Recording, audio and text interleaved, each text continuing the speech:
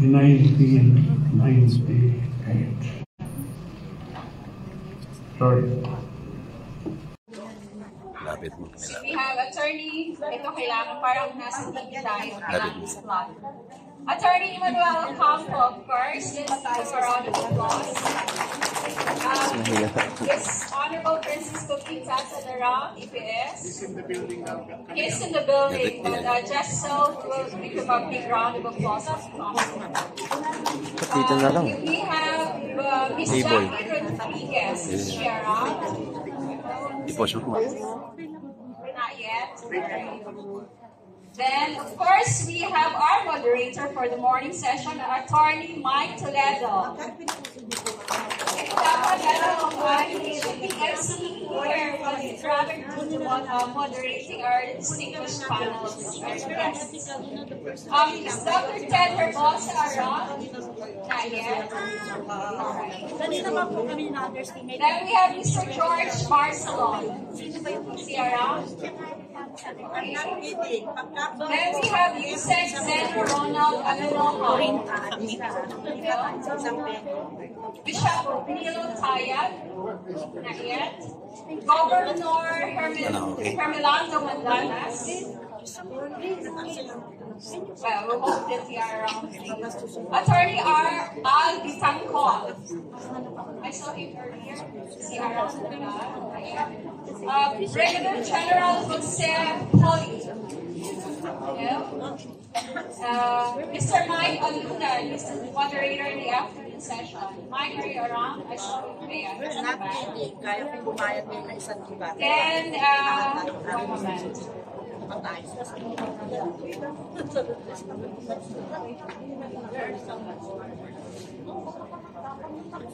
I have to special mention this special economic envoy to China, Ambassador, Her Excellency Ambassador Arlene Rizon.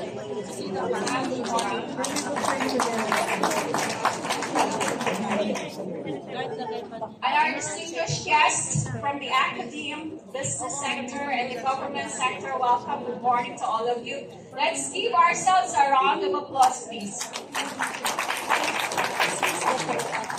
Stay where you are. Stay where you are. It's never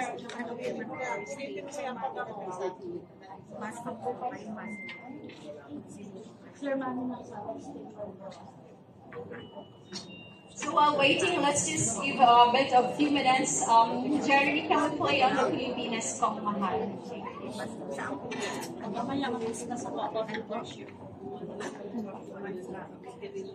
A good leader should be not underestimated.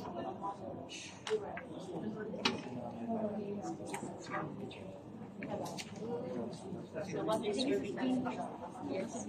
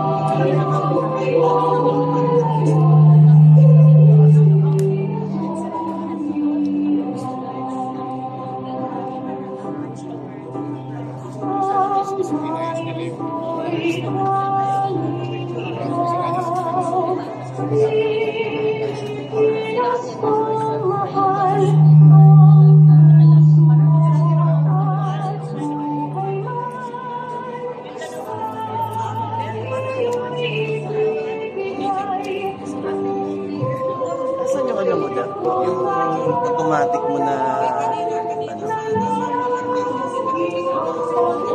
Saan? Dapat na yung dinadala mo, hindi ganito. Malaki space yun. Hindi. Yung ano ba, automatic. Hindi ka siya dyan. Hindi ka siya. Lagyan.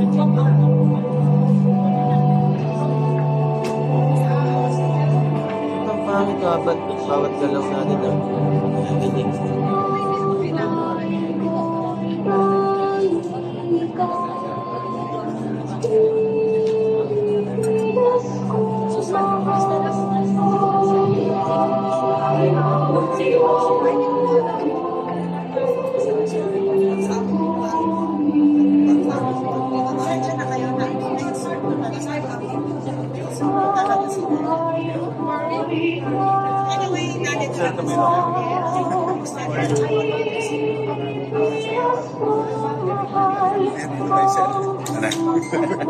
Thank you, pare. Thank you. Dito pa rin, sir.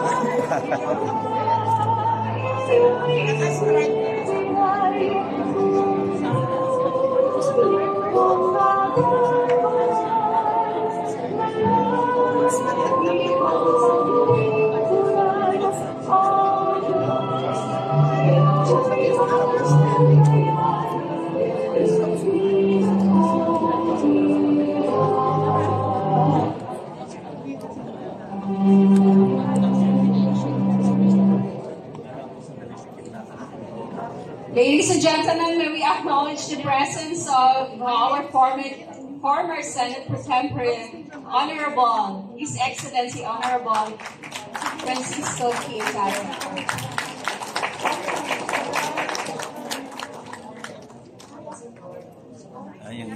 Yung bigay ni Tintin na sa akin. Madilim ma-discharge. Hindi mo fina-full kasi. Hindi mo fina-full.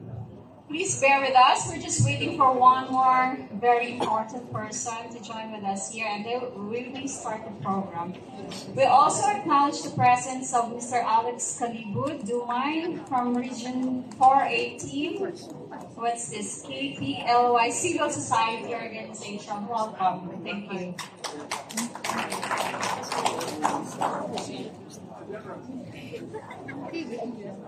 Okay lang yun. Sorry.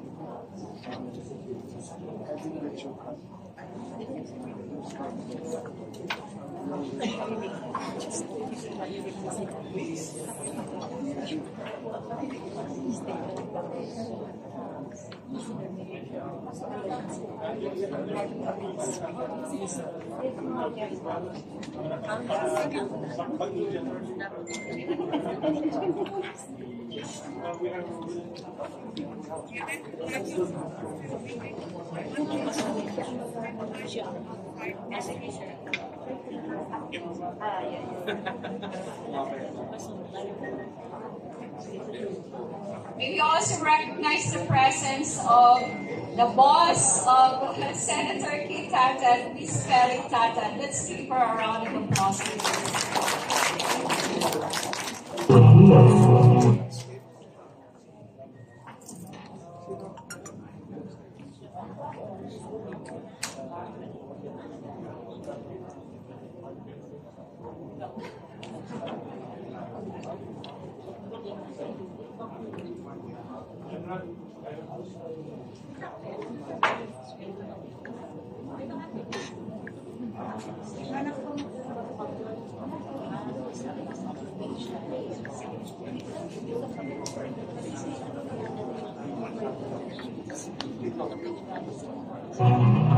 A former affiliate from Dubai who took Master of Art in Pastoral Ministry at Keynote University.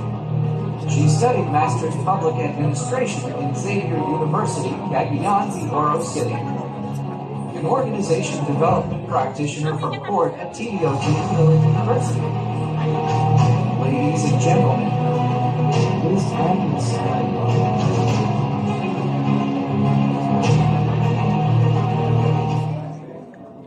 She is the founding director, editor, and host of the Filipino. A former affiliate from Dubai who took Master of Art in Pastoral Ministry at TDOG University. She studied Master's Public Administration in Xavier University, Cagayan de Oro City. An organization development practitioner from court at TDOG University. Ladies and gentlemen, Ms. Agnes. Offer to take the flight out of the parking. She is the founding director, editor, and host. There's so much to say about it. I'm honored to be your Master of Ceremony here. Ladies and gentlemen, good morning. Welcome to the second Philippine Leadership Forum. And thank you so much for coming over all the way. There are some visitors from Hong Kong. There are some visitors from India, from Cebu, from Mindanao, from Davao, of course. And all of you who come over here early in the morning just to witness and congregate as we tackle on the Philippine Leadership Forum. Welcome to page 1. Okay lang, sabi ko sa kanya, unlock ko pag ano na. Mabilis lang yan. Ako nga.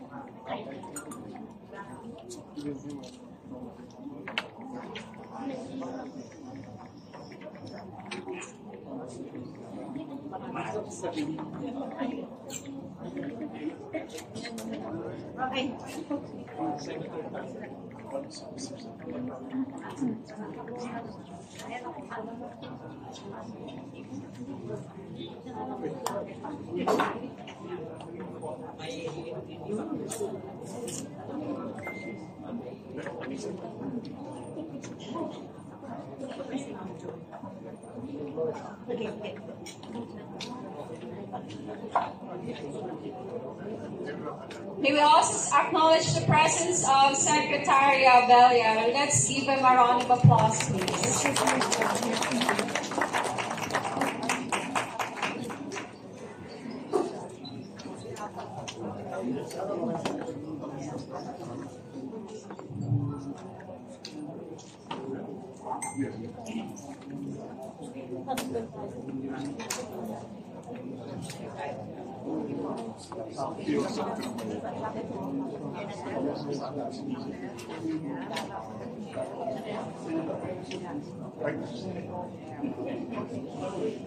Sir, go there.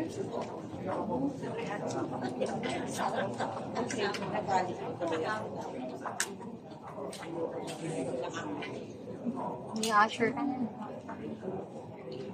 Professional usher. Good morning, ladies and gentlemen. Welcome to the second Philippine Leadership Forum organized by the Organizing for Philippines, led by Mr. Manny SP Lopez. My name is Agnes Alvo, and I'm your MC for this event. Magandang umaga sa lahat ng mga Filipinos na kasama natin ngayong araw dito sa bulwagang MBC ng Universidad ng Pilipinas, BGC. Last year, as we converged and had our first UP Leadership Forum here in the UP-BGC, there were dignitaries from the academic, business, and government sector who presented their agenda on how and what we can as Filipinos do for the betterment of this nation. And now we congregate again with the hope that the intention of realizing this great nation will come into fruition. Ladies and gentlemen, may I please request everyone to stand to receive the Philippine National Anthem to be led by the Diva Evelyn Alfina Santos and Ms. Jean Velasco Vicars of the UP Alumni Association Philippine Awardees in 2012.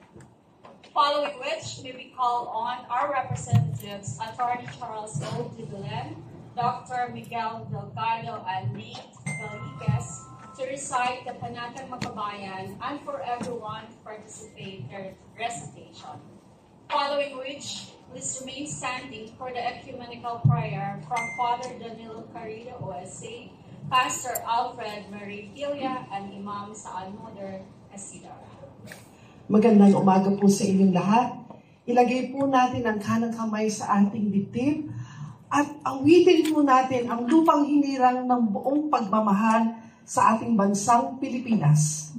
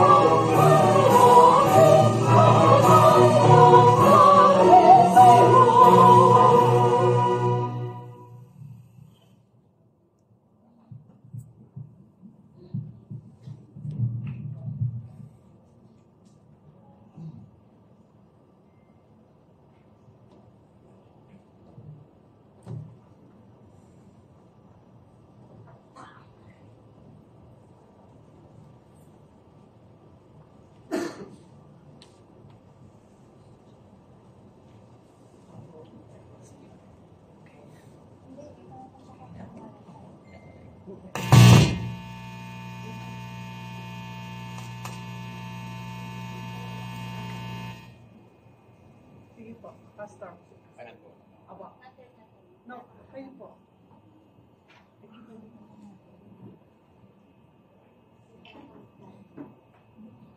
Let us all raise our right hand. Iniibig ko ang Pilipinas. Iniibig ko ang Pilipinas. Aking lupang sinilang. Aking lupang sinilang. Tahanan ng aking lahi. Tahanan ng aking lahi. Kinukupkop ako at tinutulungang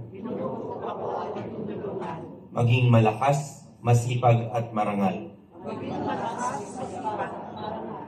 Dahil mahal ko ang Pilipinas, diringin ko ang payo ng aking mga magulang. Susundin ko ang tuntunin ng paaralan. Tutuparin ko ang tungkulin ng mamamayang makabayan. Naglilingkod, nag-aaral at nananalangin ng buong katapatan. Iaalay ko ang aking buhay, pangarap, pagsisikap sa bansang Pilipinas.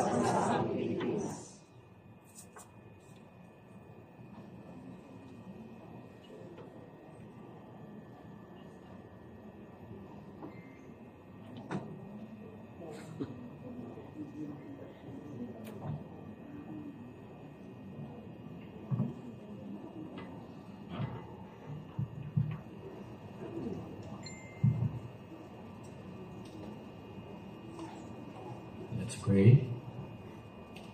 Our dear gracious Heavenly Father,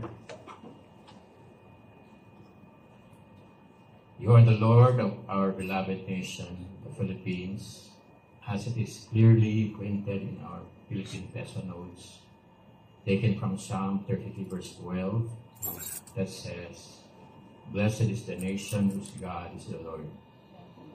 You are also the Almighty God that is being referred to in our Philippine preamble of our Philippine Constitution that declares, "We, the sovereign Filipino people, imploring the aid of Almighty God." Thus, O Lord God, there may be a separation of church and state, but never a separation of Almighty God and the state.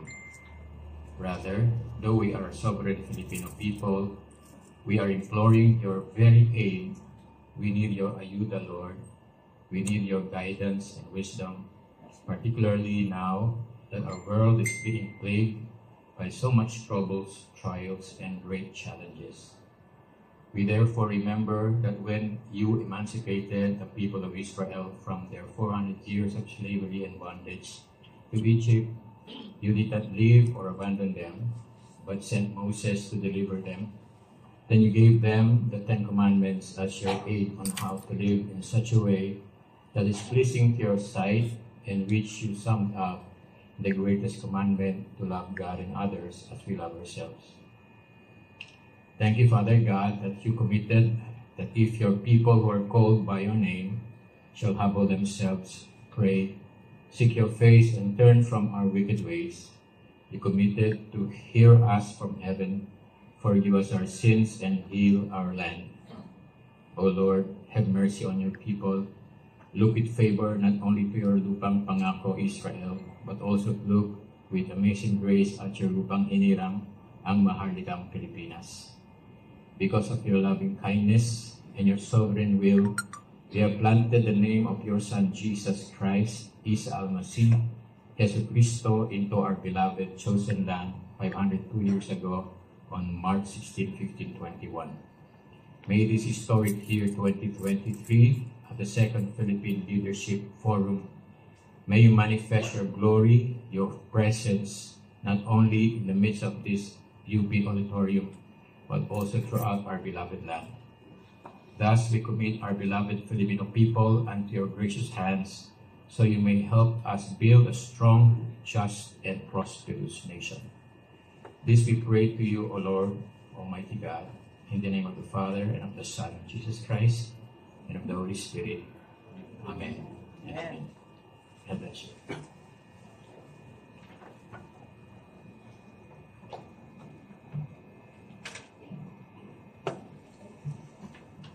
O God, our Father, bless all those who are in authority, that they will dedicate their efforts, talents, and abilities to render true service for this nation and its people. Help them not to overcome by worldly ambition and power. May they be enlightened by the gospel message. Whoever wants to be first must be last of all, and servant of all. Aid them with your grace, guide them with your wisdom and love, so that we may uphold and protect the rights of the people. Grant that our leaders may serve with integrity and sincerity. May they turn to you as the ultimate authority in our lives, and you because alone can lead our land toward lasting prosperity, security, and peace. As we gather here today, we humbly ask you to send your Holy Spirit to enlighten our hearts and minds, to understand, reflect the different issues, and all the information that is brought us in this plenum as a tool in our nation building.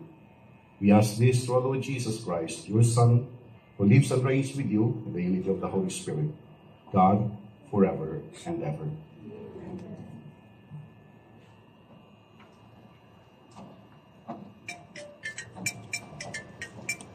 Thank you so much. Let's all be seated.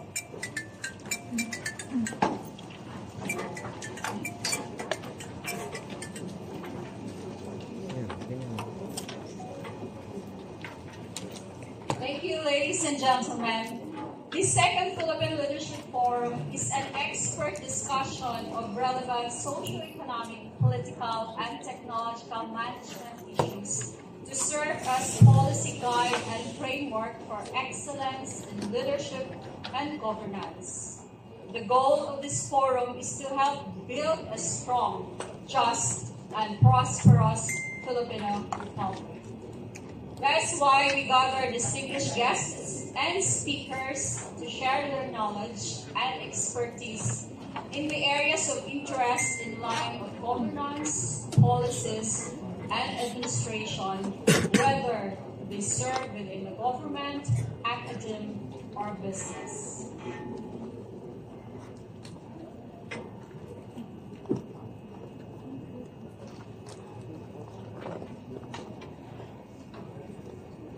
For this morning, we are privileged that somebody as distinguished and honorable as he is with us today.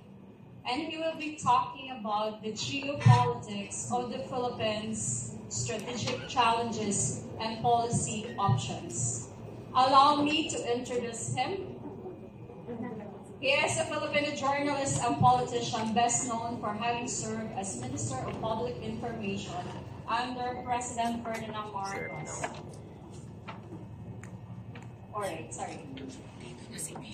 Sorry, the cue was not going to be here. Alright, to introduce our distinguished guest speaker, keynote speaker for this morning, to talk about the geopolitics of the Philippines, strategic challenges and policy options. May we call on Attorney Emmanuel Ocampo. Let's give him a round of applause.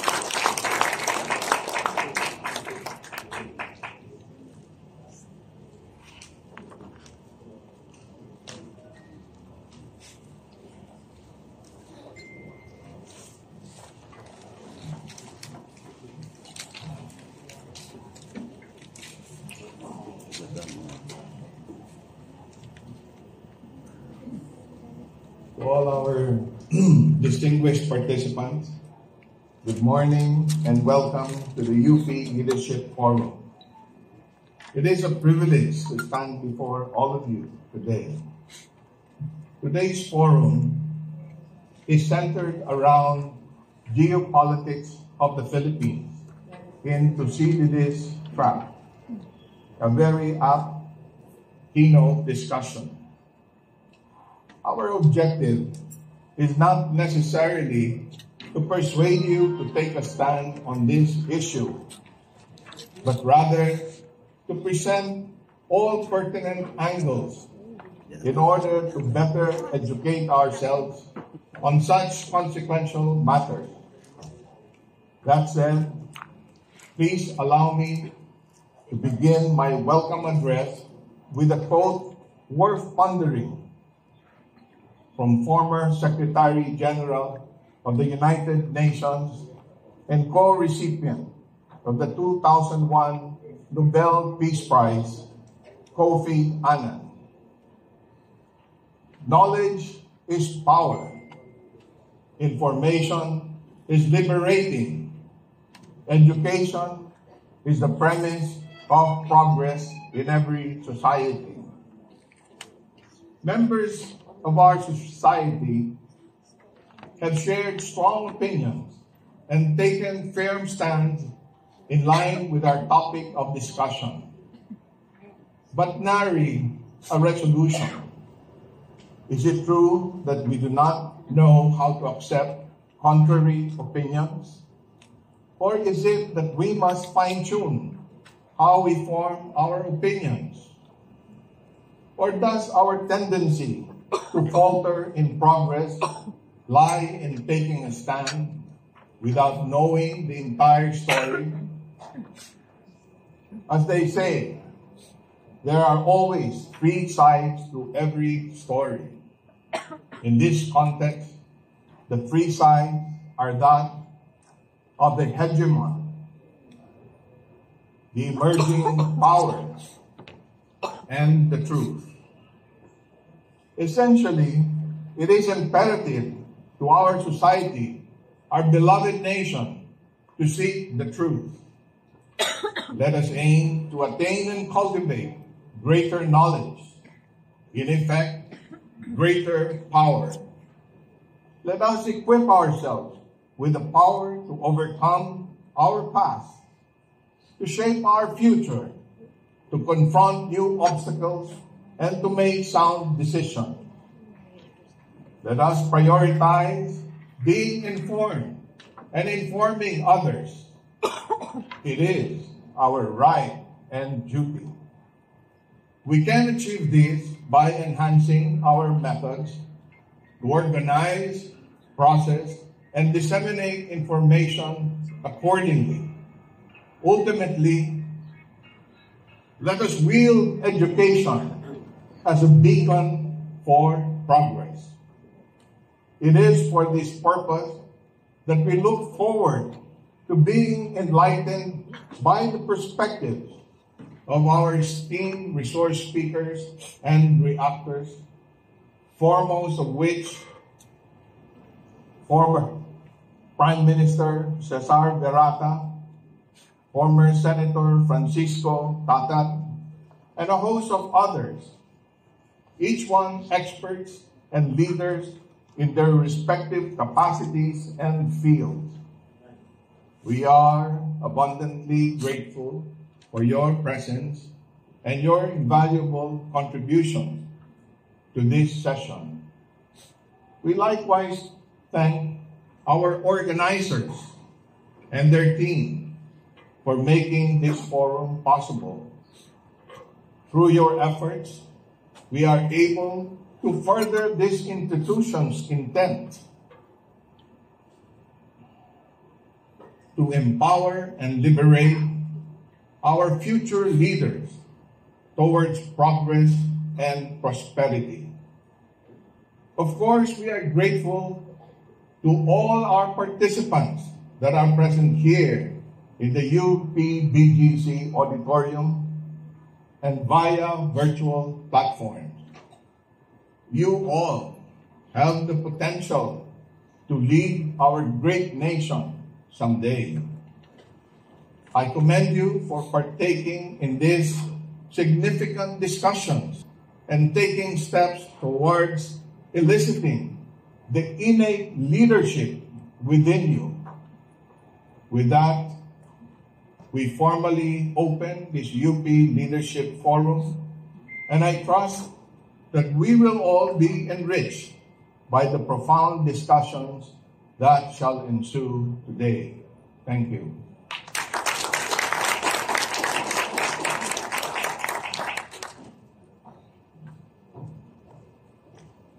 Thank you so much for the welcome remarks by the Managing Director of Makati Executive Center and former board member of the province of Nueva Ecija, Attorney Emmanuel Ocampo. I missed that. I was like in a rush of having a former, former Speaker Pro Tempore, Honorable Tatad. My apologies, Attorney Emmanuel Ocampo. All right.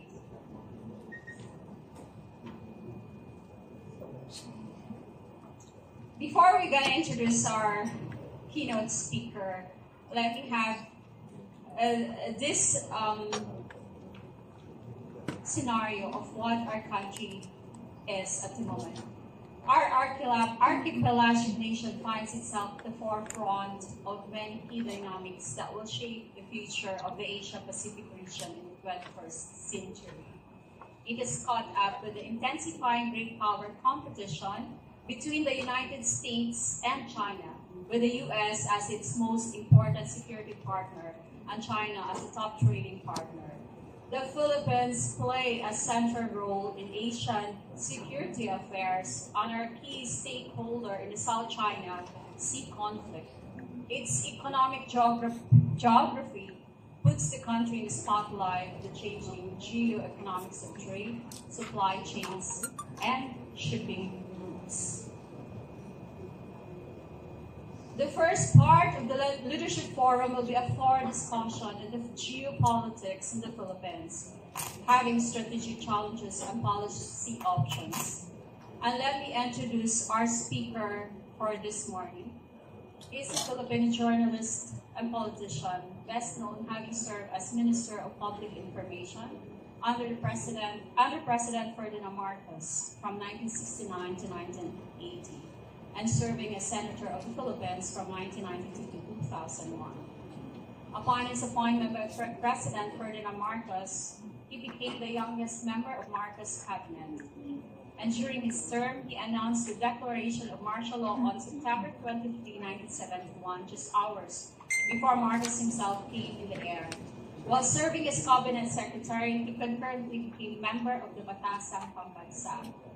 And during his service in the Philippine Senate, he served as majority floor leader from 1996 to 1998, and again from 2000 to 2001, another historical moment in his career came.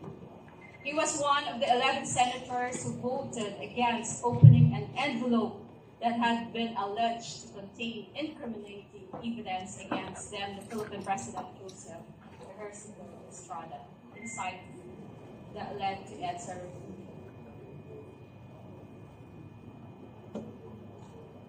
After finishing his tertiary education, he worked as journalist and columnist for various agencies in the 1960s, as correspondent of the agency France Press and columnist reporter of the International Herald Tribune, Wall Street Journal, Asia and Far Eastern Economic Review, and Washington Quarterly Business Day and Philippine Daily Group.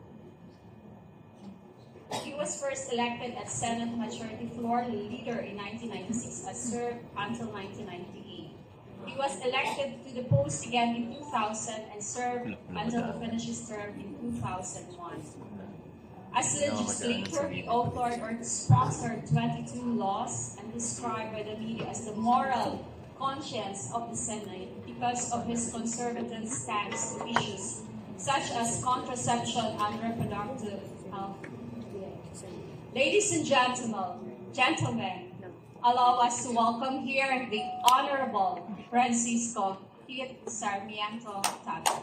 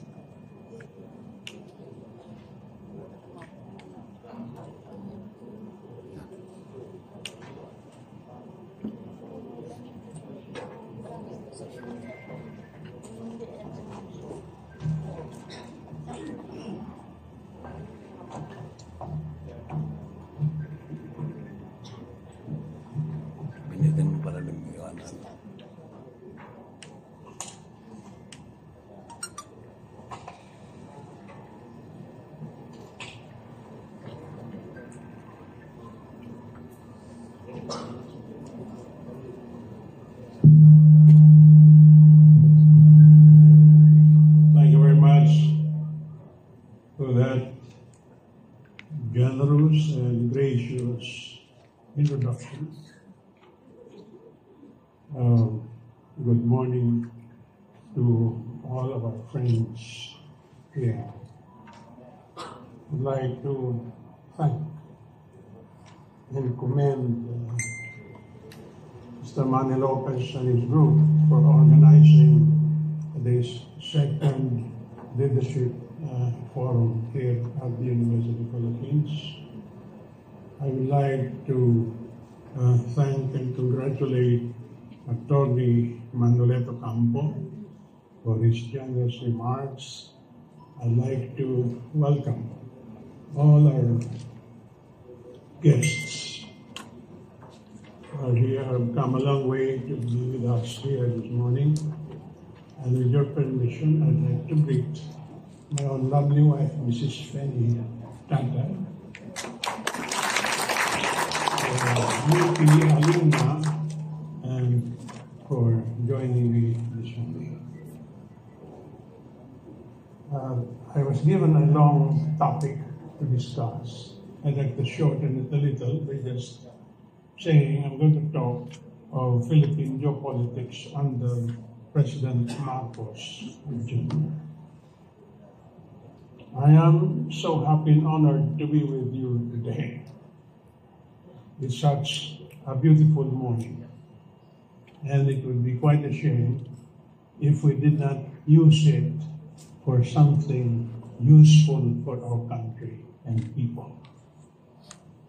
Given the gravity and complexity of your assigned topic, you should have honored yourselves with a more distinguished keynote speaker, perhaps a highly competent cabinet official or elected political leader who can speak authoritatively on national security and foreign affairs, or a distinguished academic and scholar who is at home in the various disciplines and familiar with the geopolitical currents shaping the multiple mindsets around the world. But I understand that was precisely the first problem. No one wanted to speak up. Well, I am a semi-retired public servant, if there is such a thing, with an undiminished thirst for public issues and the tenacity to ask endless questions. The main reason I'm standing here before you, therefore, rather than sitting there with you, is because, as I am made to understand, it has not been possible for the organizers to persuade someone worthier to step up to the plate and say some of the more difficult things about our geopolitical conditions. For the benefit of our younger set, and those who came in just now, I would like to step back a little in spite of the introduction you've heard, some points of which probably need some clarification, but we don't have all of it. What am I doing here? What can I possibly say that has not been said before or will not be said better by others in some lecture form? If it makes you less uncomfortable, I am perhaps older than most of you here. Well, it's not always been so. I used to be referred to as the youngest cabinet appointee of any administration, and you heard that again this morning. I began my public career as a journalist and spent 10 years in the cabinet as press secretary, presidential spokesman, minister of public information, all rolled into one. And I became your only Minister of Public Information. I think that sums it all, no? Sums it up all. Kindly referred back to my role in the impeachment proceedings. That requires an entirely big volume, which we cannot go into right now. The impeachment of President Estrada was one of the high points of the past so many years. The question there was a matter of law, not a matter of propaganda. If you don't mind, we will not go into that. And from the cabinet, I moved on to the legislature. 6 weeks in the interim pambansa, and 9 years in the Senate, mostly as Senate majority leader to 6 Senate presidents. You know, in the 2 houses of Congress, it is the majority leader that moves the floor. It's not the one sitting on top. It's the majority leader. And that was my role when I was in the Senate.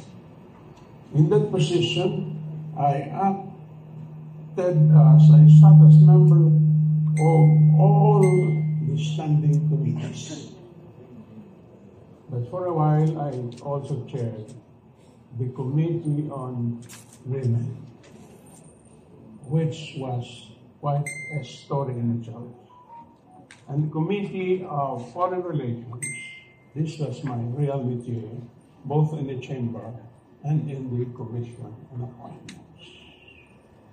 Having run the floor for so many years, I could not help but got involved in some meaningful legislation, some of the most meaningful legislation, like the Electric Power Prices Act, which tried to rescue the Tory administration from interminable problems, and the resolution of accession to the World Trade Organization and the Senate resolution of concurrence in the ratification of the Visiting Forces Agreement. I am therefore, as I stand today, one of the few surviving members of the 1969 Marcos cabinet, alongside our venerable 99-year-old former colleague, Johnny Ponce Enrile.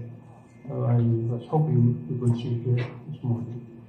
Former Prime Minister Cesar Mirata, who I think we are going to see later today, if we are lucky.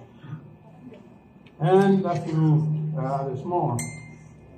Well, I've written a few books, including a full-length autobiography published in Manila by Solidaridad Publishing, which used to be run by the famous national artist for literature, Francis Usec, and published also by Europe Books in London. I co-authored with the late Adrian Cristobal, a great writer, the biography of Estelito Penmendoza, one of the most brilliant solicitors general anywhere in the world, and the most brilliant one we ever had here, perhaps. One whom some consider the lawyer of last resort, Dr. Stephen Frost. The book is available, I don't know in what bookstore, but it's a good read. I still write for the Manila Times 3 times a week to pay for my gas. But my full-time and most satisfying role is that of a grandfather to all the grandchildren who want to grow up in the world without war, away from those who want to make war the solution to all their worst possible problems. I think we have been specially blessed, this country, that after 36 years of watching the paint dry, as it were, we had a great political miracle last year. And after an bloody revolt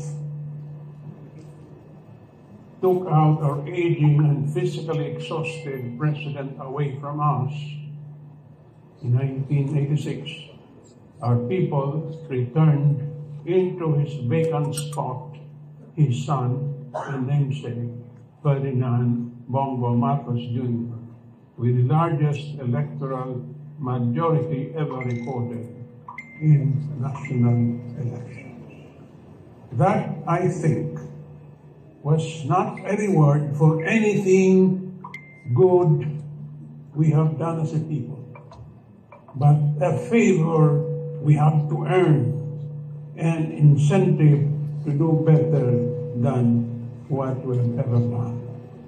It came with a very clear and unmistakable message. This is a gift that must not be wasted. It must be earned. It must be used to inspire, educate, and lead the Filipino people to become better than themselves. Thus,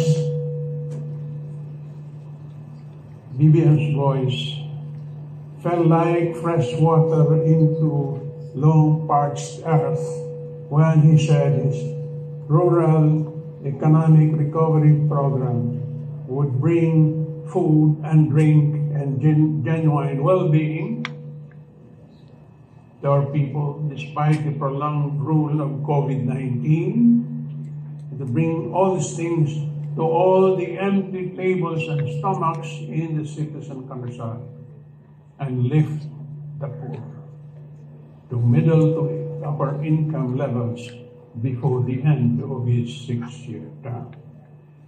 But much better than this. Amid the cries for war in Europe because of Russia's supposedly unprovoked invasion of Ukraine, and the cries of war in Asia because of China's announced plan to formally annex Taiwan onto the mainland, of which it has always been a part, BBM refused to be pulled into one corner or another. In his State of the Nation address on July 25, 2022, he devoted one short line to it. The Philippines shall be a friend to an enemy to none, quote unquote. It was, from my point of view, a celestial vision of an earthly policy, which seemed to say neither America nor China, but all of us together. For a while, I could sense the words of the prophet Isaiah, 11:86, coming to life. The wolf will live with the lamb. The leopard will lie down with the goat. The calf and the lion and the yearling together, and a little child will lead them. From Isaiah. The vision marks the final triumph of good versus evil, of love and peace and goodness over everything else. But it was too soon for that. There were those whose minds were still occupied with the thoughts of Armageddon before the apocalypse reduces everything into nothing. Questions of war and peace are questions of national and international security and foreign policy. And the Philippines and the United States have lived long with these questions. There was a time when we saw the islands of our archipelago floating like U.S. warships in the Pacific. On March 14, 1947, just to go back a little and abbreviate our history, President Manuel Rojas and U.S. Ambassador Paul V. McNutt signed a military bases agreement that allowed the U.S. Armed Forces to operate vast military bases in the Philippines without rent for 99 years. This agreement was amended through an exchange of notes between Foreign Secretary Narciso Ramos and U.S. Secretary of State Dean Rusk on September 16, 1966, shortening the agreement to run for the next 25 years until 1991, unless sooner terminated by either party upon 1 year's notice.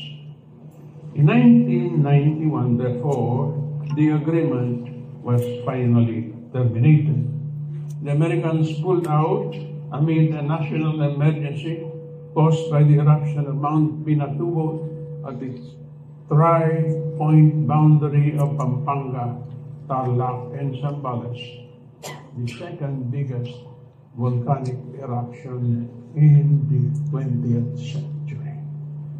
Before that,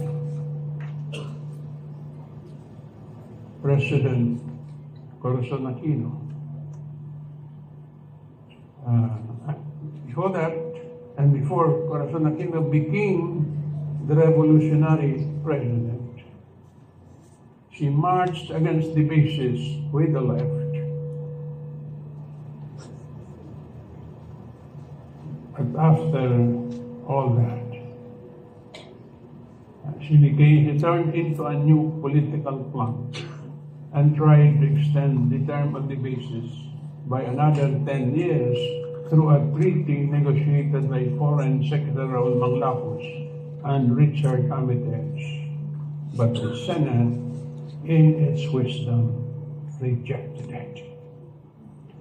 5 years earlier, Cory Aquino's Constitutional Commission, at the instigation of the group of the late Senate President Jovito Salonga, Lorenzo Tanyana, Jose Ray Jokno, and others, had written into the 1987 Constitution the following provision.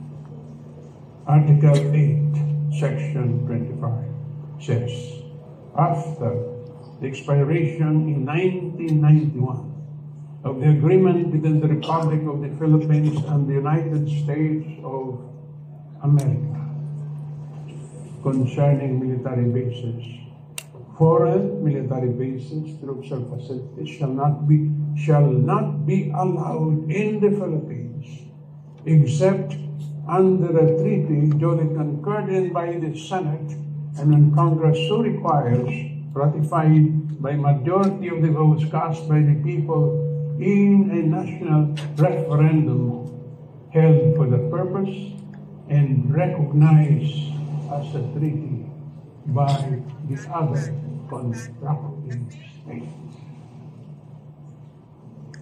Well, the prohibition was unmistakable and almost absolute.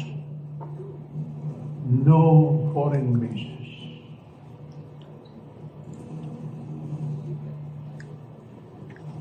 Or anything like that can exist inside Philippine territory. Perhaps in the contested territories in the Marshall Islands, okay, but not on Philippine soil. This is the meaning of the Constitution. There are no exceptions. The exceptions are mentioned specifically in the provision of the Constitution. This constituted an immovable roadblock to a return of the bases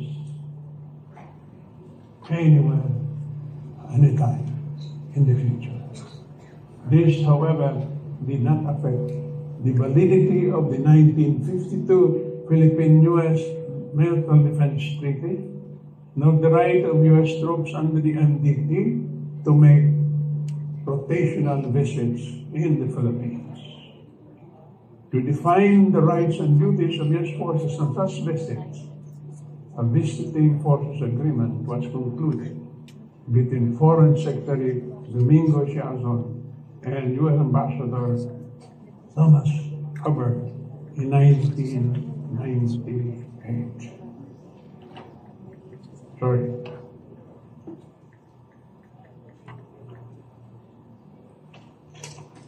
The next year, President Joseph Estrada, who as an activist movie actor used to be critical of the bases, decided to ratify the agreement.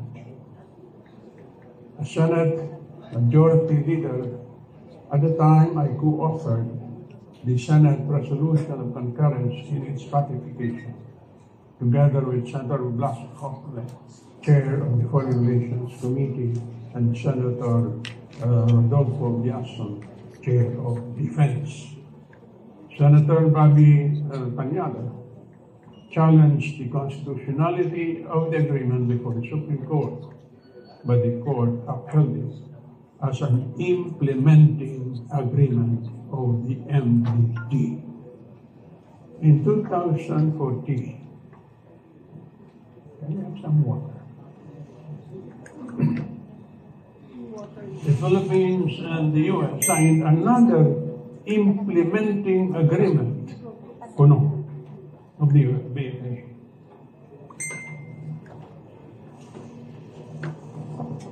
So we now have an implementing agreement to implement an implementing agreement. This has not happened anywhere before or since. We are now referring to the enhanced cooperation,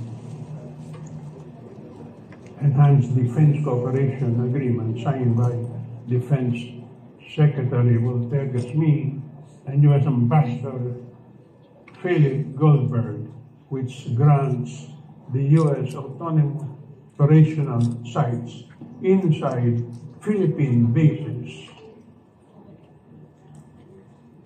for use in war. So the U.S. can preposition its forces, weaponry, and material for use in war, according to Secretary of State, specifically for war against China on the question of Taiwan. These are called agreed locations, but they are obviously meant to function as bases, except in name. In fact, some international news media have begun calling them as such. Now, this agreement, if you would like to access them, I think you should, shows that the signature page does not contain the readable names of the signatories. The signatures were scrawled, but they're not even typed to say Walter Gasmi or Philip Goldberg. We are just told that these are the signatories of the agreement. And I think that is most surprising. The Constitution as such as it is, despite its weaknesses in some areas, has really set a bar so high that one would hardly imagine the foreign bases ever returning to the Philippines within the next few generations. But EDCA outsmarted the most devoted and forward-looking nationalist guardians of our national interests.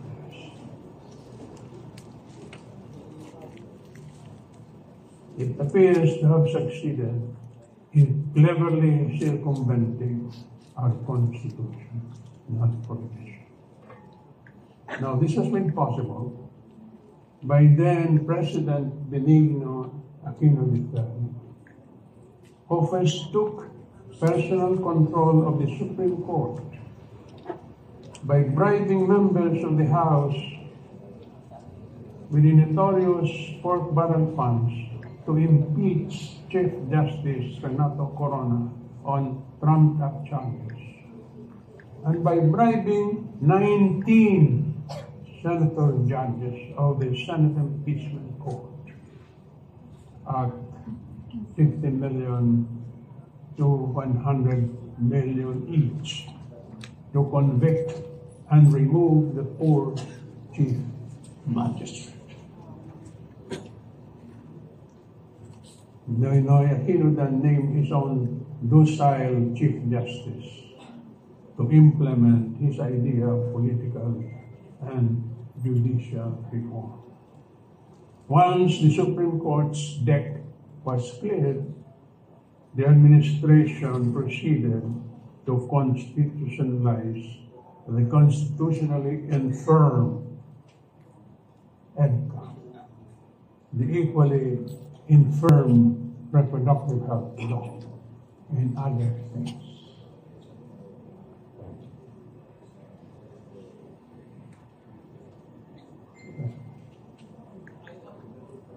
The term of Cory and Doy Laurel as president and vice president respectively is also one of the constitutional abominations that we have to put up with, because the Constitution claims that these two distinguished personalities were elected, quote unquote, in the February 7, 1986 Constitution. They were not elected. They were proclaimed by the military, by the rebellious military generals to have become the worthy personalities to occupy the positions of revolutionary president and revolution president. But the ones elected, according to the records in Congress, which were never revised, the ones elected are Ferdinand Marcos and Arturo Tolentino as president and vice president of the Republic of the Philippines. But this was never raised as a constitutional issue. And so we are not going to discuss that now.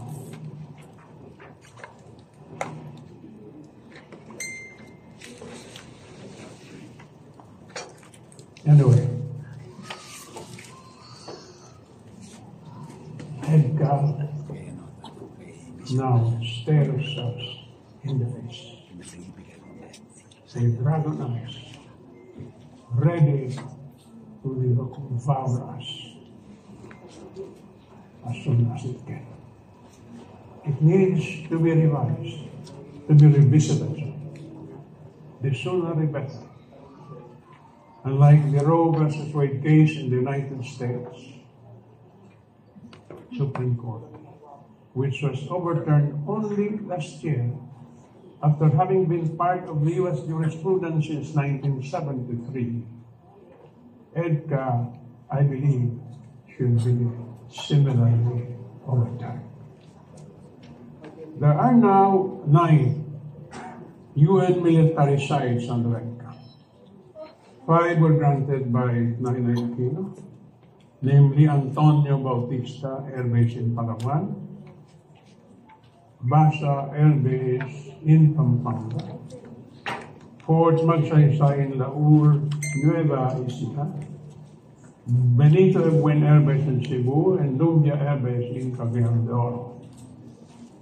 And 4 sites were just granted by President Marcos Jr.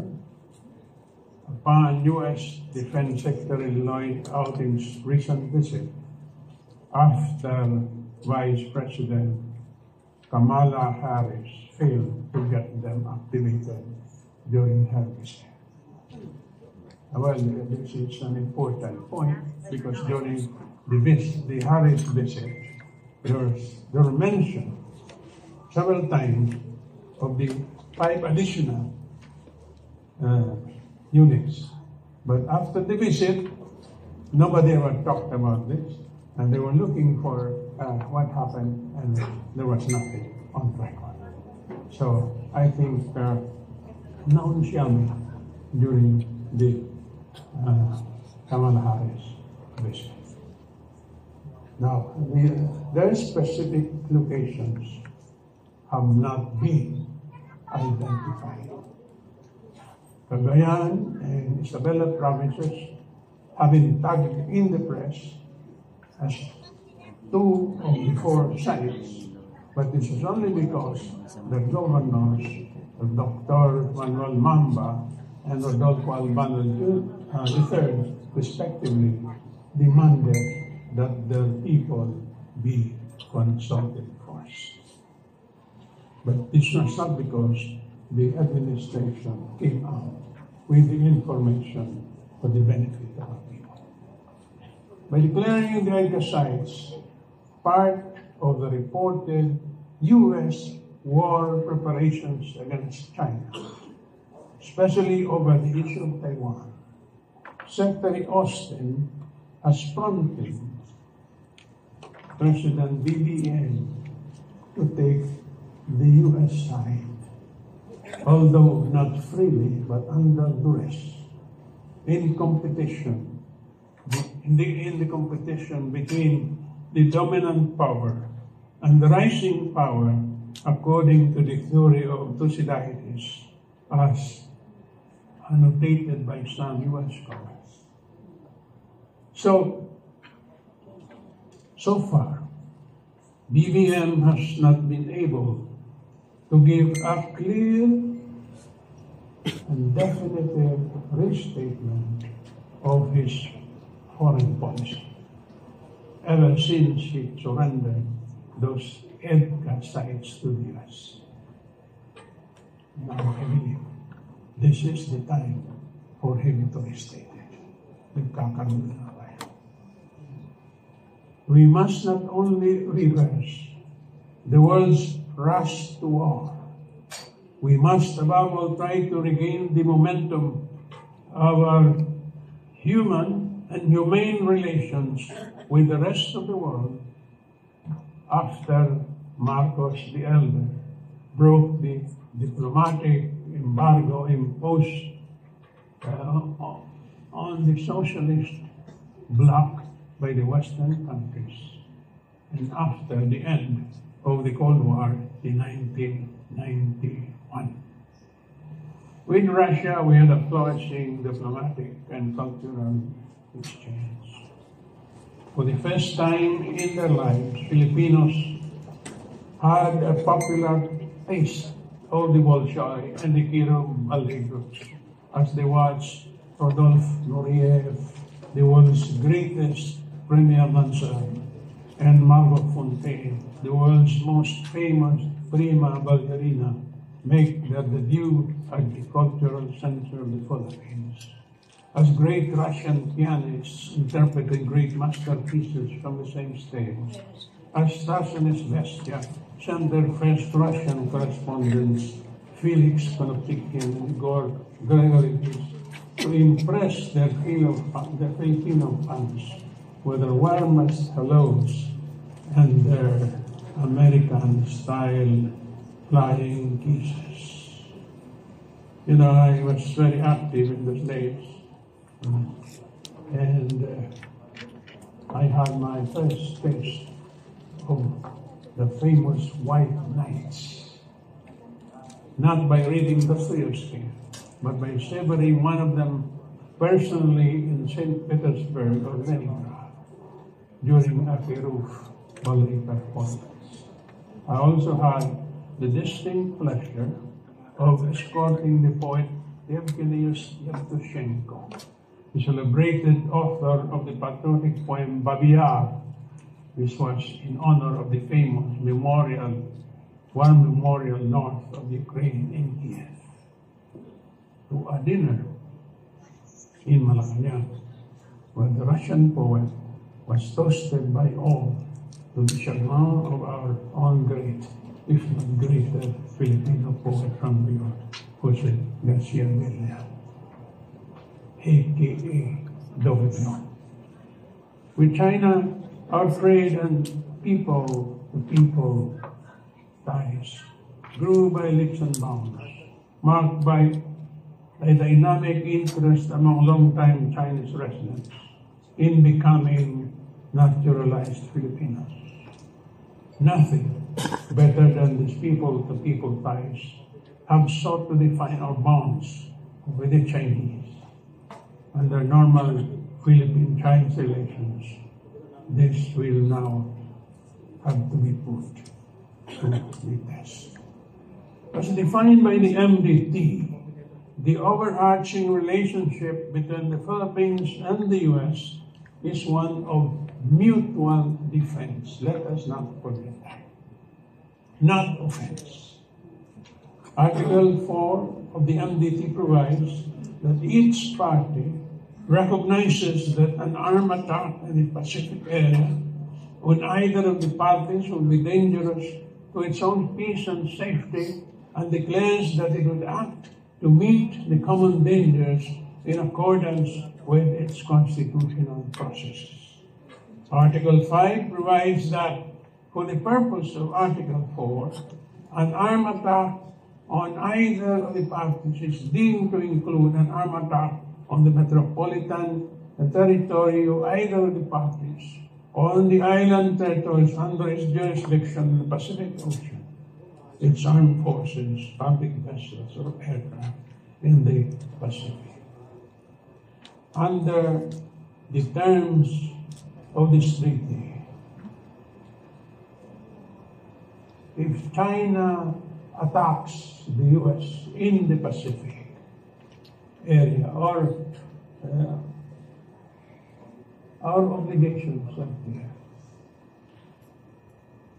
We have to join the U.S. in trying to meet the attack. But if the U.S. attacks China, the process is the process of defending Taiwan from Chinese aggression. Is the Philippines obliged under the MDT to join the U.S. in that action? There is a dumbing silence on this issue. Nobody has dared to raise this issue or even try to answer it. The Philippines has full diplomatic relations with Beijing and none with Taiwan. Zero. In 1971, UN General Assembly Resolution 2758 recognized the People's Republic of China as one of the 5 allied powers that won the Second World War, and as the Chinese people's legal representative in the United Nations. It gave the seat on the Security Council that had been held since 1945 by the Republic of China, meaning Taiwan, which was expelled from the UN altogether. In 1975, the Philippines, under President Marcos, established diplomatic ties with Beijing and cut off diplomatic ties with Taiwan. These relations are overshadowed by running controversy arising from the two countries' South China Sea disputes. This is how the situation stands. We need a bold step at peace to relieve us of the mounting global pressure for armed confrontation that could lead to nuclear war. This is what we need. A massive work for peace from all sides of the world. But instead of this, we see extra-large joint military exercises with China as the hypothetical target right near our shores. We could begin, and we must begin, to build the structures of peace right here in the Philippines. Why then are we slouching toward war?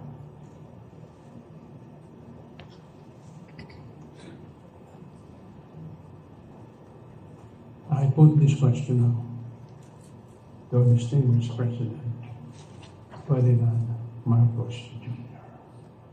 I hope that BBM's firm commitment for peace, commitment to peace and friendship with all nations will be reborn here today, this morning. Thank you.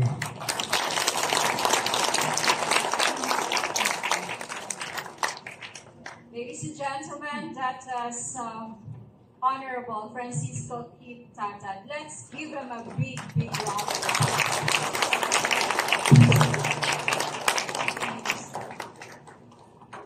Can anybody please assist Honorable Keith Tatad? Brother. Are you on me? Yeah. Are you here? I am. You sit, sir, in the middle. At this juncture, may I call on the incumbent head of Government Relations and Public Affairs of Metro Pacific Investments Corporation and the former spokesperson during the Estrada administration, Attorney Mike Toledo. Let's give him a round of applause.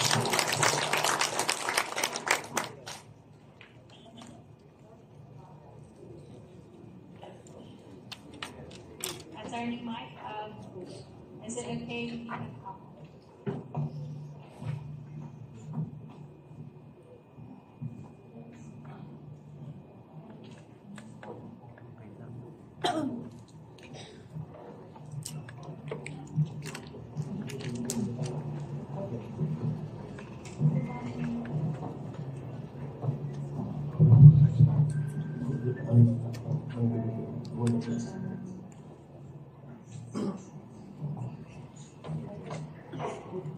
Okay, good afternoon, ladies and gentlemen. Again, I would like to congratulate the organizers of this event. Exactly after hearing Senator Tatad talk, clearly there are a number of important issues that we need to address as far as our relationship on the geopolitical arena is concerned. Questions that should reach Malacanang and to the August halls of Congress.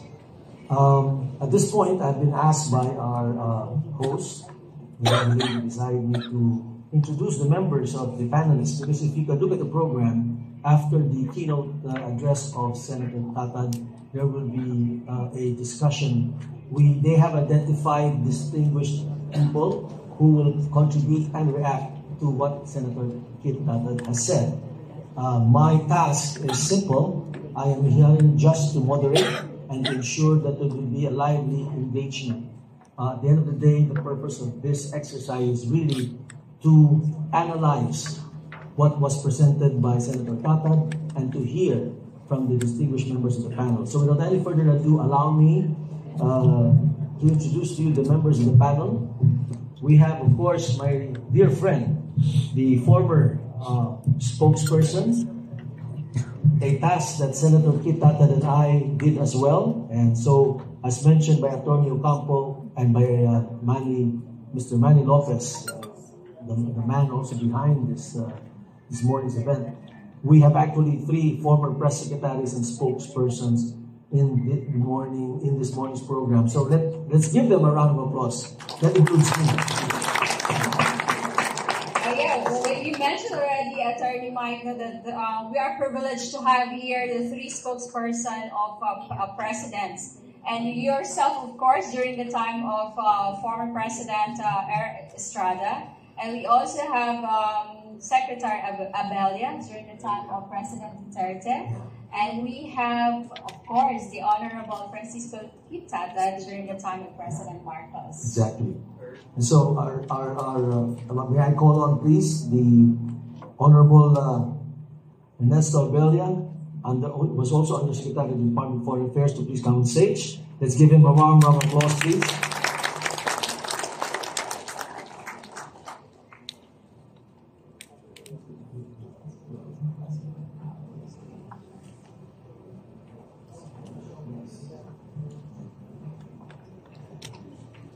And we have also with us, Actually, he needs no introduction, and I've known him so well, and he is definitely one of the best product of the military, if I may say. The Honorable Roberto Adan, Lieutenant General, he's also the chairperson of the Association of Guardians and Flight Officer.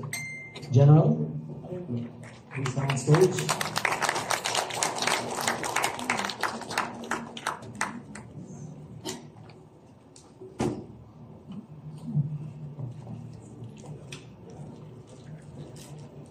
Next member of the panel is the Major General retired, former Commanding General of the Philippine Air Force, Visayas.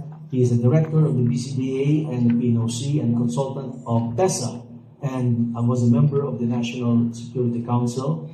Also a man who does not need any introduction, but protocol dictates that I do. The Honorable Romeo V. Poquiz.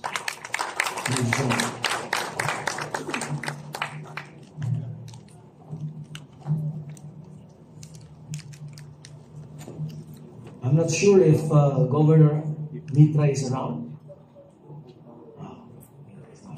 Okay.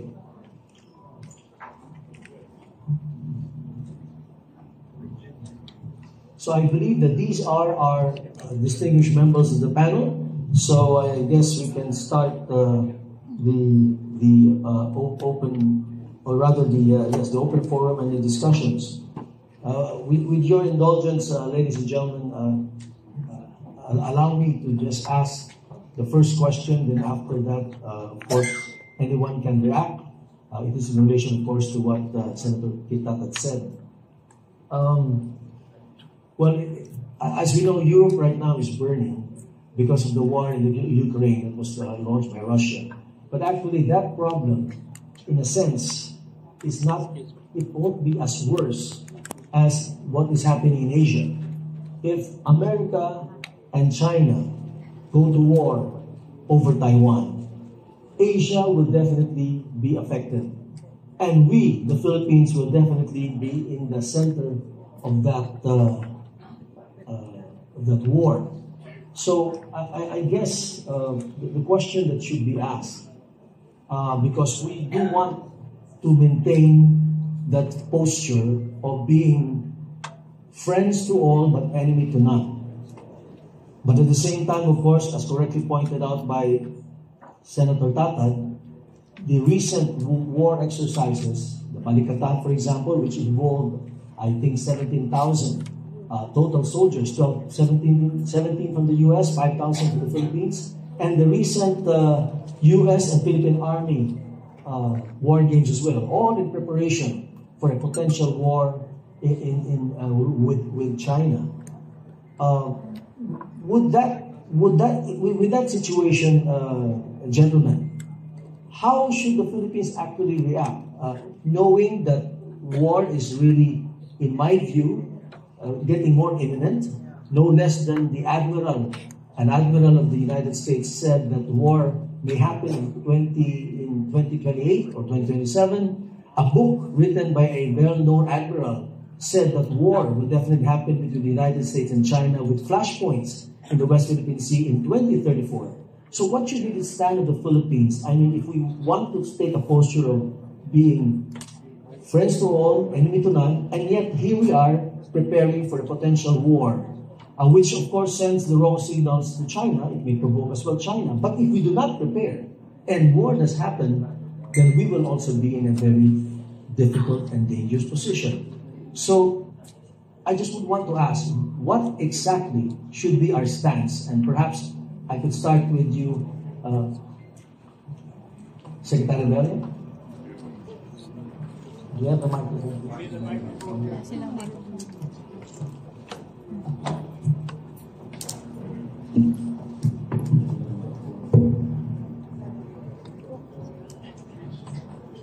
Attorney Mike, before that, may you also call one distinguished panelist at this Mitra, Khalil Mitra, please. To join here. Thank you. Let's give him another round of applause, please.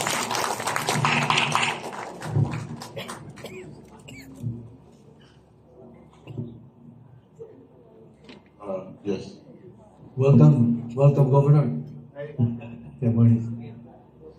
Please, Secretary Melanie. Right. I think we need to put the whole thing in context, no? Because the apparent rattling of sabers is not exactly coming from, and this is without trying to look at the whole thing objectively. The rattling of sabers is mainly coming from the U.S. side.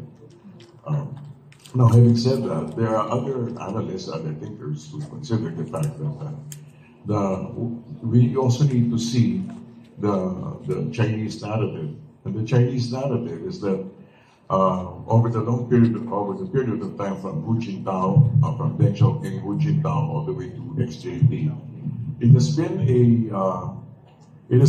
at first it was a pursuit of a peaceful rise, and then only later when, well, I suppose definitely the defining moment was 2008, when China perceived that the West was for paper tigers, that they began to pursue a more aggressive, what they call it, uninterrupted rise. Now, a U.S. general, General Milley, has said that, is it a likelihood that China would attack Taiwan, for example, and militarily, for example? And he said that his explanation, brief though it was, is that XJP counts the cost. It's very strict accounting, and that may prove to be an interruption to the fulfillment of the China dream.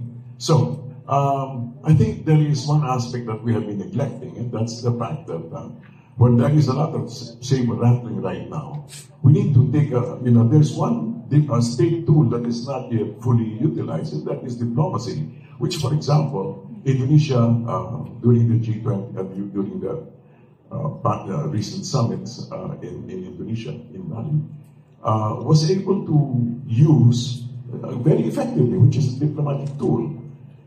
In other words, instead of participating in saber rattling, we could very well, and that's about the only option really that's left for us, to actually use the diplomatic tool in order to bring about a greater dialogue, a greater conversation, and to deter. And for example, as the good senator said, we should strive for peace. And so, using the diplomatic tools, I believe we need to exert as much effort. We need more agile diplomacy in order to bring about in order to be able to sustain peace in the region. Thank you. Major General Adan, could you please comment on that? Thank you so very much, Secretary Abella. Citation was made about the statement of General Melanie, saying that war is inevitable. Well, we invited the Association of Journals where I belong some years ago, the Vietnamese ambassador. He told us, do not believe what China is saying, watch what they are doing. I'd like to think that when the general said that, he knew, this is international knowledge, that China's preparations for war, its build-up of its maritime offense capabilities, its advanced weapon system, are all geared towards an offensive capability. And so, I would like to think that U.S. journal based his statement on that context. Watch what they're doing, not what they're saying. I'd like to go back to the Mutual Defense Treaty. I was once the BFA commissioner, and I tried to study what's the prohibition on the bases, facilities, and personnel of the U.S. on Philippine soil. It's true, it's there in the Constitution. No bases, permanent facilities groups will be stationed in the Philippines. But there is a provision that says, unless approved with a treaty that is concurred by the Senate. So it says, bawal yan, pero pwede kung papayag ang Senado. So kung papayag ang gobyerno, the Senate, as provided by the Constitution, pwede yung US bases, troops and facilities. Pero ngayon, yung temporary stay ang nandun sa EDCA. Siguro hanggang doon lang muna ako. But that's to answer the, will the Philippines be involved if the US attacks China? Well, there is the Mutual Defense Treaty. We are both obliged to respond to each other's needs.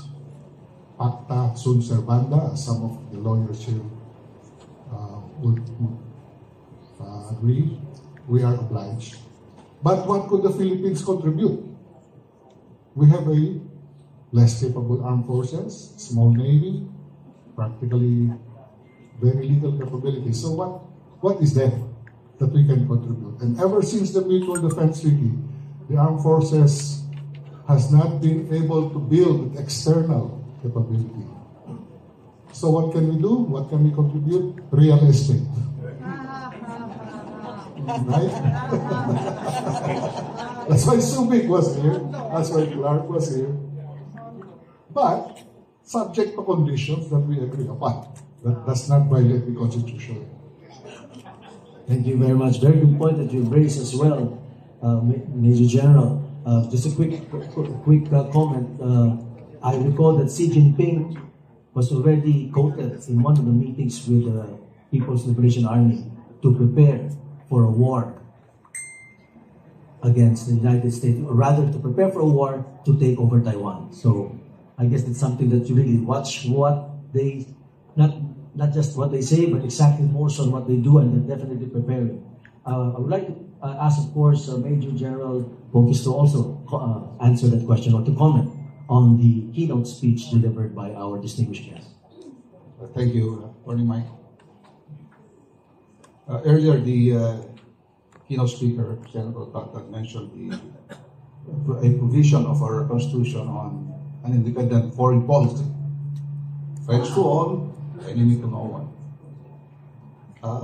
Unfortunately, and I'm taking a different perspective from my colleague, who's a senior. Unfortunately, the Philippines is aligned with the US because of the Mutual Defense Treaty. We also have a One China policy, but with that Mutual Defense Treaty and with the looming war in China, in Taiwan, between US and China, the Philippines will be definitely dragged into this war. More so with the EDCA and the enhanced EDCA.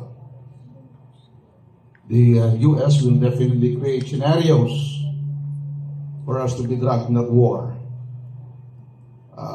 They are good at that. Although the Mutual Defense Treaty stipulates mutual defense, the keyword is defense. But we know that as the US has done over the years, there's double talk actually. They say that the EDCA will be used, the bases here in the Philippines will be used with the armed forces of the US for joint training and for better disaster response capability. But that is not exactly the case. Why the need for an expanded EDCA in Cagayan and Isabela, where I came from? These are actually bases projected a stone's throw away to China, to Taiwan. See? Now, there's the problem. We are aligned with the US, with an independent foreign policy. Ano gagawin natin? Anyway, suggestion ko is for the Philippines to also enter into a treaty with China, a treaty of friendship and cooperation, a broad and ambiguous treaty like the MDD. Okay? Yung South China Sea or yung West Philippine Sea issue, pwede ba pag-usapan yan ng China at Pilipinas bilang mga neighbors, bilang mga Asians. Straight talk, no? Walang double talk, no hypocrisy. umupo tayo sa ilalim ng punong mangga. Dala tayo ng syokton. Magtagay tayo, kampay. Oh, everybody happy. Ganun lang yun eh. That's simple as that. That's so simplistic, but it can happen as Asians. Okay? Pero, iba kasi yung narinig natin sa international media. Let me cite to you a classic example para lang to give the perspective. And I'm sorry if I may have to elaborate. In 2011, Senator Dan Inoue, chairman of the Senate Appropriations Committee of the U.S., and Senator Ted Cosran, the Deputy or Assistant Appropriations Committee Chair or Vice Chairman, visited the Philippines. Napunta sila doon sa Clark Air Base. Dinalaw nila yung Clark Air Base, yung dating Clark Air Base. So we, the Air Force City, sa Clark, some 5 generals of us, briefed the senator and his deputy whatever happened to the former Clark Air Base, yung napakalaking Clark Air Base. So, briefing kami, the capability of the Air Force, the multi-use of civilian co-use of the aerodrome facilities and the commercialization of Clark. Tapos ng briefing, there was an open forum. May mga tanong, nagtanong ako. Kilala ko si Senator Inoue as a war veteran, a World War II hero, Medal of Valor Award yan. So, I tried to craft my question in a more or less diplomatic way. Sabi ko, Mr. Senator, our two countries are steeped in history.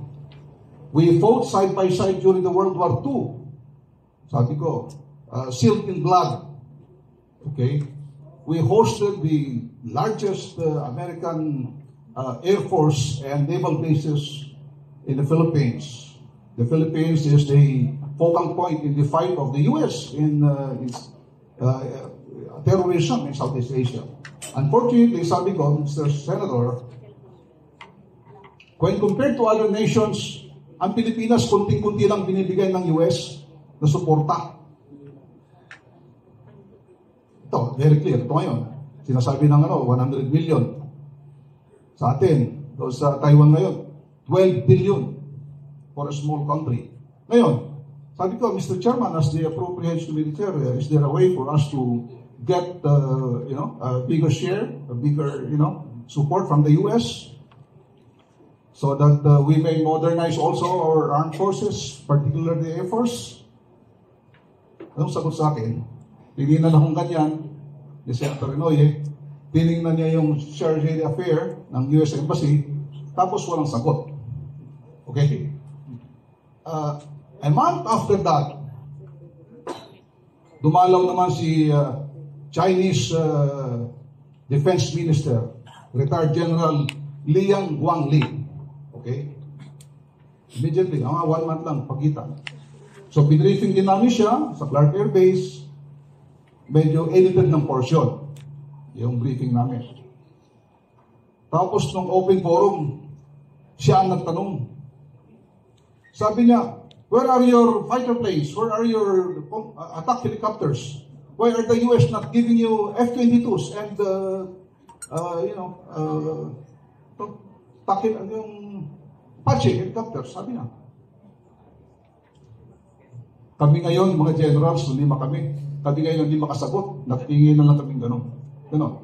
So, what I'm saying is, itong China, sinasabi natin bully. Pero actually, sinubukan naman natin na makipag-usap talaga. Kaya sabi ko, my suggestion is, baka naman pwedeng upuan natin. We are neighbors. Oh, sige. Ikaw, joint development. Ikaw, sa'yo, ganyan. Yung nandas line yan, hindi naman cast in stone yan eh. Hindi yan inviolable sovereignty line. Pwede namang mapag-usapan yan. Baka maging 8 dash line na lang yan para maiwasan ganon. So, that is my suggestion, Atty. Mike. Another suggestion, anyway, ito naman kasi parang ang end result kasi is parang to come up with a policy options. Isang suggestion ko pa is kung pwede baguhin natin yung presidential system natin, ang political system. Kasi sa presidente, madali lang siyang i-pressurize ng mga superpowers. Yan nangyari kay President Marcos nakaraan. USCIA naman ang paalis sa kanya, hindi naman yung mga rebelling sundalo o yung Cory. Ganun nangyari. Ina-accept na nila na silang naggawa noon.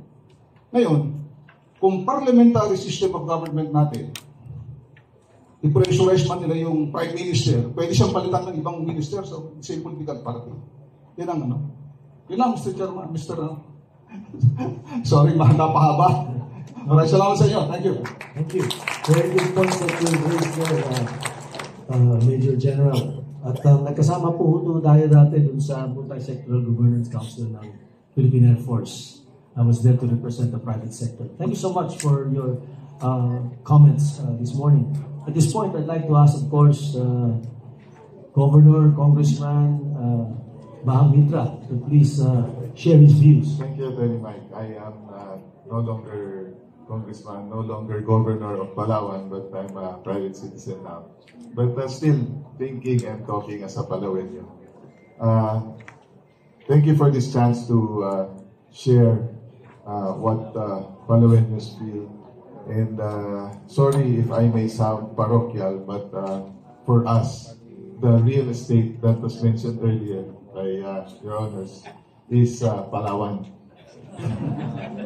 Which is supposed to be the last frontier, the ecological gem, the tourism hub, and of course the one of the highest forest cover in the whole country. The Palawan has about 1 million people and about 1 million tourists. It supplies the country's Luzon's 60-70% of electricity from Malampaya. We also supply the 60-70% of the fish for the whole Luzon. And of course, we have one of the vast yung forest natin, and of course, yung biodiversity, and of course, the tourist destinations, as we all know, as we are all familiar with. But the situation there is that there is a town there that is called Liminangpong. It used to be a hub of fishermen from all over the country, stationing there, going to fish in the vast seas of the West Philippine Sea. Palawan is the closest, and so people from Mindoro, Cebu, wherever, they station themselves in Liminangpong. Sorry to say, but Liminangpong now is a sleepy barangay, a sleepy village. Nobody from other parts of the country are there. Why? Because we have been restricted to fish in those areas. It has affected the livelihood of our people. And also, not just Palawenos, but those fishermen from all over the country. Sorry to say, they have also been engaging in illegal fishing in our territory. Sorry to say, there are people from the national government trying to fix cases and complaints against Chinese intrusions into our vast and rich fishing grounds. The damage on the corals, on the turtles, on the dugongs, and is unquantifiable. And we feel very differently about this. And it's good that we're talking about this, and I feel that it's my duty to let everybody know on how the people of Palawan feel about the situation. Not everybody is aware that we're the real estate, or we're the closest. In fact, they have sent some people already there, acting as if they are investors. They are, people, I think, trained, to civil relations and community relations, and they've been accepted in some of the communities, and some have already already there. But anyway, we just want to let everybody know that Palawan is a big part of the country and that we are worried about the situation and we're here to help. Thank you. Thank you very much, Mr. Mitra. It's good to know that you brought again to the people's consciousness the issue of Chinese encroachment on our fishing grounds, and this is really a major issue that I understand even President BBM has put a priority to ensure that this is properly addressed. Before we proceed with your indulgence, allow me please to call on another distinguished member of the panel. He is the president of the Rotary Club of Makati, a good friend of mine as well, and he is a civic leader and philanthropist. I'd like to call on Mr. Jack Rodriguez to please join us here on stage. Mike, are you done with that first question? Yes, we're done with the first question. We're proceeding to the next, unless you want to make a comment. To react a little now. Yes, please. One movie or something, there's this line that assumption is the mother of FUCK. I don't think we should begin by assuming that the greatest power in the world today is an individual nation and that we cannot do anything about it. Neither history nor geography is going to change the sizes of the countries in the world. We are what we are, but we declare ourselves as a sovereign and independent republic. So we should have our own view of the world, our own view of ourselves, and whatever our capability or lack of capability, we should be able to tell the big powers that this is how we stand on these issues. Everything is subject to negotiation. Pag-uusapan natin yan, kahit maliit ang Pilipinas. Yeah. But we cannot immediately give up and say, Mercado yan, ano tawag natin, lahat ng atomic bombs nandyan.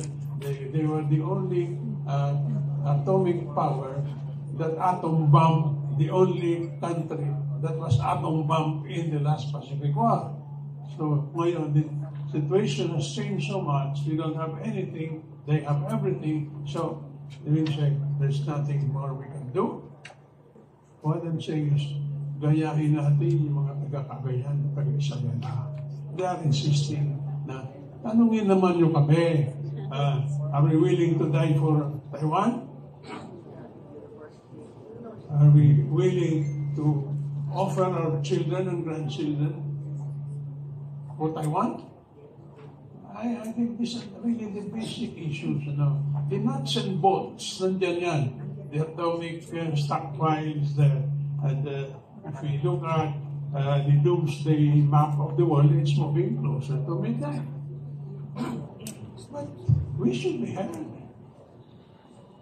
We don't have to go to William Faulkner to hear what the last human soul will be saying before expiring. Thank you very much. Thank you very much, Senator Kit. At this point, I'd like to ask, of course, Mr. Rodriguez to give his comments or reactions to the keynote speech given by Senator Tatad. Thank you very much, Mike. Good morning to everybody, ladies and gentlemen. Geniuses of the panel, all of you, friends. My opinion maybe look tainted, maybe because of the color of my skin or my appearance. My family came to the Philippines in 1741. I was born in one of the 4 famous cities of the world. There's London, Paris, New York, and there's Tuguegarao, and I was born in Tuguegarao. I grew up in Kalinga because of the war, and I speak Kalinga. If you open my chest and take my heart out, makikita niyo po, tatak Pinoy.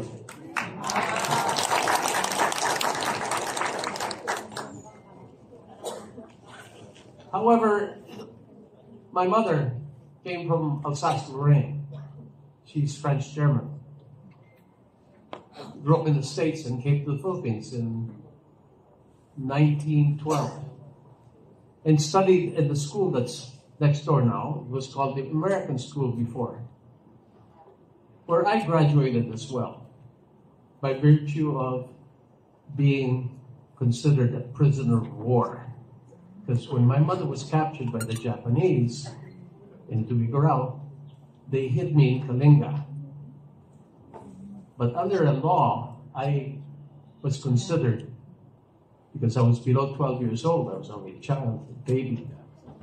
I benefited from that prisoner of war law, that I got free school. Otherwise, I wouldn't have been able to study in the American school. It was too expensive. My views are very clear. Let's study to begin with. Does China own Taiwan?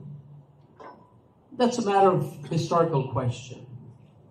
The natives of Taiwan speak a similar dialect to what Kalinga is.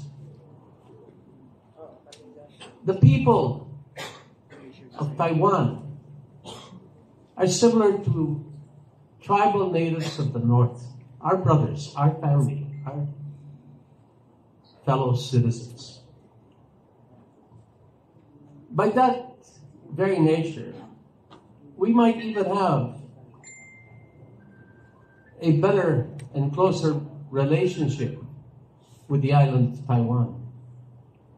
We have never gone to any island and claimed it, but under our very noses, our islands have been taken away.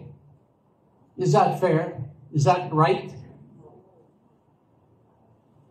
On the other hand, when we were a colony taken away from the Spaniards, by the way, I also have Spanish blood, pero tunay na Pinoy ako. Having been a colony of Spain for 300 some years, America came, took us away from Spain, and gave us our freedom less than 50 years later. All of these opinions are arguable, and it's just my belief. I'm not asking you to see my point of view, but that's reality. Taiwan, for many years, was an island by itself, and then Japan came in. And after that, the Japanese natives, fishermen mostly, were taken over by the Portuguese, and it was called Formosa. And then for a while, the Dutch and the Spaniards. And then back came the Japanese in the war. It was when Chiang Kai-shek in 1949, having lost and had to retreated to Taiwan and declared it the government of the Republic of China. That is what's being claimed now. We're not part of that war. But I'm going to tell you something. The agreement that was reached on Taiwan is very clear. The One China policy stands clearly on the basis that China cannot take Taiwan forcefully, but rather on the choice of the natives or citizens of Taiwan to choose to be part of China. And that agreement still stands today. So if it's taken forcefully, that would disrupt world order. It would disrupt the peaceful stance of this part of the world. It would involve us one way or another.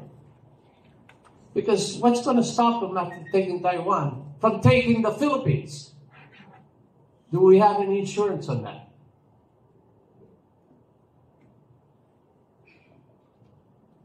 As I say that, I still would prefer a peaceful, commercial, international structure that will help this world live happily, have great economic advances. If we just had peace and not worry about greed, guns, money, and many more else, we would have a much better world. Thank you very much, Manny. Thank you very much, Jack. First time I heard you say that yung puso mo ay tatak Pinoy. And I've known you for quite some time, but it's very good and reassuring to hear. We all know that the West Philippine Sea, trillions of trade would pass through that. So it's not just really the military advantage or strategic advantage of controlling the West Philippine Sea that is crucial, but behind that really is a reason of economics. It has been said, and studies have shown, that it is rich, of course, aside from natural resources like fish and other marine life. It also has deposits of oil and gas. In fact, it is said to be even bigger than the one in Malampaya, who, as we all know, is about to expire in a number of years. At the end of the day, it's not an infinite resource, but it's finite, so it ends. Now the question is, we have SC-72, of which is included in that so-called 9-dash line, which has been, of course, repudiated categorically and unequivocally by a UN tribunal, saying that that does not exist. It has no historical basis. And yet, our government, the Department of Energy, and the private partner of the Department of Energy are prevented from sending their seismic ships to be able to really verify the existence of such deposits, and as well as to start drilling, because the objective is to ensure that by the time Malampaya expires, we have SC-72 on stream. And at the end of the day, we all know how important energy security is for a country that is growing. There's a rule of thumb about each increase on your GDP requires a certain amount of gigawatts to ensure that the economy continues to flow. So my question to the distinguished members of the panel, and of course, headed by Senator Tatad, how do we deal with this? There are people who are saying that under the Constitution, we cannot allow joint venture agreements between China or the United States. But at the end of the day, there are those who say, why not? What use would that resource be if, because there is no agreement between the countries to explore and exploit, if that cannot be put into concrete plans and action? Therefore, the question that I would ask the panelists, should we, without, of course, violating the Constitution or in any way sacrificing an inch of our sovereignty, allow a joint venture to look into what is underneath the reed bank and ensure that it can be properly developed by both countries? Because if it is not, then definitely we are at a loss. So your position on that, gentlemen, and who do I ask the question? Who would want to answer the question first? Major General, Adan?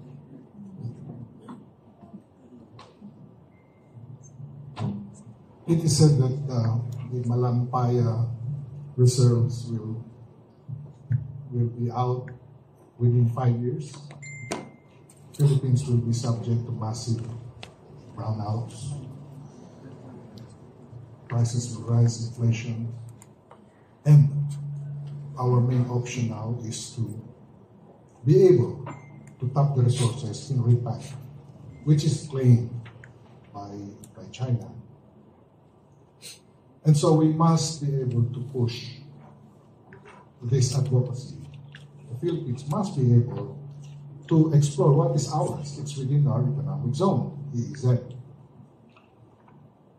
But the Supreme Court, as you have just said, thumbs down the JWS, joint seismic. Yeah, joint seismic. The question is, if there is an agreement, are we surrendering part of our sovereignty? Because in another venture agreement with China, which was, I think, about the North Rail project, the fine line that Senator Biason objected to was, if there is any issue, any conflict on the interpretation of this agreement, it would be done in Beijing. So hindi pwede. And that is what makes our negotiators hesitate to undertake this, a surrender of our sovereignty. I don't know what mechanism could be undertaken in such a way that the sovereignty issue can be set aside, but as of now, I think that is what the Supreme Court had ruled. In the meantime, time is running out. Within 5 years, 3 to 5 years, we have to do something. And I agree that peace should be the objective. Diplomacy is the main line of defense. But what if diplomacy fails? Peace is an ideal. Peace could not just be wished for. Peace must be defended, must be preserved. And Filipino people must know that sacrifices have to be made. Peace is not free. Thank you. Thank you very much, Mr. General. Senator? Well, Mike, this is a layman's view. Now, I think it would be ideal if we could declare extensive areas as belonging to the common heritage of mankind. Common ground are all players in Camille. In the absence thereof, we should be able to work out an arrangement where all the interested parties, the claimants, can come to a common agreement on how to work out the basic issues here. You cannot operate in an area where the very next day you will have military quarrels. So this brings us back to our basic desire to have a comprehensive peace plan for the area. Sounds like a pipe dream, but where else do you go? The big powers and the small powers should participate in the same game. Yeah. But this has to be taken seriously. Problema, if you consider this may be part of the precipice that will have to be issued every time there's a meeting.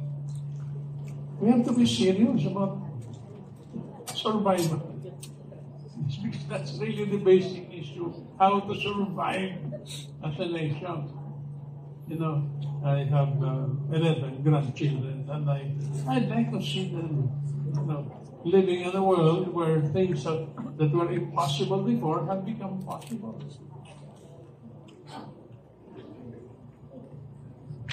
Thank you, Senator. Secretary, please. I think the fact that you pointed out that Malapaya is about to dry up, is very telling. That even within the next 5 years, I don't think, even if we had joint explorations, even if it's not government to government, but business to business, as was favored with the last administration, that we still would not be able to find sufficient, we would not be assured of sufficient supplies of fuel. However, I believe that it's at this particular time we just need to look again at our revealed comparative advantages, as was pointed out. If we took away agriculture as a comparative advantage, but we do have our people, and I believe it's time to really invest in green industry and in our own people. We have very, very bright people, and I think we could easily come up with alternatives, and that would be less costly to less costly as soon as possible. So yun po. So, kumbaga, and also, we just need to come up with understand that we need to face these problems with the whole system approach. Na hindi lang yung mga kung ano pwedeng gawin, kundi yung mga tao talaga natin na kailangan ma-activate. Talagang kailangan magbago yung pag-iisip ng mga Pilipino tungkol sa sarili natin. Na kaya natin ito, sabi kanina, na kaya talaga natin ito kahit tayuan lang natin at may mangyayari talaga. Kaya lang, yung medyo nasanay tayong tumingin sa malalaki. Pero kailangan tayo mismo ay makuha natin na kaya natin tayuan ito at pwede may mangyari. May mangyari sa buhay natin at tayo mismo gagawa. Thank you, Secretary Abella. Major General Poquiz, if you have any comments, would you like to comment on that question, or are you?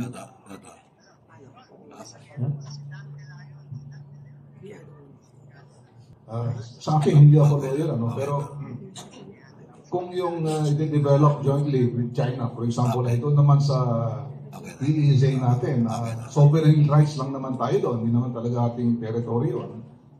Baka naman pwedeng interpretation na lamang nung batas natin na yung dapat 60-40 in favor of the Philippines palagi. Siguro, baka naman sa definition lamang, through the interpretation of Supreme Court without the benefit of another law, ay sasabihin to na so long as, di ba? Kunwari, hindi naman tayo gagastos to, gagastos ng China, 60-40, siya lahat mag-develop sa EEZ natin. Parang ganun lang. That's my idea on that. Ngayon, kung kailangan talagang amendahan ng batas, bakit hindi natin amendahan ng batas? Yun lang. Thank you. Thank you very much. Good points indeed. And of course, this is very near your province, Gov. Mitra, so your comments, please. Initially, when I was in Congress before, there was a proposal to jointly develop it. And initially, because we feel that it is rightly ours, why should we share it with other people? We're also afraid that if there will be any conflict, the first ones that will be affected will be us. We have a big brother far, far away, but if there's a quarrel here, we're going to be the ones. We're already affected by the wreaking havoc on our seas and our fishermen's livelihood. So we're not very much into talking to them in the manner that it is being talked about now. I guess we should talk to them, but they should acknowledge first that it is ours. Thank you very much. Good points and raised there also, Gov. Mitra. One last point from... One last small point. I think we should be prepared to learn from others. During the Cold War, the Nordic countries were having problems with the Soviet Union. And yet they individually, as small countries and collectively, were able to stand their ground. You have to exploit whatever resources you have in order to fight for your cause. But the attitude of helplessness is something that no leader should welcome. Anong magagawa natin? That kind of attitude should be taboo. Let us try to do what we can hanggang mamatay tayo dyan. Yeah. But do we have this kind of leaders? At the first one, bigay kagad. Yan naman. Thank you very much, Senator Kit. And of course, Mr. Rodriguez, Jack. And after Mr. Rodriguez's comment, we will open the floor to a few questions from the audience, because I'm sure you're dying to ask your own questions as well. Jack? As far as the elements of minerals and fossil fuel on the West Philippine Sea, and I repeat, the West Philippine Sea, there's only one question. Do we acknowledge and respect China's claim to the 9-dash line. Do we? And then it's for that same reason that belongs to us. And if it belongs to us, it is our right to develop it ourselves or to negotiate it with whomever we wish. That's a very simple stand. We're very gifted, our country. We're very lucky. We are the richest country in the world per square meter in minerals in our earth. I say that with experience as a past president of several mining companies.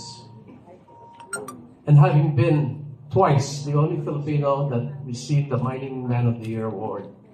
We are the richest country in the world per square meter. Be proud of that. Let no foreigner take our country away. It's our country, God-given. We're very lucky. Recently, we got the Benham rice. Guess what? The Chinese were doing exploration work there. Did they have your permission? They don't have mine. They don't have yours. They don't have our government's. But they're there. And you know what was found there? Trillions and trillions of dollars of minerals. You know, in chromite, for instance, there's only 6 countries that have chromite. We're one of them. We sell it to the Chinese at the lowest price. You cannot make steel without chromite. You need chromite to make steel. Pinipenta natin parang basura eh. But that chromite we export has gold, silver, manganese, other elements in it. It's sold only as chromite. Nickel, the same thing. Mag-ising na tayo. Diyos ko po. Papayak na ako. 82 anyos na ako. Mas matanda pa ako kay Kit eh. Kit? You look younger. We should really stand up. My generation, I think, did not prepare well for your generation. I feel bad for the next generation if we don't wake up. We should not be afraid to defend the flag of our country. We should not fear to own up to what belongs to us. This is our land. Let us protect it. Thank you. Thank you very much, Jack. And we now go to the open forum. Ness will take over, but before that, perhaps we can have a photo together with the members of the panel. Is there a photographer aside? Yeah, we do have. But Attorney Mike, can we have a question from Mike Alunan and then? No, we will have you handle the open forum, and then the first question will be Mr. Alunan. Right. Don't worry. All right, Mike, please. Okay. Sorry. Photo. We have photographers in here. Can we ask from the Secretariat for a photo of our panelists, Ronald and Sir Bong?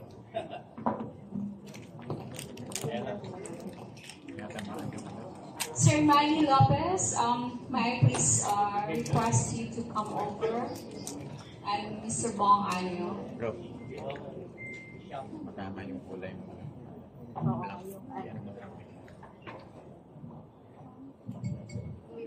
Sir Manny, please, and Mr. Bong Anyo.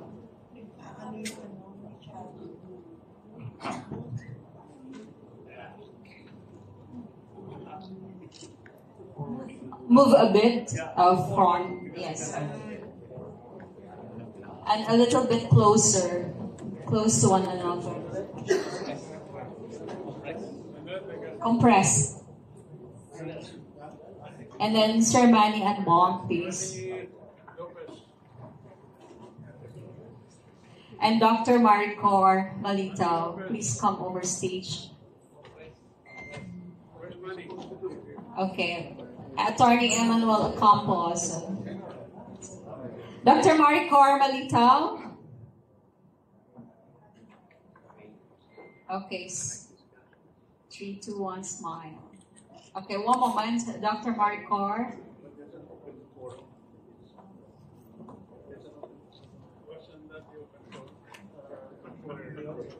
Dr. Maricor, center, please. Where is Miss Melanie Mercado?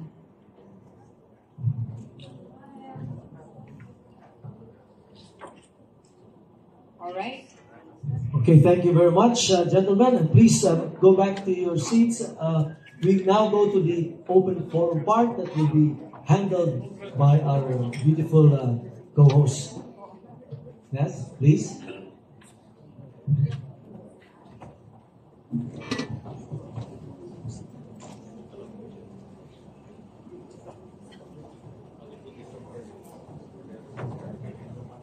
All right, Sir Mike.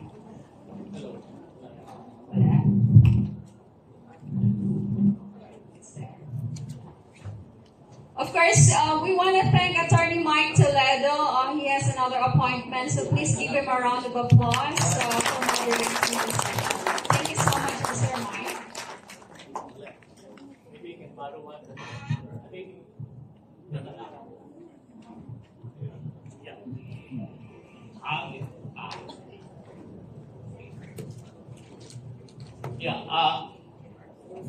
I am Michael M. Aluna, a former journalist like Senator Tatad. Was an editor and columnist. Last one was with Business Mirror. Anyway, we are all here as in this leadership forum to ferret out ideas to help deepen as well as elevate that social discourse and possibly contribute to policy recommendation. So, as we look forward into the future, it also helps and it's wise to look back from lessons in history. And I can think of two. One is lessons of history which can help achieve peace and development. One is the Treaty of Westphalia of 1648. Maybe Senator Tatad can discuss that later. No? And two is the Deng Xiaoping formula, which is closer to our region. Deng Xiaoping formula, dito yan when you have conflicts that are irreconcilable, as in totally irreconcilable, that may maybe take many years or forever, can never be resolved. Like for instance, socialism versus capitalism. Deng Xiaoping formula goes this way. Can we set aside our differences and work on something that is doable? 2, time-bound. 3, that is that is mutually beneficial for both parties. So on that basis, perhaps we can remind China of their Deng Xiaoping and their temptations to be hegemonic because they're growing big. There's the temptation, and they're flirting with that. But there's some reason also why they're in the South China. It's a complex issue, no? And for the U.S., let's tell them to learn lesson from the Deng Xiaoping. Because perhaps this can be a good model because it was the Deng Xiaoping formula that allowed China to catapult itself to what it is right now. By setting aside differences. And the more we talk about differences, the more you create the irritations and the escalation of tensions. And that's the danger. So let's, as Senator Tatad was saying, let's not forget, let's not give up on, continue the pursue what is common, what is so. And I guess the second lesson from history is the 1648 Treaty of Westphalia. At that time, prior to that war, there was a 30-year war in Europe, and even earlier, an 80-year war all over Europe. Catholics were fighting with Protestants, Muslims, all over. No? So it was Cardinal Mazarin who gathered a total of 130 kingdoms, vast territories, nation states all over, no? From over a period of three months, all consolidating or meeting at Westphalia in Germany. And all the common aim was to do the advantage of the other. Because in Europe, kingdoms and states share the same mountains, the same rivers, the same, almost same thing. So they end up taxing each other, and in taxing each other, they ended up fighting each other, and so fuel wars, and it's typically even in the Shakespeare's Romeo and Juliet, etc. So Cardinal Mazarin's idea of doing the advantage of the other, you have 130 states plus territories doing the advantage of the other, everyone benefits. So that can be a model. And by the way, the principles of the Westphalian Doctrine are the very principles enshrined in the United Nations, which everyone now forgets. Okay, thank you. So, a question is maybe you can comment, or maybe or is it possible we can bring discussions of this nature on problem solving rather than getting bogged down with conflicts, taking sides here and there, whether pro-China, pro-that. Maybe, yeah. Yeah, gusto ko lang po tugunan siguro yung sinabi niyo. Dalawa yung puntos niya, hindi ba yung Westphalia, tsaka yung Deng Xiaoping. Siguro kailangan linawin na po siguro natin, kasi sinasabi niyo parang gusto niyo sabihin na kausapin natin ng China na bumalik sila dun sa Deng Xiaoping position. Pero po kasi may sequence of events sila. Pagmula noong 1949, stand up, meron pa stand up, be rich, and now be strong. So, yung sinasabi ko po is, meron silang sinusundan. Meron po talaga silang sinusundan sa kanilang pag-iisip kasi ibang-iba talaga sila sa atin eh. Kailangan intindihin natin sila, hindi dahil gusto natin magpasako, pero kailangan intindihin natin para marunong tayo i-engage sila. So, pero para sa akin po, ang kailangan, malaking bagay talaga, na una, tayuan natin ang pagka-Pilipino natin. Ang kinila kasi natin. Huwag na yung na hindi tayo pro-this, pro-that. Hindi, wala tayong pro-this, pro-that, pro-Philippines tayo. Pro-Pilipino, yun ang dapat tayuan natin. So, pero pero ako po naniniwala na tama kayo doon sa sinasabi nyo na dapat yung bigyan tugon natin yung be rich. Dapat nga magpayaman muna tayo. Pati dapat yung pagyaman, hindi yung katulad ng kumbaga pagtaas ng tubig, dapat lahat ng bangka tumataas, hindi iilan lang. So, sabi nga niya, when the waters rise, all boats rise. Now, some people may question that, but the point is this. I honestly believe that we can actually get our act together now. And we should get our act together now. And I agree. Pero dapat medyo sequential yung pag-iisip natin. Meron tayong goal. Kung magpayaman muna tayo. In the meantime, katulad yan, paano tayo i-confront yung ating external challenges? Wala nga tayo. Wala tayong Navy, wala tayong ganito, walang ganyan. Kung pwede, magpayaman muna tayo at in the meantime, trabahuin natin. Ang tawag doon, dati lagi tinatawag, two-track solution. Mag-ano muna tayo, makisama, katulad nila. Hindi ba sabi ni Deng Xiaoping, yuko muna tayo, huwag muna tayo huwag muna tayo magpakita. Pero ngayon, nung nakita kasi nila, akala nila ni XJP na humina ang West, sabi, tayo na tayo, be strong.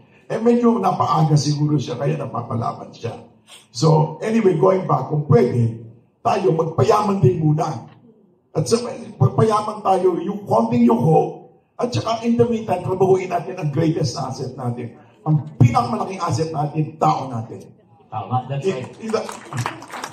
And dagdag ko lang po, just one little thing. Kung pwede, huwag na tayong pumayag na we become producers of low-skilled workers. No. It's high time that we develop high-skilled workers. And na yung, kung ma-develop natin yung ating ma-develop yung talino, ma-develop natin ating sariling yaman.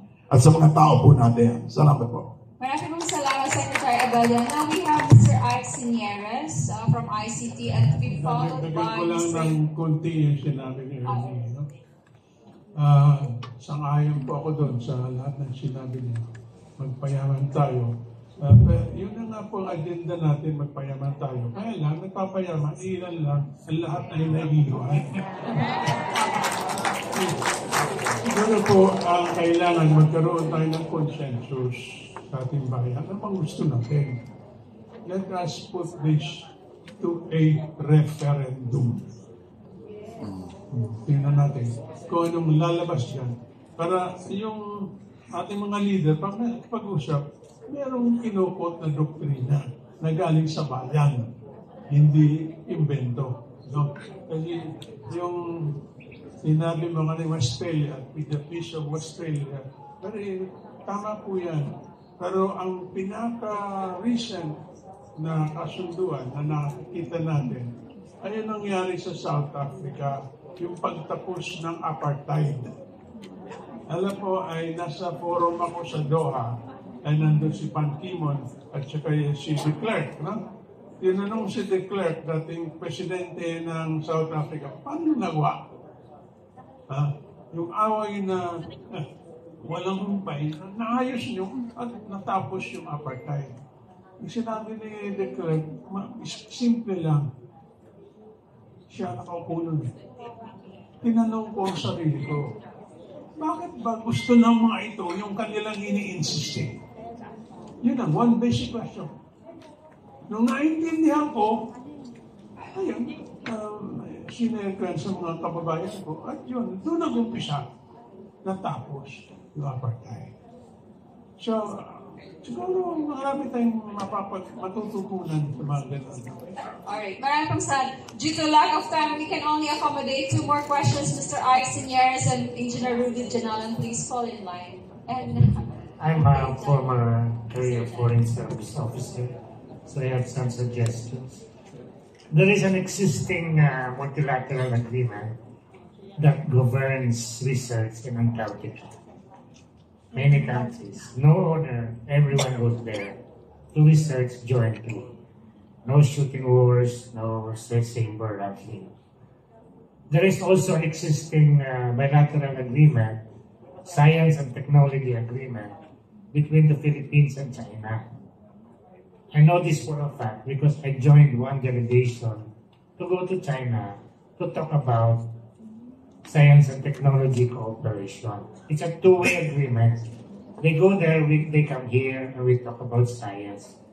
I don't know if that has been abolished, but if it is, let us revive that. No? Now, there is also an existing agreement between Japan and Russia. I think it's called the Khalil Agreement. They agreed to discuss issue of ownership. They agreed to allow the children of their children to discuss it. In the meantime, they will talk about joint development. Okay? But aside from these 3 examples, we still have ASEAN.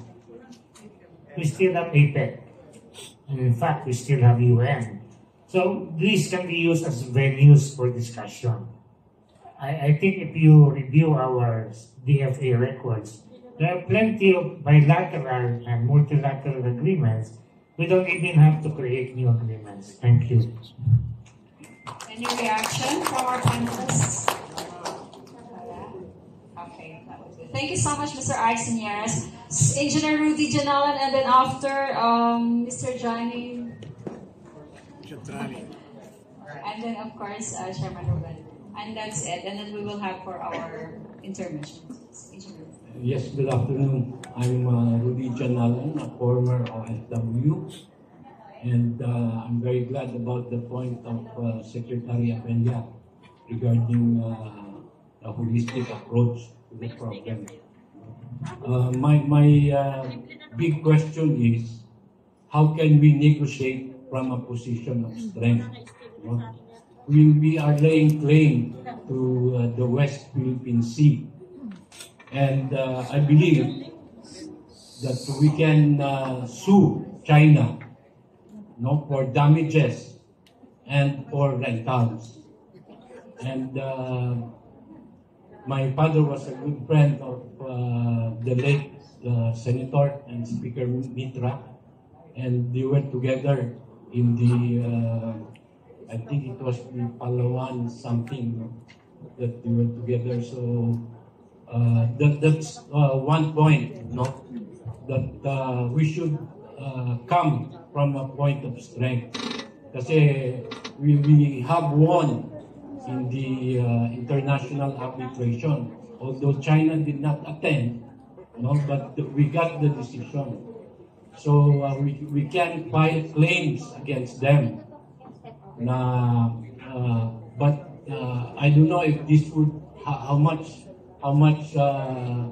it would jeopardize our relation with China. But why don't we are saying let's talk to them, do other ways. Let's negotiate with them from a position of strength. Let's sue them. No, there was an article in Forbes, no, way back in I think 2016, that we can actually sue China for $177 billion, no, for damages that they have done to the West Philippine Sea.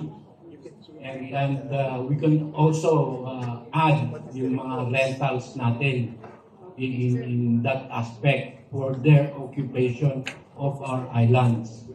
So it could be, it's worth a lot more than the maybe the what we are saying now as the Marcos gold. No, this is actually there that we can talk with them from a position of strength. Thank you, Engineer Rooney and Secretary Abella to answer, to react. Salamat po. Unang-una po kasi, yung katulad po ng arbitration, hindi naman po, ang issue po talaga din how to enforce that. Pero pangalawa, siguro, which should have come first. Again, let us remind ourselves that we're not granted sovereignty, but sovereign right of sovereign economic rights. So, but ang gusto ko siguro bigyan tugon yung sabi nyo na we must negotiate from a position of strength. Wala po tayo ng ganong klaseng strength. But we do have soft power. Usually soft power is given to big, to great powers. Pero soft power, it's something that, for example, may influence tayo, may mga tao tayo. Kumbaga, bukas ang ibang bayan sa ating dahilan sa ating mga abilidad at dahilan din po sa ating mga yung ating mga characteristic. Pero ano po yun? Siguro, tama po yun. I think I'd like to take a word from what you said. Let us learn to negotiate. So, kung meron man po, let us negotiate. And we do not necessarily have power that is enforceable. We can certainly persuade. And we can negotiate from that perspective. Salamat po. All right. Major General? Poquiz, the reaction? You want to add what Secretary Abella? Sa akin naman kasi, pagka isusumo, parang confrontation ka agad yun eh. So sa akin naman yung more on negotiation, napag-uusapan naman lahat yan. So yung sinasabi ng speaker kanina, position of strength. Yung ating pagkapanalo doon sa tribunal na yun, ganun din, position of strength na natin yun. Ngayon, si China, itong kanyang 9th line, yung kanyang din ang ipipwersa niya na position of strength niya. Pero napag-uusapan nga yan kasi hindi nga naman task in stone yun eh. So, kung mag-negotiate tayo, we sit down, I'm very positive na win-win situation yung nangyayari dyan. Thank you. Alright. Thank you. Now, we have Mr. Johnny Chotrani. He's the County Chairperson, Philippines, SCNE Business Council. Sir, your question, please. Well, I'm last listening. I'm appealing to the panel. I'm sorry. This is Bort Asimoto. My name is Dr. Bort Asimoto. I'm sorry. Well, nakapokus tayo sa West Philippine Sea. It's become empty. As the governor said and the speaker said, meron tayong venom rice. Mas malawak sa Philippine West Sea. It is East, Northern East Philippine Sea. I did it through the government of Abella. And when I finish it, I forward to the Senate. Nagkataon, walang senador sa Abella. Walang senador sa Cagayan. Nagkaroon ng senador sa Aurora. So I bring to Senate Senator Angara. Then, I was called for 3 sessions of hearing in Senate. Naipasa yung batas. So we will start to extract as General said, 60-40, we are willing na yun. But nobody has a courage to put in the upper level. Pero nawawala ng bayan. magduduwag sila pagdating sa mga magandang usapan. Nakapokus sila sa Philippine West Sea. It's become empty. Ang problema natin in few years, wala na naman yun. Magkakaparoon natin, as mentioned it, mahirapan na naman ang government natin kasi walang source. The Venom rice, there's a 13 million hectares. And may research din sa 43 million hectares. Yung land-based ng Pilipinas is 30 million. So, in West Philippine Sea, empty.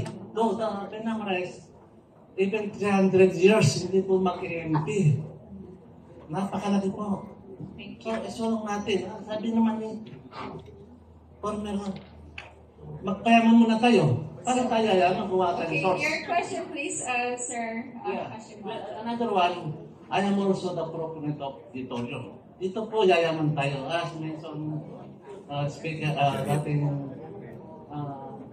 Abella, sa Abella, dating magpayaman tayo, mayaman po tayo sa natural resources. Nation na all about natural resources. We have auditorium. The problem is wala pa sa batas na nagawa sa Senate. Tapos na yung batas sa Senate. So what we have to do is post it. I have no power to do it. So I am appealing to the gentleman. Gusto natin naman, tulungan natin ang batas. Tulungan natin magkaisa. Maraming salamat po. Yeah, thank you. Noted. Thank you so much. That's the President, Bertito Hashimoto of Dreamscape Holdings Hashimoto Province. And this time around, you have here Mr. Johnny Chatrani. Sir, thank you for your questions, please. Good afternoon, our panelists. I'm Indian, born in India, but been in the Philippines for the last 45 years. My heart is Filipino, as what Jackie also said, that he's a Filipino. I would like to bring into our friends' attention that China has been dominating and has been moving to that direction. Why I say this is because the habits are not only with Philippines, they have done a similar action with India, and so with countries like Taiwan and others. So, are we as Filipinos willing to negotiate with China, knowing the background that they are power hungry? They are the hungry people because they want to beat the world. So basically, are we willing to do that?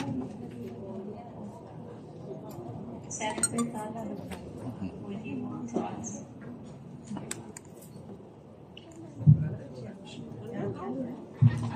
Well, that's a difficult question.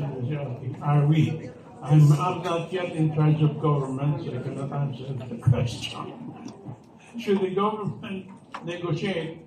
I think the government should negotiate with all comers. The objective is peace. India and China have their border problems. It's been there for how long? Yes. It's not easy to find a solution to all these problems. But so long as we are committed to the general objective of peace, then we should try to find little areas, folds in the government where we can accept our objective should peace. All right, thank you. One last question. Sorry. Yeah, sir. I just want to make a statement that what should be our policy should be. We should cooperate where we could with China, but we should resist where we should, resolutely. All right, that's well said. All right, you, Sir Ruben, then last. Yes, marami po salamat sa pagbibigay ng pagkakataon. Can you please make your question brief? Opo, ako si Chairman Ruben Lambuhon. Nire-represent ko po yung mga mahihirap nating mga kababayan. Kasi natuwa ko kanina sa tanong ni Secretary Abella na kailangan magpayaman tayo. Opo. So, marami na kasi akong narinig na nag-i-encourage na kailangan yumaman tayo. Pero hindi naman yumaman ang ating mga taong bayan. Ngayon, gusto kong magpaliwanag lamang ng konti o marami si Secretary Abella kung paano specific na magpayaman tayo, paano yayaman. Simple lang po, direct to the point na lang. Opo, unang-una, dapat kasama lahat. Yes po. So, andyan na po tayo. Pero pangalawa po, meron po akong gusto i-propose na dapat sumali talaga in a more active way ang civil society. Kasi kung una-una kasi, andyan ang gobyerno, andito yung private sector, katulad ng sinabi ni Johnny Chatay. Andyan, pero hindi nadidinig yung boses ng tao. Kailangan hindi lang marinig ang boses ng tao, kailangan marinig din kung anong hinaing nila, kung anong gusto nila mangyari. At hanggat kaya natin, dapat gawin. Not only... Salamat po. I just came back from a listening tour in Mindanao and I was talking with a number of people. You know, like, basically it was concerned women, supposedly, kasi sabi ko, ano ba ang problema talaga? Sabi ko, ang problema kasi education. Pero nilaliman po namin yung tanungan kasi kulang sa training. Pero at the end of the day pala, ang problema kasi talaga, ang problema talaga dahil, nung pinoint out ko na-point out natin na policy yan ng gobyerno natin, it's an unspoken policy to send out low-skilled workers. And that is why we keep our people dumb. So it's intentional. So if we need, kung pwede, can we please change the social contract? Kausapin natin ang mga, those who are in power, those who are, magkipag-usap, pero yung triangulo nga, three-folding, kumbaga, dapat kasama ang gobyerno, kasama ang private sector, kasama rin ang civil society, with more representation, not just big NGOs, pero yung mga NGO, mga people's groups, na katulad nyo, siguro. At pwede nyo sabihin, ang problema naman talaga na ang gusto talaga namin mangyari, pagkain. Hindi na nangyari. So yung usapan po namin, hindi pala education ang problema. Ang problema, wala pagkain. Kulang agrikultura, kulang ng jobs, kulang ng ganito. So, kung pwede po, makinig tayo sa tao, dapat mabago ang social contract natin, at kung pwede, sabay-sabay tayo. Hindi naman ibig sabihin, pare-pareho ang yaman natin. Pero depende kung gano'ng kalaki yung baso mo, pero sana puno. Sana napupuno. One last thing. For example, dapat maayos ang delivery natin ng public services. For example, dapat all children within the first 1,000 days should be healthy. Tsaka naman yun, all senior citizens pagdating nila ng golden years, dapat maayos na maaliwalas na buhay nila. So the very young and the very old should be addressed, and in the meantime, habang yung nagpapayaman, ay nagbabayad din ng tamang buwis. Alright. Okay, marami pong salamat. At, Nico, I'm sorry. Because of the lack of time, we may ask. Okay, thank you. The last question, please. Ma'am, can you please recognize yourself? Good noon. Magandang tanghali po sa inyo. Nandito po ako dahil I was challenged sa sinabi po ni Secretary Abella na magpayaman tayo. Totoo po na mayaman na tayo. Dahil po ang Pilipinas ang isa sa pinakamayaman bansa sa buong mundo. I-offer ko po sa inyo dahil ito po ay kumakatawan ako.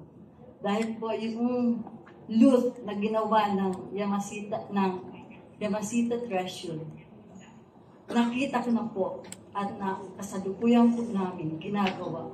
Pero nandun na po kami sa it's just 30 feet. Pero doon po siya na hindi po kaya butasin ng ordinary. Kailangan po talaga ang tulong ng gobyerno para dito.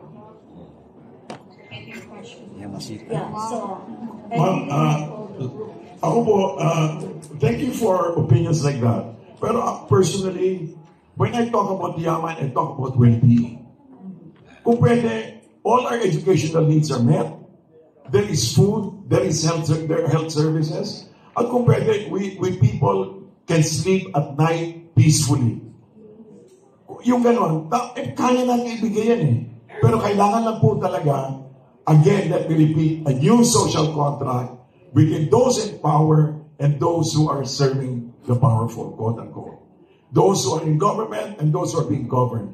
If we could have a new social contract, maayos dito eh, di ba? We're all in agreement. Yeah. Pero, kung pwede, bakit di pwede mangyari ito sa labas? Pwede.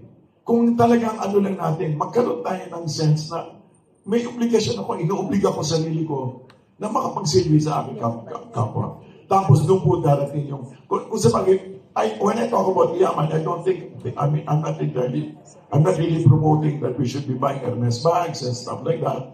But kung pwede, may bahay, may atid, may damit, may gamot kung kailangan, at may pagkain. Salamat po. Thank you so much for the question, Rob. And can we have the last gentleman please acknowledge yourself? I'm Paul Bolilan of Cebu, the President of the Visayas Media Association. Kay Senator Tatad, former Secretary. At I am also a columnist ng People's Brigado News in Manila. Ang tanong ko sa inyo, kasi sa survey ko sa amin sa Visayas, in my television program, sa Tuburan Cable and Television, karamihan sa mga tao, gusto nilang i-implementar talaga na atin yung West Philippine Sea, bakit pakialam pa China? Diyan. Kadamihan sa mga tao. Kasi majority ng tao sa ating bansa ay pro-Americans. Sumusuporta sa Amerika. Yan ang sa tingin ko. Pero ngayon, mayroon pa rin mga kababayan natin, sabi nila, huwag tayong magira. Kung magira man ang China at Taiwan dahil sa one China policy, hindi maganda yan sa atin kasi kaibigan naman natin ang China. Majority naman dito sa mga Chinese dito sa Pilipinas, mga mababait naman. So, yun, nahati ang taong bayan. Ang tanong ko lang sa inyo, ano bang magandang gawin natin para matapos na itong problema ito, mayroon ng tuldok? Yeah, I think that was one already answered kanina, never say. Or you have other suggestions, or Secretary? Well, just one last. I think we should neither be pro-China nor pro-US. We should be pro-Philippines. Sige nga, kasi I know that you are so hungry. Let's give a round of applause to our panelists this morning.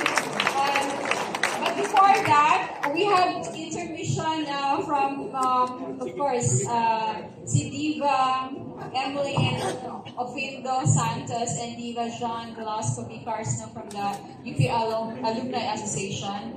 Pero, while we are doing that, you want to Thank you, dear Agnes, beautiful Agnes. Please give a hand to Miss Agnes for being the MC today. And of course, the distinguished gentleman, ayan, dapat kasama ako dyan sa selfie pa.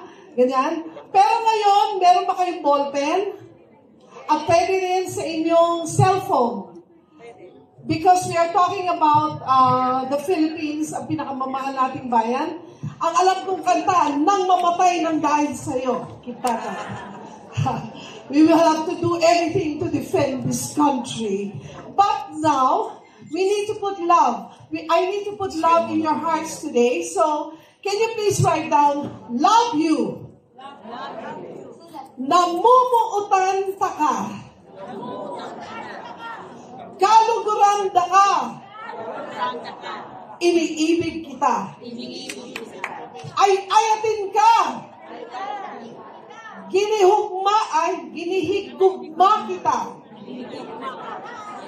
I heart you. Yan. Sa second, sa third, alam niyo naman yung je t'aime, te amo, I love you, alam niyo na yun eh. Sa iran yan. Pero sa third phrase, love you, ulit. Kalasahan takaw. Inaro ka, mahal kita. Palangga tagid kita, or palangga tagid ka, Kalimanko Seka. Saranghe. Di ba? So, mic test. Maganda ba yung mic ko? Si Jean, maganda ba ang mic mo? Yes. Harap lang po kami dito. Sorry po po. kung nakatalikod kami. Pero Jean, come over here. Ma'am Emily, hahanapin po ang panelists. Hahanapin namin sila na nakatalikod. Ay, hindi naman. Haharap po kami sa inyo. Dahil kailangan nyo ng sobrang musika sa puso ninyo habang nag-iisip kayo para sa bayan. Okay. Audience, I gave you the song and you know the song. So sing with us. Music. Music. You're all leaders. Say.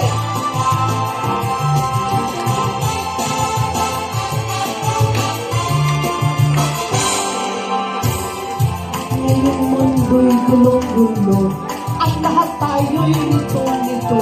Pag-ibig sa kapwa-tao, kahit turo dapat ituro. Kung bawat puso ay marunong magmahal, kapayapaan, kasiyahan, tiyak na makakamtan. Lahat tayo'y pantay-pantay sa biyaya ng may kapal. Lahat sana'y akay-akay, hanggang tumulong maninuman. Kung bawat tao ay marunong magmahal, kasaganahan, kaunlaran, tiyak na maka-ready. Love you, namumutagtakan. Kaluguran na kainiibig kita, ay ayating ka, nilihito ka kita. I love you, paano man sabihin, ang mundo'y turuan natin, tanging lunas at pag-ibig. Je t'aime, te amo, I love you. Watashi wa anata o shimasu. Ishiminis, iniibig kita. Saranghe, paano man sabihin, ang mundo'y tulungan natin, tanging lunas ang pag-ibig. Here we go again. Love you, kalasahan pakaw. Inarap ka, mahal kita. Palangatagin ka, kaliman ko sila. I heart you, paano man sabihin, ang mundo'y tulungan natin, tanging lunas ang pag-ibig. Pag-ibig. Ito na! Isang mundo, isang awit, isang sigaw. Pag-ibig.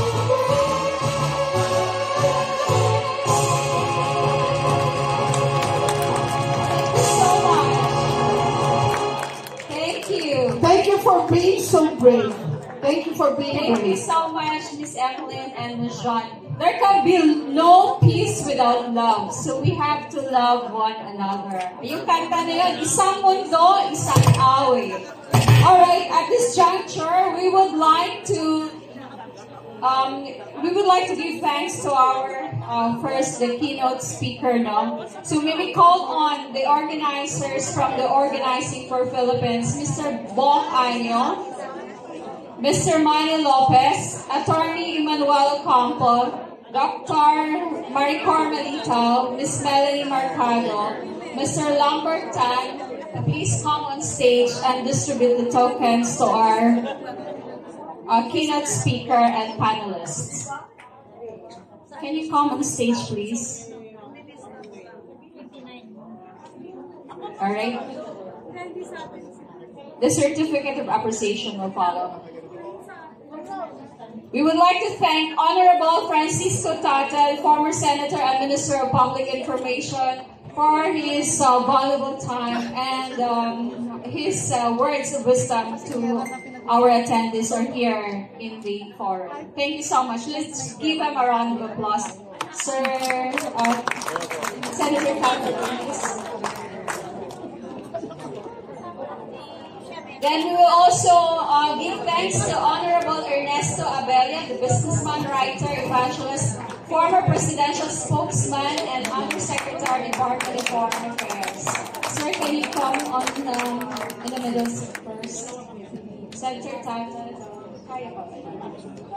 And then we have Honorable Idilberto Adnan, the former chairperson for the Association of Guardians and Flag Officers. Sir.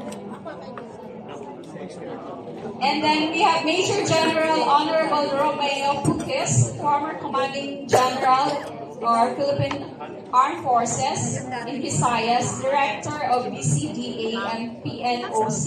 He is also consultant and National Security Council. Let's give them naman a round of applause. And of course, we have the businessman, civic leader, and philanthropist, former President, Rotary Club of Manila, Honorable Joaquin Rodriguez. Let's give them a round of applause, please.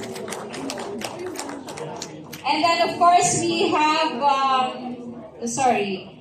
former presidential consultant, Congressman, and Governor of Palawan, current chairman of Games and Amusement Board, Honorable Khalil Mitra. Let's give them a round of applause. Gentlemen and ladies, can you please move forward for a photo op? Sir Manny, can you lead our panelists and, of course, our keynote speaker here in front? May we have the camera, Sir Ronald? Ladies and gentlemen, can you please move a bit here in stage? So for the photo. Sir Manny, please, can you move? Attorney Manuel, Honorable Romeo, Poquiz. All right.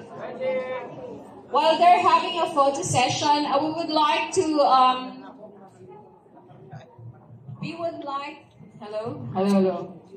We would like to announce that the lunch session will be from now 12:30 to 2. You may choose the conference or session hall where you want to join. Conference room 401. The topic will be enhancing external defense capability of the Philippines. And it will be moderated by Major General Romeo Poquiz and facilitated by Attorney Al Bitangkol, columnist, writer, and also an engineer of the Manila Times. And the speaker will be Brigadier General Jose de Marpuli, Dean of Academics, Philippine Military Academy, and former military advisor to DFA Secretary. That's in Conference 401. And in Conference 402, we have a topic, civil defense and disaster management amidst rising global tension. The speaker is Dr. Ted Herbosa, the former DOH Undersecretary and Executive Vice President of the University of the Philippines, Medical Advisor of IATF. Moderator will be Attorney Carlos Khalil, the former Baguio Senior Administrator, PMA Superintendent, and to be facilitated by Mr. Ronald Ramos. He is the Actuarial and Insurance Executive. That's Conference 402. In Conference 403, we have a topic, Understanding the Maharlika Investment Fund. Speaker is Mr. Zeno Ronald Abenoja. He is the Undersecretary and Chief Economist, Department of Finance, facilitated by Mr. Lambert Tan, Business and Investment Consultant. He's also the finance head of this events committee.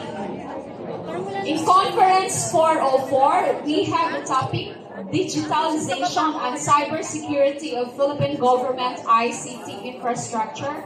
The speaker is Mr. I. Sinieres. He's the Senior ICT Consultant, former Director General of the National Computer Center. It will be moderated by Mr. Carlo Maceda, mathematician and consultant, and to be facilitated by Mr. J. Francisco. He's the business consultant. That's in Conference Room 404. And the last but not the least, the Conference 405, we have the topic, the future of renewable energy in the Philippines. We have speaker Mr. Dr. Bert Hashimoto, engineer and deuterium advocate. There was one who asked who's the deuterium guy, so this is Dr. Bert Hashimoto. To be moderated by Mr. Mike Alunan, management consultant and business editor of Manila Bulletin, and to be facilitated by Mr. Bong, annual socio-economic reform advocate. Lunch will be served at the different conference rooms. So we will have lunch, and then after lunch will be a session. So we may start the session at around 1, and then it will be finished at 2 o'clock. And we hope to have you back here, congregate in the plenary hall. Thank you so much. See you back.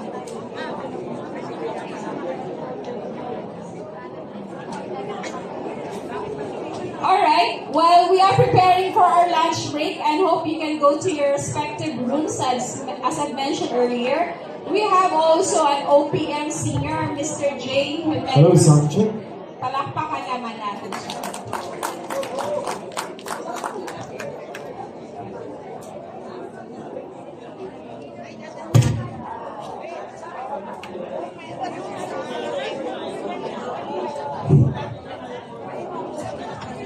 Yung mic nga po pa-echo. Salamat po, audio.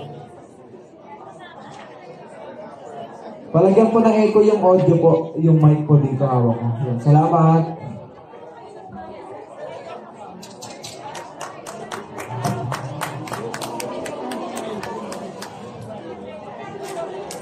Alright. Good afternoon po sa lahat ng mga nandito. Since this is a month for the women, I'm gonna try to play sing a song here na paborito ng mga kababaihan. This is a very famous song. Sana magustuhan niyo. May audio tayo. Alright, thank you so much for the invite, Cody. I'll fall in love. And also, Sir Manny Lopez, thank you so much. Maraming salamat po.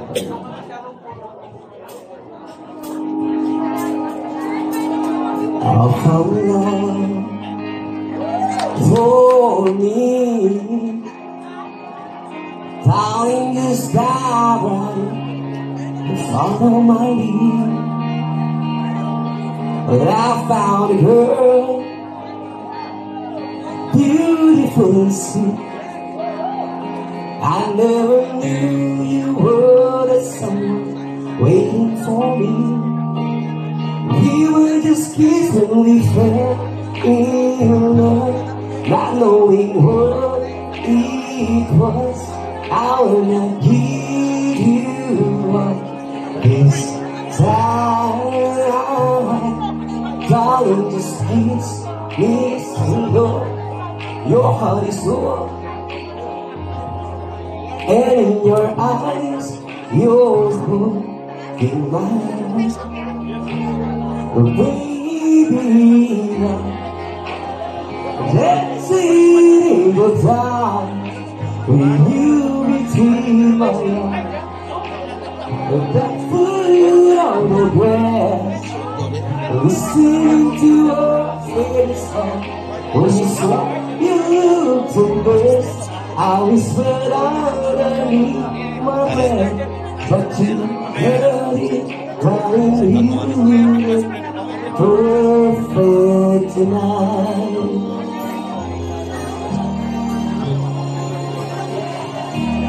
Well, I found a woman stronger than anyone. She sings my dreams up over Sunday. I tell her, oh, I found love to carry more than just my secrets. To carry to get over all. We used to think I was so sweet, like I didn't guess. Oh, that's how it be.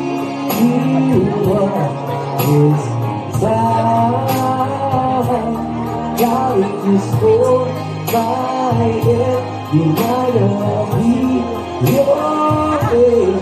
I see the future in your life, baby. Dancing in the dark, with you between my arms, barefoot on the ground, listening to our favorite song. You said you looked the best. I whispered underneath my breath, but you heard it, darling. You look perfect tonight. Woman power, yeah. Favorite talaga ng mga women to song na to. You look perfect tonight, ladies. You look so perfect. Yes, women in power. Baby, dancing in the dark, with you between my arms, barefoot on the grass, listening to our favorite song.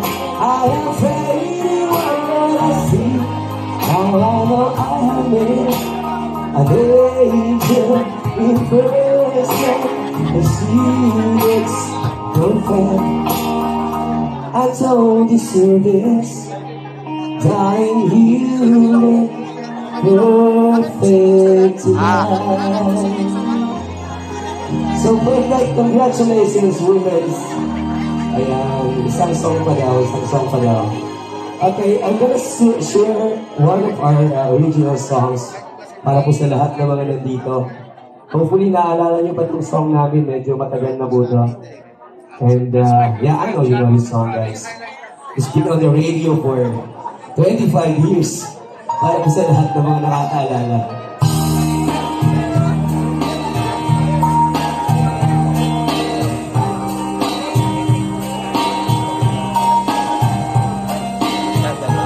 I request to my baby. Hello po.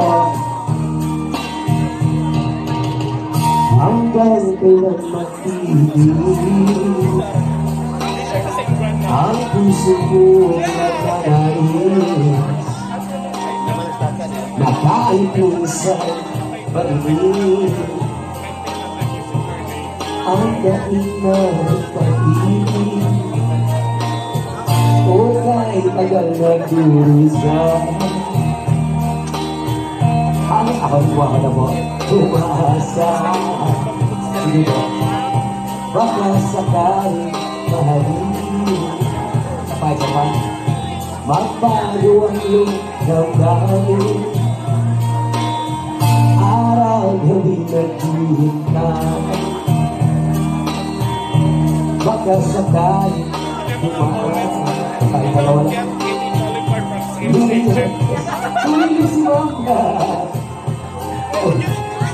Ako iti malamisan,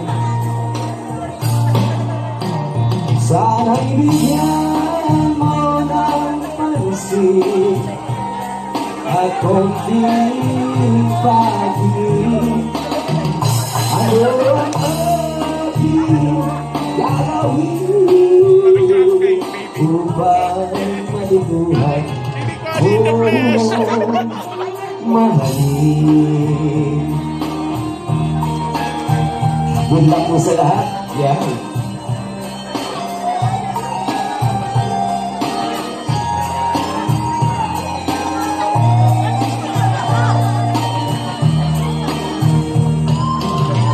Pag di kita nakikita,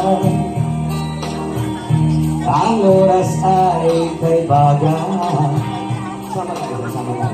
Pag nandiyan ka na sa aking tabi, sama tayo.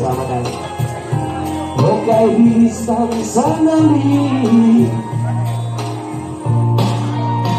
sana'y bigyan mo ng pansin at konting pag-ibig. Ayan, sama tayo dalawa. Ayan. Upang mabubuhay mo ako mahalin.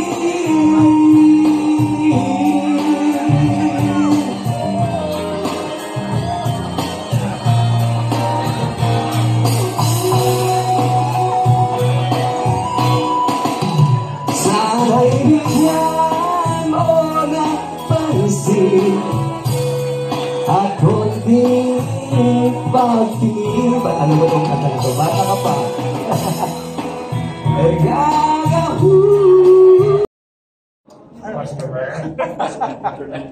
Any techie? My son is the cybersecurity analyst. Oh, good. That's good. Who else? Ano po kayo? Computer programmer. Programmer. Anong language na kayo?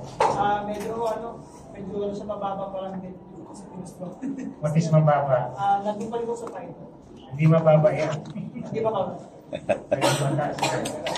Who else? So, the rest are consumers? Yeah. Okay. So, second question, what are your expectations? What are you here? Why are you here pala? Future. Future. Digital. What do you want to know? There was an, according to Steve Hawking, there's a danger, the rise of the AI. Simple. But too much of anything is dangerous. Even water is dangerous. You drink too much, even air is dangerous. Yeah. Diba? I guess that's how it matters. Tama po yung feeling nyo eh. Ako natatakot din ako dyan. But that is no longer technical, it's already political. Yan na yung mayroong evil person na mag-govern sa atin. Yeah. I'm a bishop po regarding sa rights of the Antichrist. Is he going to use the AI? Marami tayong napapanood na dystopian society. Yeah. That can happen if technology falls into the wrong hands. Kaya ang prevention dyan, we should control policy, we should control governance, so that technology cannot be used against us. May danger talaga may danger talaga. Sa akin na it will be used against us, it will be used for us, it will be used against us. Nabasa niyo ba yung libro na yes, sir? Yeah, I'm also most interested about the styling that recently, na parang na-expose siya. Na marami na po pala tayo mga parang na mini satellite in the outer space. That's true. Actually, I'm a reseller of planet.com. Oh, really? They have daily data. Nababasa nila lahat. Yes. The technology is there, the data is there. The challenge is how to use it. Yun yung sinasabi na ang farmer dapat high-tech na. He should know anong soil data, salinity, temperature, wind data, market data. Kailangan ng farmer yan. The challenge is how to deliver it here. Properly. Oo. And that is really a big challenge. For us na Pilipino, na parang nandito tayo pa rin first year. About 8 or 10 years ago, the Chinese hacked even government agencies, computers. Everything can be hacked. Actually, meron akong ikukwento sa inyo again while waiting. I used to be the head of IT at Telecom for DFA. Wow. Oh. Global po yun. One day, I was in my office. Merong Mercado pumasok sa office. Walang appointment, ha?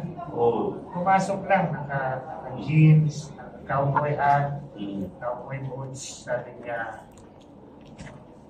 Hindi nagpakilala eh. Sabi niya, I can hack your system. Anytime. Na-offend ako. Siyempre. Ako yung protector ng system. Tapos sabi niya, I can hack your system. So anyway, ayaw ko naman siyang bastusin. So, I asked him to explain. And because of that conversation, may natutunan naman niya. Totoo naman, everything can be hacked. But everything can be protected. Diba? Ang bahay mo Natayo ka ng pader, pwede kang pasukin. Diba? But it doesn't mean na may pader ka, hindi ka naman papasok. Kasi may intruder talaga may intrusion. So, nowadays, the challenge is no one can, I never say that I'm not hackable. I never say that. Kasi pag sinabi ko yun, it's an invitation to hack. Marami dyan nag-aabang lang para i-hack ako. I never say na I'm not hackable. Kasi sinasabi ko, everything can be hacked, but the challenge is not how to protect yourself. Kasi papasukin ka at papasukin. Ang challenge is how fast you can recover. Yun ang challenge. Yan ang pagalingan. Opo, pagalingan ng ID. Yeah. It's the business now of North Koreans. Yeah. Yeah, biggest business. So if you can recover, if it takes you 1 day, 2 days to recover, patay ka na. Nawala ka na ng negosyo. At nanakaw na yung data mo. So the challenge is how soon you can recover, how fast. If you can recover in 1 to 2 seconds, okay ka. Yes, sir. Well, that's the reason why in our case, we normally use data centers in US kasi libre na yung disaster recovery system nila. DRAAS. Local data centers, medyo hindi pa ma-advance yung systems natin dito. Tsaka yung response time nila mabagal. So, we have been into open source as early as 2005. At ang tinuturo sa lahat ng eskwela natin ay halos during that time ay mostly Microsoft-based system. So kaya... I will answer you properly, sir. It was mentioned earlier, no? Dati ako Director General ng National Computer Center. Yan na po yung DICT ngayon. During my time, bawal sa akin mag-recommend ng RAM. So never, hindi pwedeng mag-recommend ng Microsoft. So we never recommended Microsoft. Ang nire-recommend namin, yung process, yung system, at saka yung design outcome. So, fast forward, kung wala na ako sa gobyerno, hindi pa rin ako nagre-recommend ng Microsoft. Ang sinasabi ko lang, consider all options. But in private conversation, wala sa nagyata nakikita. Open source ako. Open source advocate ako. Kasi, mahal talaga ang branded. Huwag na natin tawagin ang pangalan kasi branded, mahal. At fast forward, magmula nung time na head ako ng NCC up to now, gumaling na rin ng mga Pilipino. We can now manage open source. Ako marami akong team ng open source. Kasi, halimbawa na lang, ang lahat naman ngayon gumagamit ng Microsoft Office. Oops. Mahal talaga Office. Pero, sinasabi ko dyan kung hindi mo kayang bumili na Rolls-Royce, huwag ka magnakaw. Magbisikleta ka na lang. Kasi mas mura yung bisikleta. Bawal din kasi ang pirata. Kung hindi mo kayang bayaran ng Microsoft, huwag mo nagkawin. Kasi that's stealing the shell. Diba? Stealing the property. So, kung hindi mo kayang bumili ng Rolls-Royce, ayaw mo rin ng bisikleta, kaya kitang tulungan para magkaroon ka ng Kia. What yun lang? Open source. Mayroon ng open office eh. Dati meron Star Office, meron open office. So, and then, sa operating system, mahal din ng Windows. Diba? Meron ng Linux. Matagal na actually yung Linux eh. May-improve lang ngayon. So, meron ng Ubuntu. So, naroon ng mga barangay, hindi na kaya bumili ng tablet. Ano naman sila? Open source na lang sila. I'm willing to help anyone. Anyway, before I start now, nung ako head ng NCC, ako yung namigay ng mga software sa mga local government. Pinamigyan namin lahat libre. In the end, ako rin ang nasisi. Kasi nag-crash yung mga system nila. Sabi sa akin, Director, nag-crash yung system namin, ikaw may kasalanan. Sabi ko, hindi ako may kasalanan kasi niload nyo sa hard disk. Napuno yung hard disk nyo. Kaya nag-crash. Kasi nung time na yun, wala pang local area network. LAN. So ngayon, gusto ko balikan lahat yun. Sabihin ko, hindi, I'm offering you a free system. Hindi na ito magka-crash. At kung wala kayong pambayad sa branded, bibigyan ko kayo ng source. Okay. Do you want to start, guys? Yes. Maraming nagtatanong, what is digitalization? No?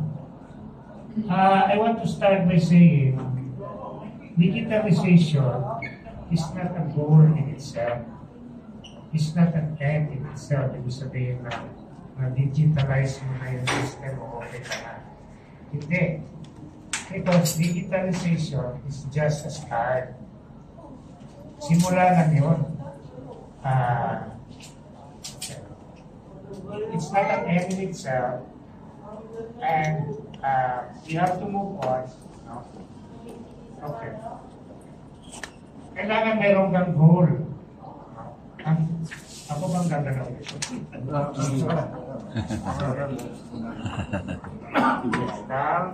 Ay, wala? Joel, sige.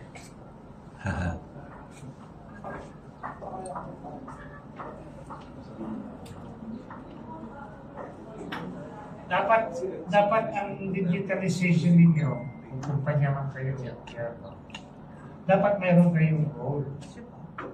Dynamic dapat, hindi yung static. Nag-install ka na ng Microsoft, meron ka ng Word, meron ka ng Excel, meron ka ng business permit licensing system. Happy ka na. You should have a goal. What is your goal? I would say your goal should be more profits. More profits, more efficiency, more productivity, and more market dominance leadership. At least meron kang tinatanaw na goal. Kasi ang computer, ang hardware, software, tools lang yan. Tools lang yan towards a goal. So you have to know what you want to do. You have to know where you are going. Ang intindi ko ng digitalization, kino-convert mo lang yung physical record, no? At saka yung paper forms mo into electronic records sa digital forms. But pag na-convert mo yan, huwag kang tumigil kasi hindi ka dapat masaya. Now, one common problem, na-convert mo lahat, hindi mo ma-retrieve. Okay, yan ang problema. No? I remember in my younger days, I was a mountaineer. Lahat ng gamit namin sa bundok, nakalagay sa backpack. The challenge is not really kung kaya mo gamit lahat. The challenge is kaya mo mag-retrieve yung gamit mo when you need it. Kaya mo mabutin sa pack mo. In computerization, maraming nagtatayo ng mga system. Naka-file lahat, hindi mo ma-retrieve, therefore hindi mo magamit. Now, ang problema ganito, nung araw, siguro about 5-10 years ago, ang retrieval, ang search mo, hanggang title lang. Headers ang tawag. Ngayon, hindi na.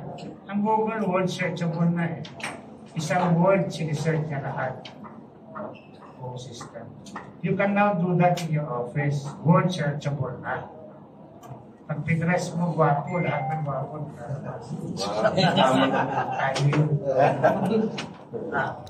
What is the use of digitalization process if it's still a standalone? Hindi siya interconnected eh. I remember when I, again, head of NCC, I was connected si Ronnie Zamora. Sabi niya sa akin, I will tell you what your job is. Your job is to interconnect the information islands.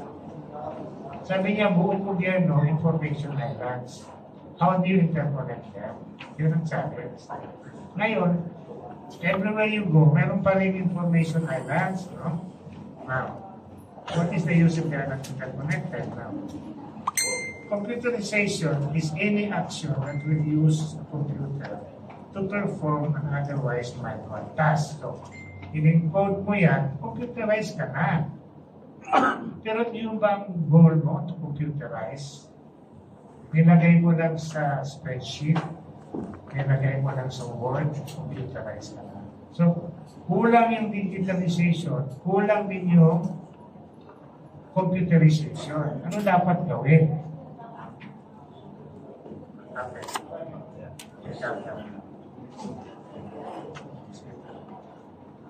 Ginagawa kasi natin typewriter yung computer.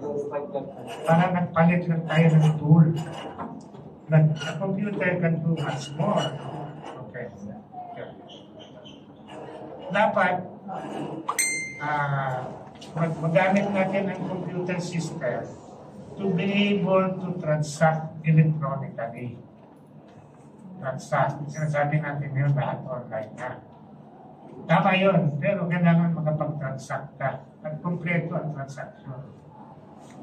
Bumili ka, binayaran mo. Diba? At na-deliver sa'yo. Dapat full cycle. No? Okay.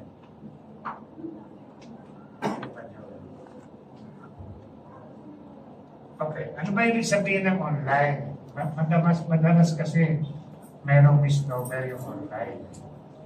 Ang ATM, hindi yan totoo online. Kasi right now, ang mga ATM sa Pilipinas, hindi pa dumadaan sa internet. Kaya yung mga ATM machine natin ngayon, analog pa lang. May keypad, analog. Sa ibang country, browser na ATM. Touchscreen na. At dumadaan na sa internet at gumagamit ng internet protocol, hindi siya gumagamit ng lease line. Kaya mabagal ang mga ATM natin ngayon kasi hindi pa dyan, dumadaan lang sa phone line, dumadaan sa DSL. Siguro malayo pa tayo bago tayo makarating sa IP-based or internet-based na ATM. Instead of digitalization, our goal should be automation. Yun dapat ang goal, automated na lahat, and fully automated. Hindi lang yung partial. Ano yung iba-ibang uri ng automation? Kanina sabi, yumaman tayo lahat dapat. But dapat ang unang yumaman dito, farmer. Yes. Diba? How do you make the farmer rich? Kailangan magkaroon ng farm automation. Diba? Kailangan din magkaroon ng office automation. Can you imagine kung mayroong office automation buong gobyerno? Napaka-efficient. Kami Sorry po, we're late. Ibayan dito ha. Libre kahit kung may bayan. I would like to introduce to you our substitute moderator, Ms. Derlene Maceda. She is the commander of another IT guru, Mr. Carlo Maceda, who is still on his way to our meeting. So, in the meantime, you have our number one IT guru, Mr. Aisinere, and with her lovely assistant, Mr. Lee. Whenever you choose. It's a surprise. Thank you. Welcome everyone. Tuloy lang natin, no? Yes.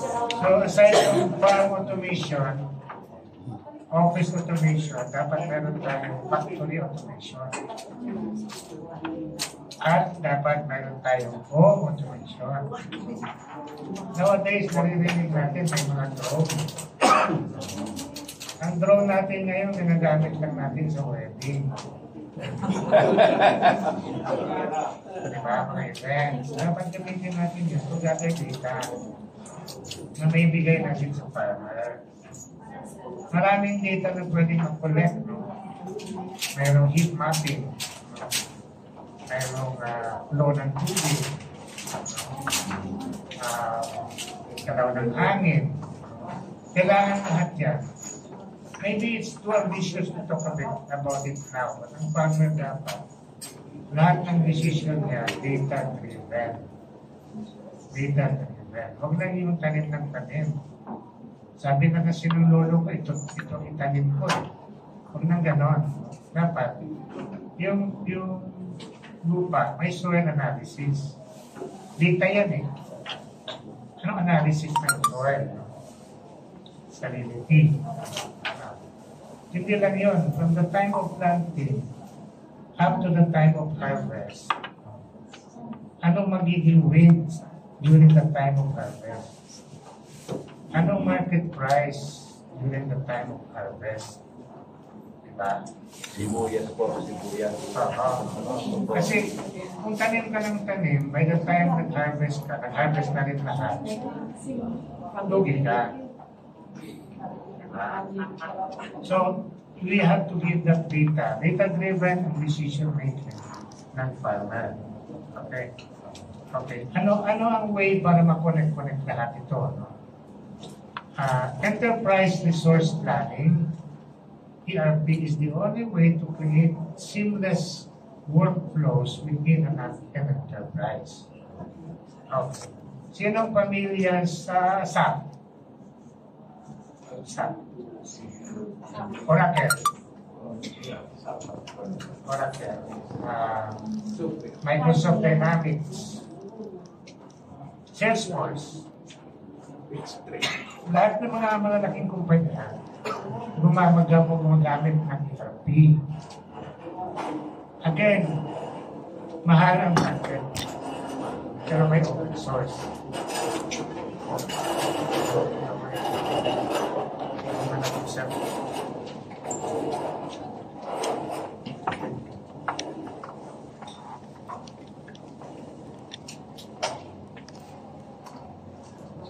Pwede na magkaroon ng ERP na open source.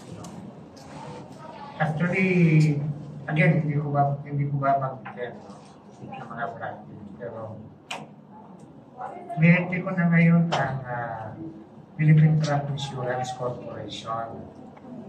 Nag-i-implement kami ng ERP. Sabi ko sa Presidente,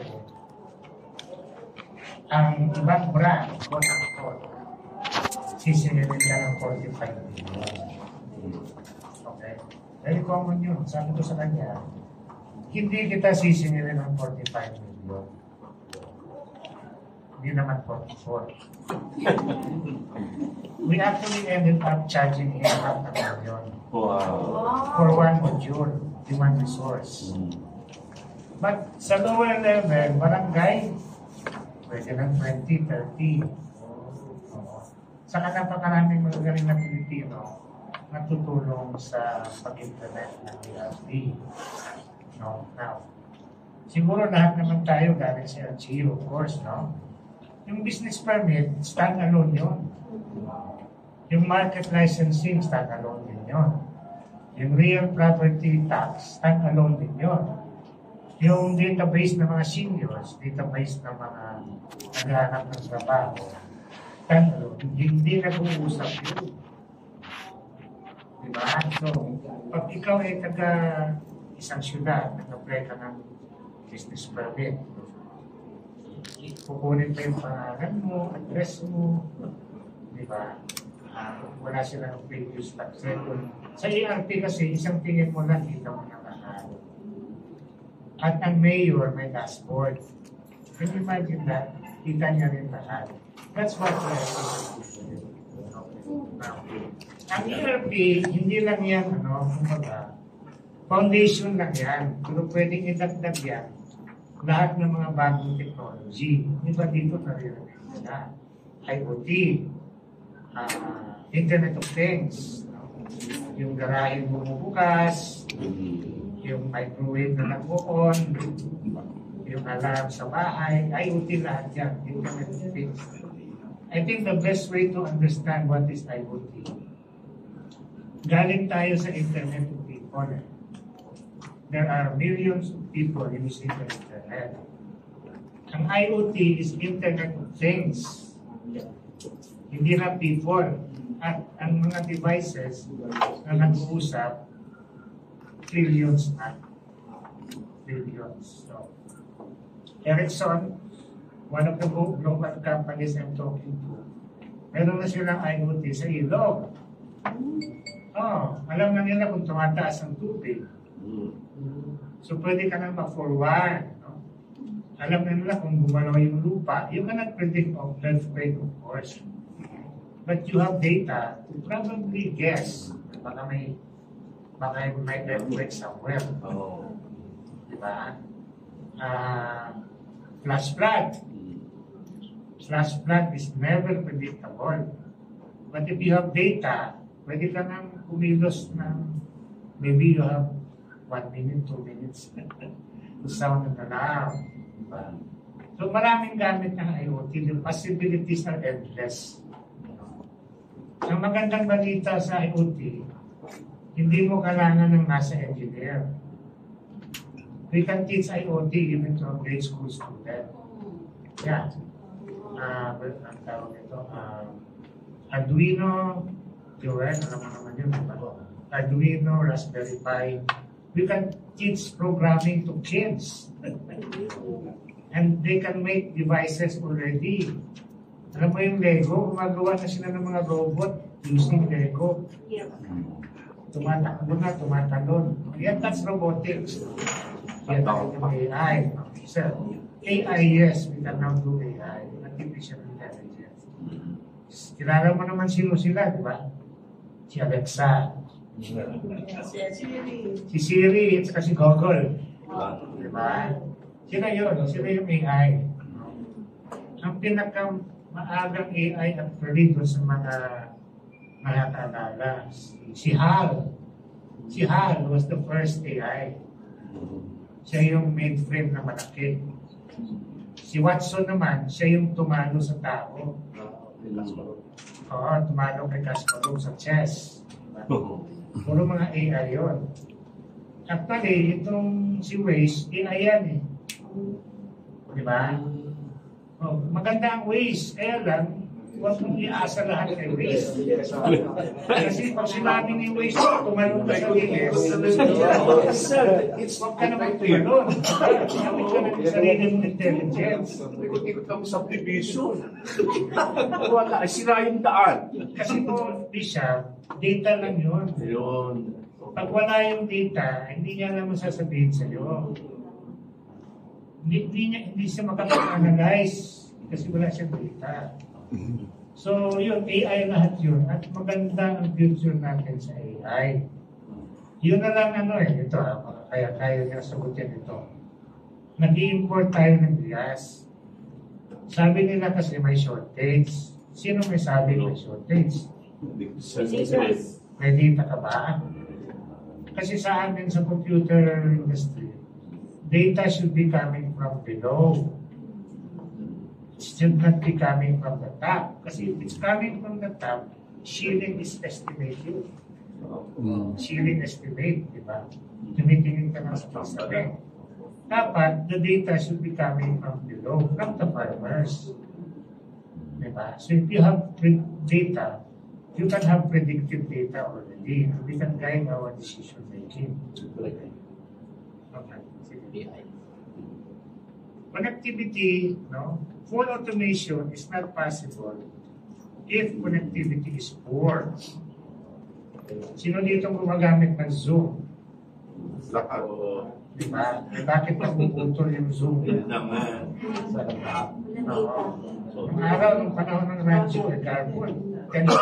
Carbon. Ganon din ngayon. Diba? Carbon din.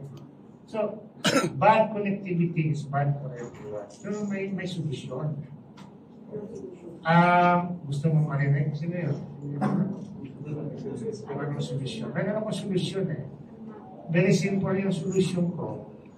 Matagal ko nang sinasabi, pero kasi walang masyadong nakikinig sa akin. Sana makinig kayo. At tulungan niyo ako mag-propagate. Okay. I will start with a bandwidth map. Nung ako'y pumunta sa Japan, nakita ko yung bandwidth map nila. Mapa. Alam nila kung nasaan ang bandwidth. Lahat ng bandwidth alam nila. Doon pala sa Japan, mayroong batas na pag nagkukay, yung relays, yung kalye, yung tubig, yung kuryente, yung kable, dapat maglatag ka na ng fiber. Automatically. At yung fiber mo, isama mo sa bandwidth map. At ang bandwidth map nila, hindi lang wired, pati wireless. Yung mga galing sa Amerika, alam niyo ba kung bakit bumilis ang implementation ng IT doon? Wala silang right of way problem kasi binaw nila yung fiber along the rails. Fiber along the rails. Dito sa atin, home along the rails. Now, sa Pilipinas, dito sa Makati lalo, ang dami ditong fiber na ang tawag dahil hindi buhay. Pero nandiyan. Along East Avenue, no? At saka, ano ba yun, yung isang street dyan sa Quezon City. Kung nasaan yung KTI, Art Center, Art Center, Quezon Avenue ba yun? Punong-puno ng fiber dyan. Punong-puno. Ang tawag ko dyan, Bopis Avenue. Hindi lang interconnected. Sama-sama. So can you imagine, if you put interconnected, lalakas ang internet natin. So problema, ayaw mag-usap yung mga telco. Kanya-kanya. Tawag sa wall, kanya-kanya. Ija-ija, aho-aho. Ayaw magkita. Naalala niyo yung type na yung smart at saka group, ayaw magkita. Long distance pa. Sa amin sa probinsya, there was a time, 3-4 yata ang local telco, hindi magkita. Tinatawagan ko yung neighbor ko, long distance. Kami bahay.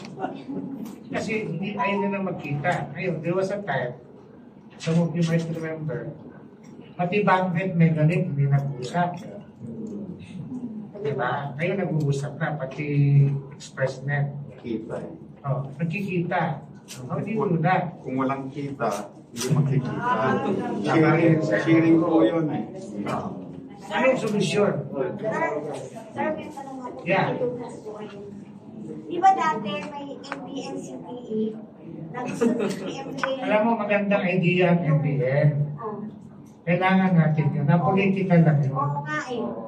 Eh, di ba ang nagpaan sa kanya ang mga Ayala at mga Lopez? It doesn't matter who builds it as long as it's built. Hindi, what I mean is, sila yung parang, Kahit na naman sususan, diretsuhin na lang kita. Sa ibang country, nandun na sila sa internet 2. Tayo nandun pa tayo sa internet 1. Malayo tayo. NBN dapat, hindi na po politika yan. Bakit po? Dahil sa telco. Ay, hindi mo papigilan ng politika man. Dapat ang decision natin, technology lang. But we need it. But hindi nga nag-uusap eh. Alam niyo ba, marami nang dumating dito sa Pilipinas na landing ng internet. May nag-landing na sa Marinduque, may nag-landing na sa Quezon. Ang dami nang landing. Hindi nga nang nag-uusap. Puro landing, walang talking. Ang solusyon ko dyan, very simple, dalawa lang. Nandiyan na ba tayo? Interconnection agreement. Interconnection agreement. At pass-through agreement. Ano yung bypass?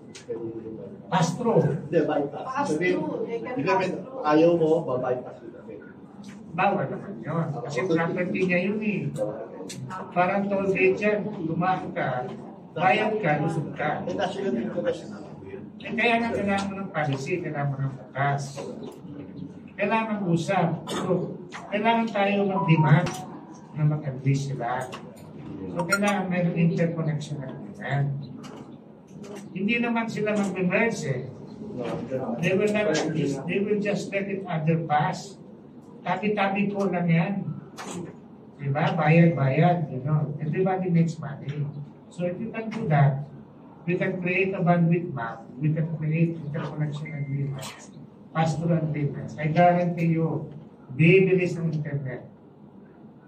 Bibilis ang internet. At ang magiginabang tayo, hindi na yung grid. GRID. Hindi, iba yung breed. Hindi yung breed ng mga big companies. GRID. Okay, nasama tayo. Okay, friendly protocols, patas lang yan, executive order yan. Ngayon, meron isa pang innovation na pwedeng gawin. Internet exchange ang tawag po. Nakikita yung iba-ibang telco sa isang exchange. Or hub. Para nung araw yung PBX, yung localist. Ayaw naman yun na magkita. Kasi yung big company, ayaw niya expose yung system niya doon sa smaller company. But to prove to you na pwede ito, nagawa ko na ito doon sa PCSO. I used to be head of IT for PCSO. Kinausap namin yung dalawang telco, pumayag sila, but only for our own needs sa amin lang. PCSO lang. Kaya bumili sa internet ko, kasi nagkita yung dalawa. IX ang tawag yan. Or NIX, National Internet Exchange. So lahat yun. Pinagsama mo, bandwidth map, interconnection agreement, pass-through agreement, IX, bibilis talaga. Okay. Now, local cash. Mabibiste yung iba dito, how would you are? Who remembers torrent? Kayo na remember ko. Yes. Torrent. Hindi si torrent. Torrent used to be a provider of music na illegal. Ang problema, bandwidth hungry, kinakain yung bandwidth. So, doon sa NCC, yung ginawa ko, nag-local cash ako. Lahat ng music, nilagay ko sa server. Para yung mga tao ko, hindi na nag-access sa torrent. Sabi ko, nandito na lahat yung na kayong lumabas. So, bumili sa internet ko, local cash. Okay. Lahat tayo, pag nag-internet tayo, may tinatawag na cookies. Yes. Hindi yung kinakain. Lahat tayo, pag nag-internet, nag-fetch tayo ng cookies from mostly one wheelchair ba? Sa America.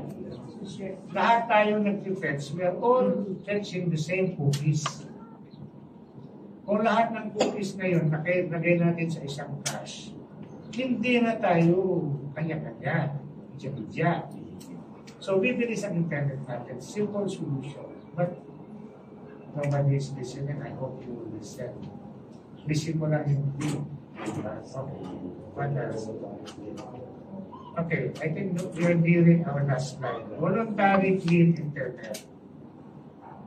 Ginawa ko na rin ito at bumilis na rin ang internet natin because of this. Do you want to know what it is? So what's the volunteer? What is clean internet? Walang porn. Walang porn. Walang hate site. Walang violent site. Alisin mo lahat yan, bibilis ang internet. Kasi 90% ng other people, not me ha, 90% ng other people, porn na naman. Yan sir, online gambling naman ba? Yeah, everything yan sa bandwidth. But, clean internet kasi, you cannot do that nationwide. You can only do that in your workplace. Ang ginawa ko, dun sa workplace, pinagbawal ko during office hours. Binuksan ko lang after office hours, wala kayo sa Keynote. Diba? So, yun. Music sites, port sites, papabaga ng internet. All together, pag inadap yan, bibilis na lang ang internet. Yung yan na ba yun? Okay. I will end by telling you something. Ako, tingin ko sa sarili ko, medyo magaling na ako sa IT. At tuwing nakakita ako na mas magaling sa akin, sumasaludo ako. Okay. Does anyone remember Louie Cassandra? Nalala mo si Louie? Louis Casambre used to head what is now the ICT. Parang isa siya sa mga pumalit sa akin. Sabi na sa akin, Mike,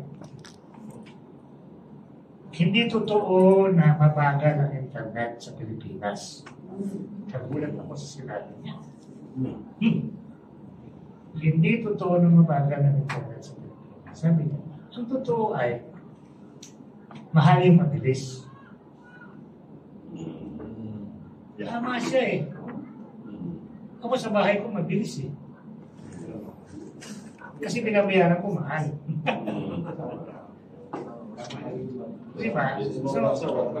So, hindi talaga totoo na mabagal ang internet sa Pilipinas. Eh paano ba naman? Mayroong public wifi, lahat gumagamit ng libre. Eh parang EDSA, mabagal talaga. Diba? So anong solusyon? Gawin mong mura yung mabilis. Can we do that? Yes. Do you believe? Do you believe? Yes. Yes. How? Yun na yung solusyon ko. Diba? Bandwidth map, interconnection agreement, ano ba yun? Yung local cash, IX, lahat yun pwede. Now, we're so happy. Mayroon ng Elon Musk, mayroon ng Starlink, nakuha na ni Henry C. Jr. yung data lake, no? Nag-apply na rin ako doon, reseller na rin ako. Pero, parang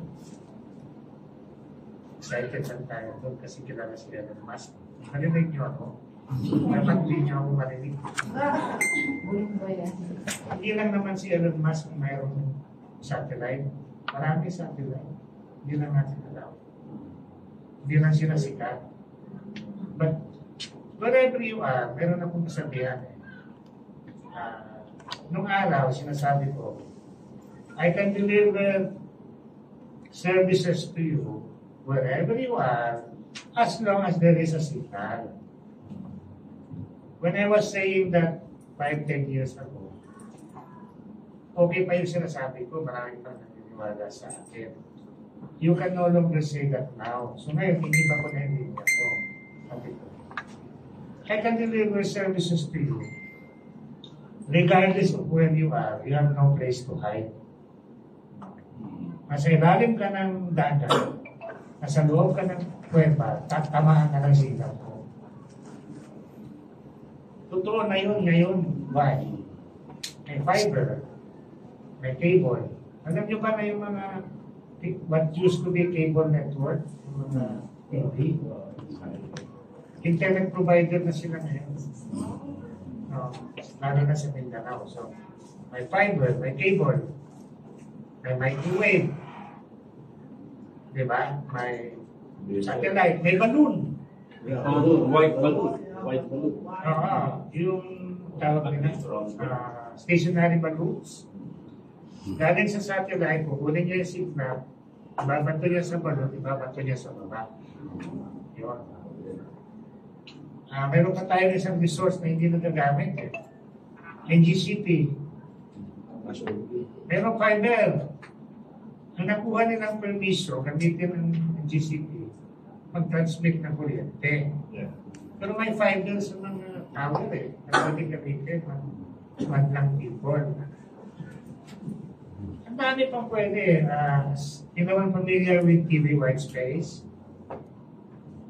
Na-testing ko na yan, na-prove ko na it works. And nung nag-conference kami ng Microsoft sa Bataan, pinakita natin sa amin, it works.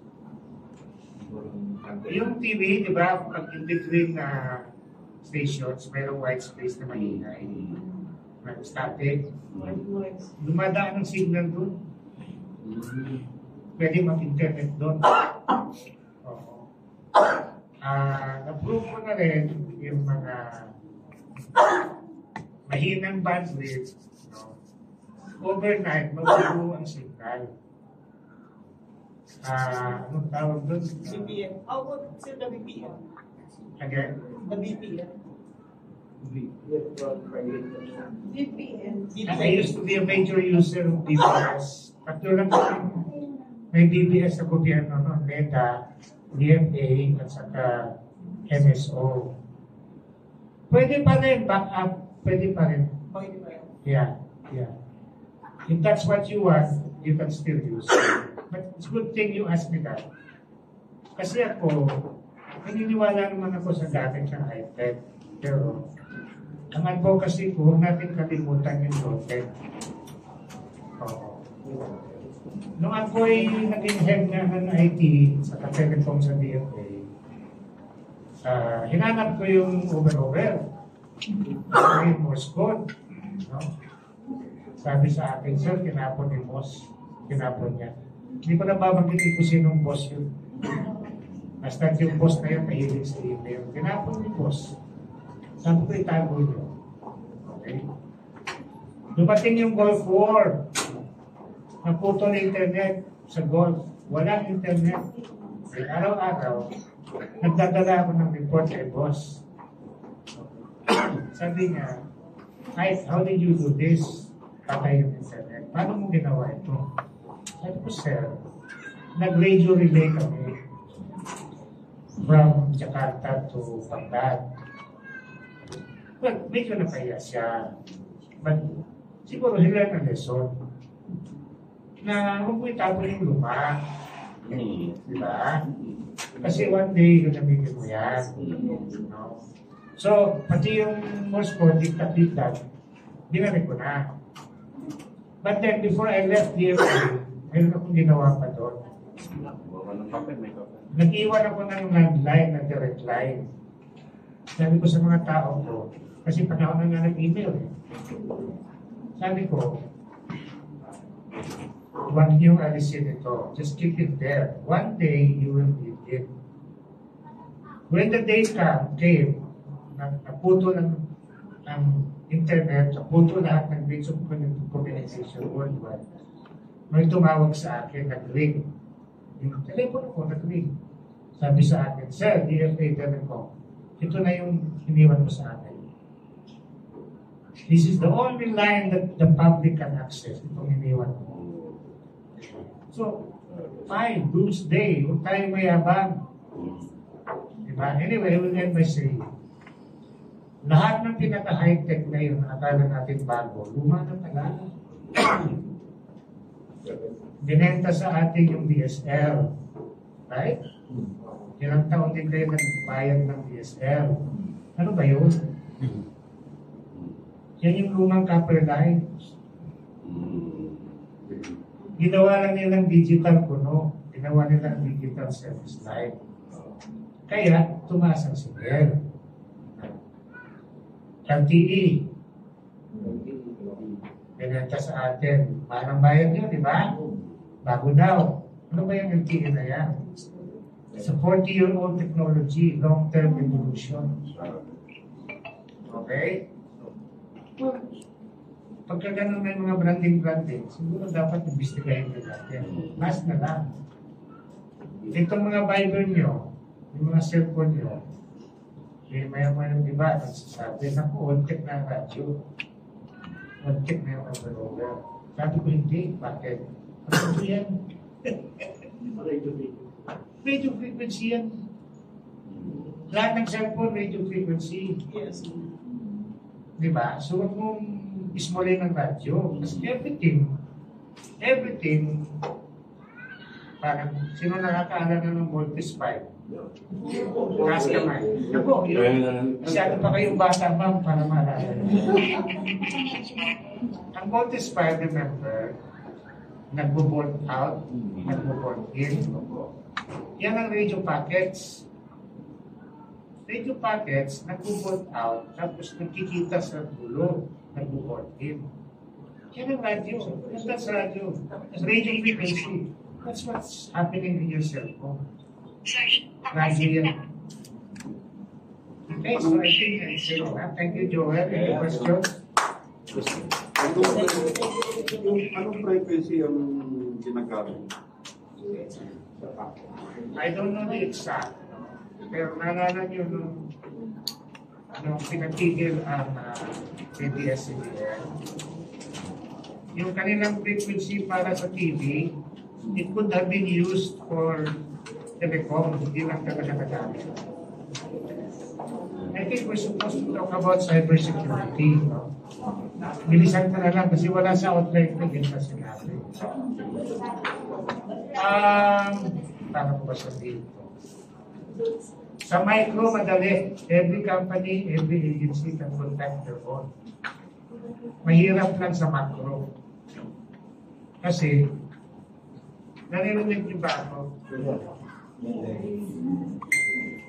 Marami kasing foreign owners sa termo natin. Kaya, mahirap sabihin na hindi nila makikita yung data natin. Kasi sila part owner. Diba? May solusyon dyan. Ang solusyon dyan, yung isang rule na ini-implement ko na sa mga kliyente ko. Sinasabi ko, sir, bulag ako. Hindi ko nakikita yung data nyo. Post na. I cannot see your data. Kung gano'n ang rule, pwede. Kahit China owner ng sinabi ko gano'n. Kahit China owner ng cloud, no problem. Kung bulag sila, host lang sila. Now, unfortunately, sa Pilipinas, wala pa tayong data sovereignty law. That's why sinasabi, kayo ba nagsabi ko, sa US kayo nagpo-propose. Kasi pwede pa yun, sir, ngayon. Sa Singapore, mayroon na silang data sovereignty law.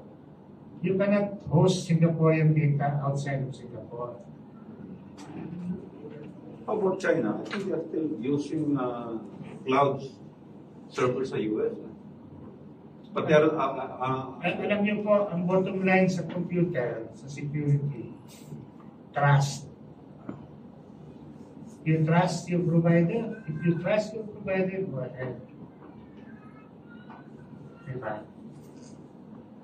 But if you do not trust, you look somewhere. Ako, hindi ko babanggitin yung mga local data host, no? Pero marami hindi nagtatrust eh. Mabagal kasi silang response. There are many reasons. You can imagine we are 24/7. You go to the US host kasi you trust them. Yes. That's your option as a consumer. Yeah. Pero, ilang ba ang data recovery nyo? Isa lang? Disaster recovery? We are using DRAAS. Meron akong architecture na ginamit ko sa APEC because I used to be team leader also of APEC IT, no?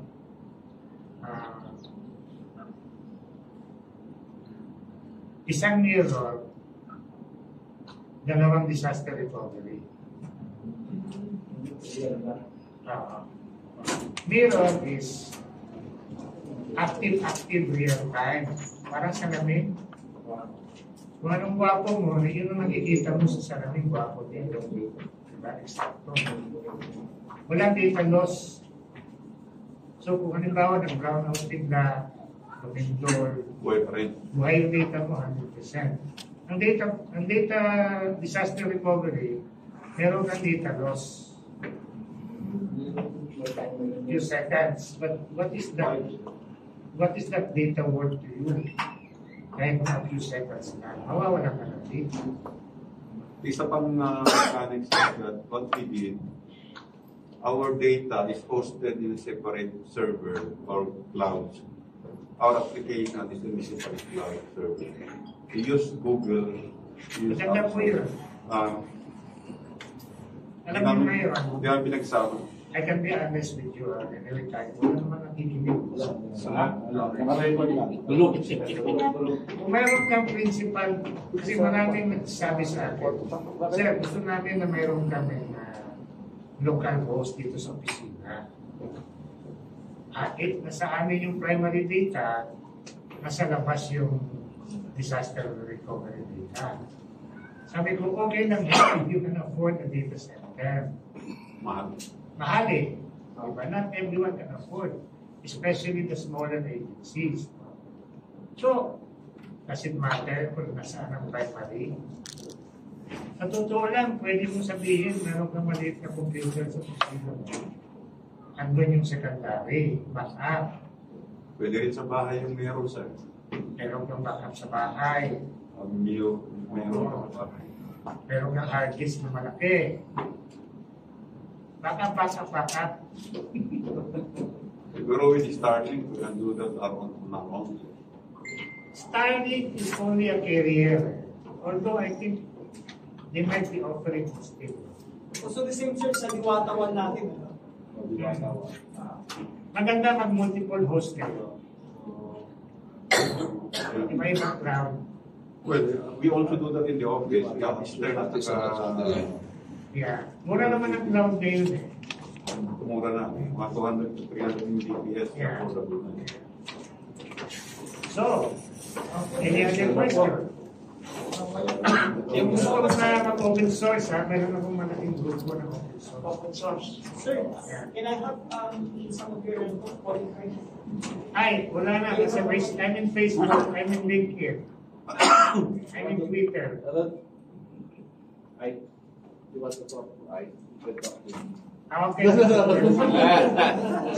We can do it. Your manager. We are. Sir, what is your name? Yeah. iCloud, Seneris. Seneris is the ano pa niya? Without an M here. Oh, Roy Seneris. Ayun, yan ang tanong ko, Roy Seneris. Brother of Roy Seneris. Younger brothers. Yeah. Ay, ma'am, pero kayo na ako as moderator. Ay, oo nga. Oo nga, nawala na yung aking moderator. Dapat ikaw yung question and answer. Question and answer na po eh. Yeah. Okay, let's give at least 3 minutes of attendance to her. Okay, I will wrap. But you're not AI, hindi ka robot, ha? Okay, yes, let's be man, please. Ito yung tayo ba? Ito para makita naman nila yung Kasi I was tasked to have this job as part-time, substitute moderator because of my husband. And he's in Rotary leadership of, training today. So, sabi niya, your place. And actually, nandun ako sa kapila. I was forced to, forced talaga. But then, ang ganda po ng natutunan natin today, yung po palang task will interconnect the present today. Siyempre po tayo, mga millennials. Diba po? May mga I'm also a graduate of BSBA major in computer science. So, nag-start kami ko, programming pa lang, Visual Basic, Lotus 1, 2, 3. Sabi ko, buti na lang, nag-nurse ako, sa career ako. Para kasi ano ko si Sir, it's actually parang na-stress ako. Sabi ko, buti pa yung mga classmates ko, they are head of the mga computer company sa Taguig, where I'm from. And si Sir, grabe, siguro multi-millionaire na. Kasi billionaire. Kasi yung mga classmates ko, sobrang they're head of the companies. So yun nga po, the technology nowadays, pag you are very knowledgeable with the technology, you have millions and billions of pesos in your hands. You just need to implement kung saan po. Nowadays, yung mga bata, syempre TikTok. A lot of multi-millionaires, they integrate their product into, so that's the power of multimedia. Into programming and computer, everything putting together. Like, congratulations to us and Sir Ramon Seneris, thank you for all the knowledge you put in each of everyone. Let's give him a round of applause.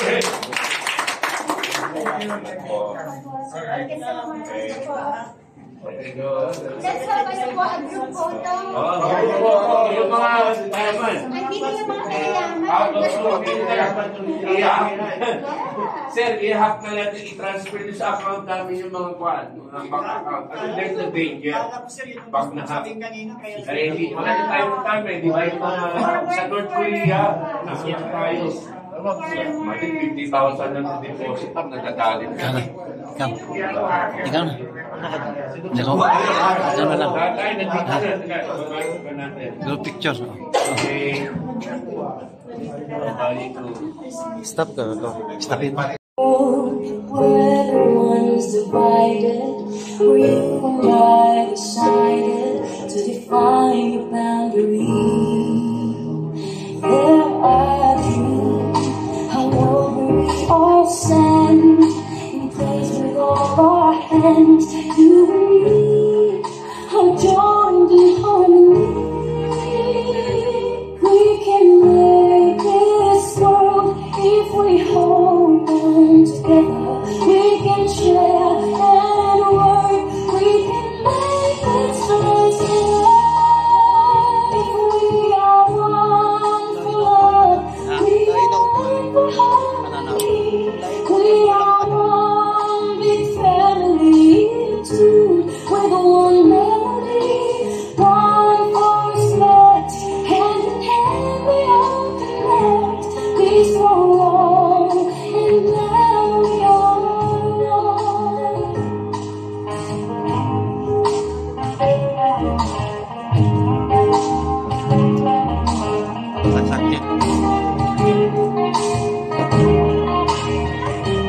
It's our world, let's begin to understand. We must protect our land, you and me. Let's work in harmony. Let's rebuild this world. Listen up from one another. No more space for voice. We should make this place better. Two songs. Please welcome once again on stage, John Ray.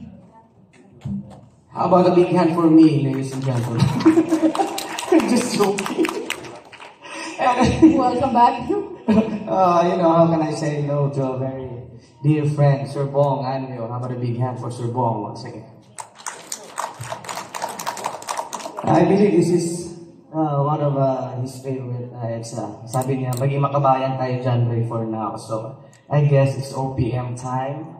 So, sa mga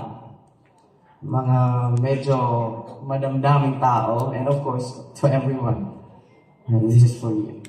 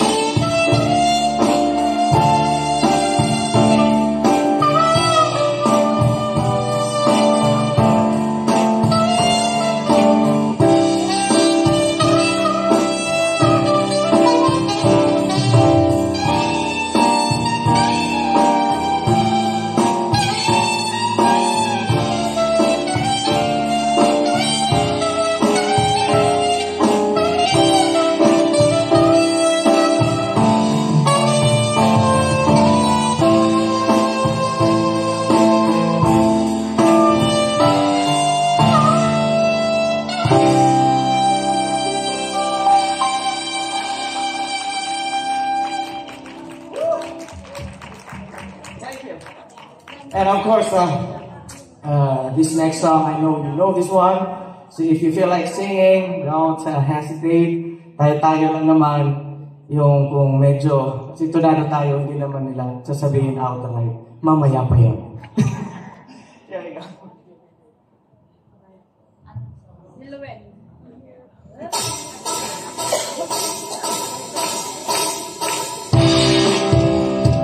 Let's see hands today. Come on, people. Let's light it up. Let's light it up the afternoon. Hey, hey, hey. Okay po ito. So, pwede tinigulong na.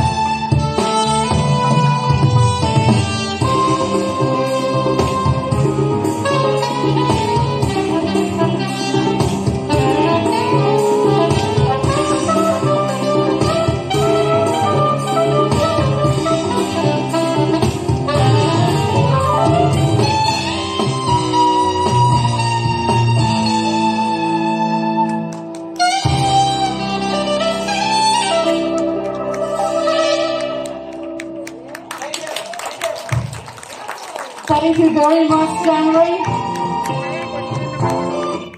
Thank you so much. Thank you very much. Before we move on, let's welcome our Commissioner Judy Angeles Kalimutan of Philippine Commission on Women. We also have here CCFI, General Bishop Alfred Romeo and Group of Bishops. Welcome po. Saliha P. Zakar, Director, Bureau of Muslim Economic Affairs on National Commission on Muslim Filipinos. DIR Maria Lauder Laurel Avariña of Director, Development Bank of the Philippines. Welcome po. Congresswoman Maria Bianca Kim Bernardo. Welcome to our program today. And also Fiscal Akil Israel of Deputy Chief Prosecutor of Manila. Mr. Buddy D.I.R. Peña, Chairman of Cagayan de Oro City. Welcome po to our program today. So before we move on, let's give you a recap of what we had this morning on our Organizing for Filipinos or OFP. Number one, we had a session 8 topic, enhancing the external defense capability of the Philippines. We also have another topic over here of civil defense and disaster management amidst rising global tension. We also have on the other room of understanding the Maharlika Investment Fund. Also, we have the digitalization and cybersecurity of Philippine government ICT infrastructure. And of course, the future of renewable energy in Philippines by Dr. Engineer Bert Hashimoto, our friend. I was in your room. Thank you so very, very much. We've learned a very, very, very informative and intelligent forum today. I myself very appreciated it. And of course, each and every one of you in different rooms for sure. This Leadership 2023, the second year of the brainchild behind us, out of the organizers. Thank you so much. Now we will proceed and go on to our topic this afternoon. Building a strong, just, and prosperous republic. With our keynote speaker for today, Honorable Cesar E.A. Virata, former Prime Minister. Is he in today? We also have on our panelists on economic briefing, Honorable Zeno Ronald Abinoha, Undersecretary and Chief Economic Counselor, Department of Finance, former Director, Bangko Sentral ng Pilipinas on Economic Research.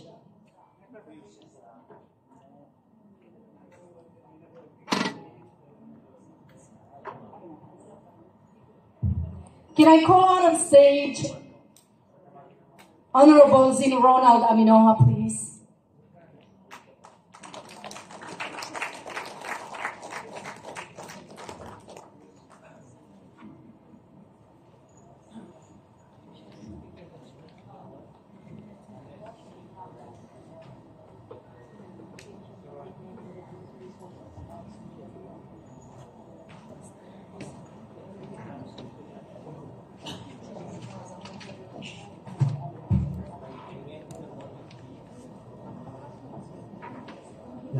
Good afternoon, everyone.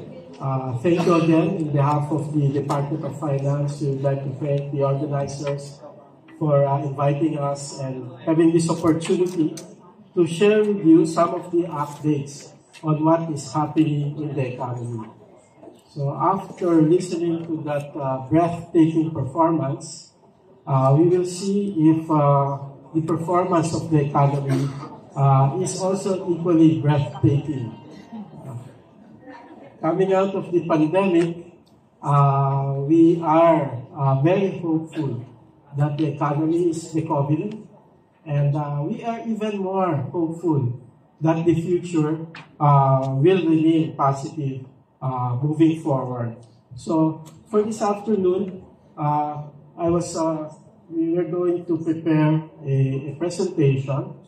We don't know how many minutes we'll be talking, but they said I can go on for a while. So I have here with me about 100 pages worth of slides.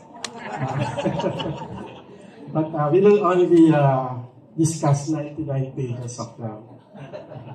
So But we'll try to summarize the presentation. What is the state of the economy so far? So the presentation is called Economic and Fiscal Resilience Amid Headwinds. There are some focus on fiscal situation because I'm from the Department of Finance. The outline of the presentation is as follows.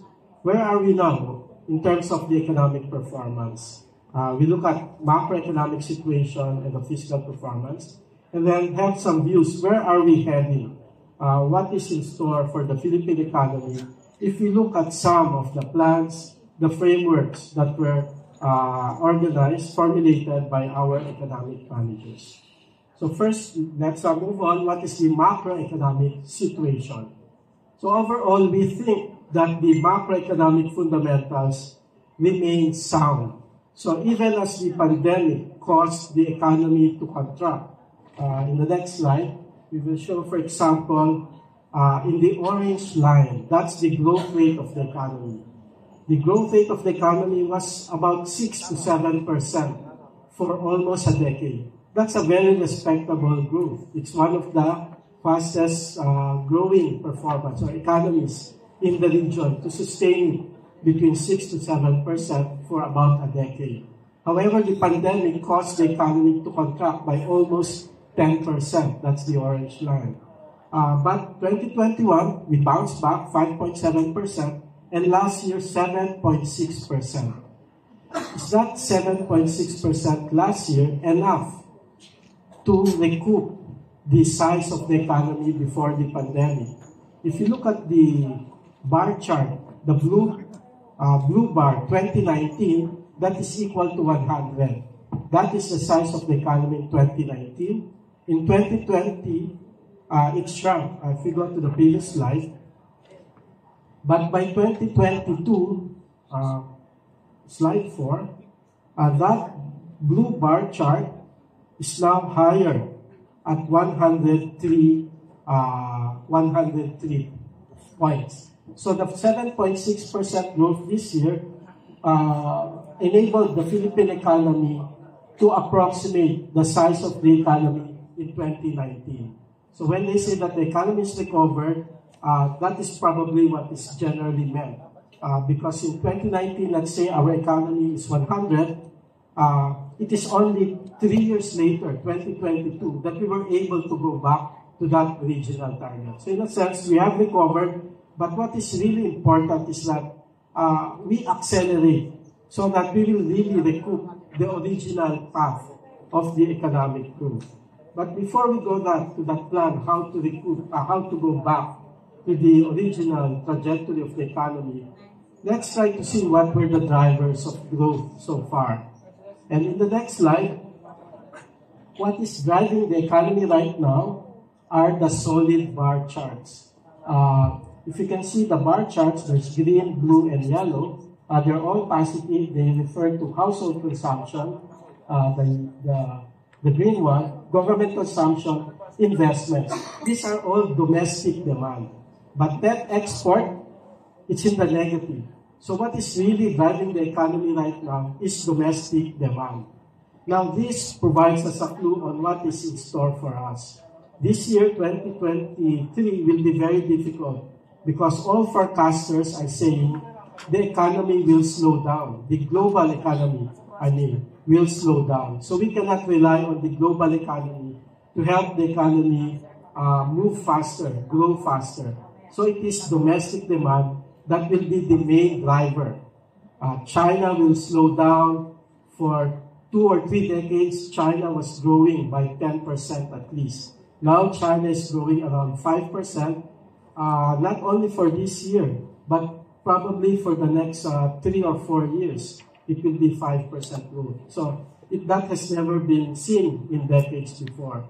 The US and the European economy are growing, but there are threats. There's a lot of threats to those economies. So we have to rely on the domestic economy. It's our consumption, expenditure, government spending, and investments.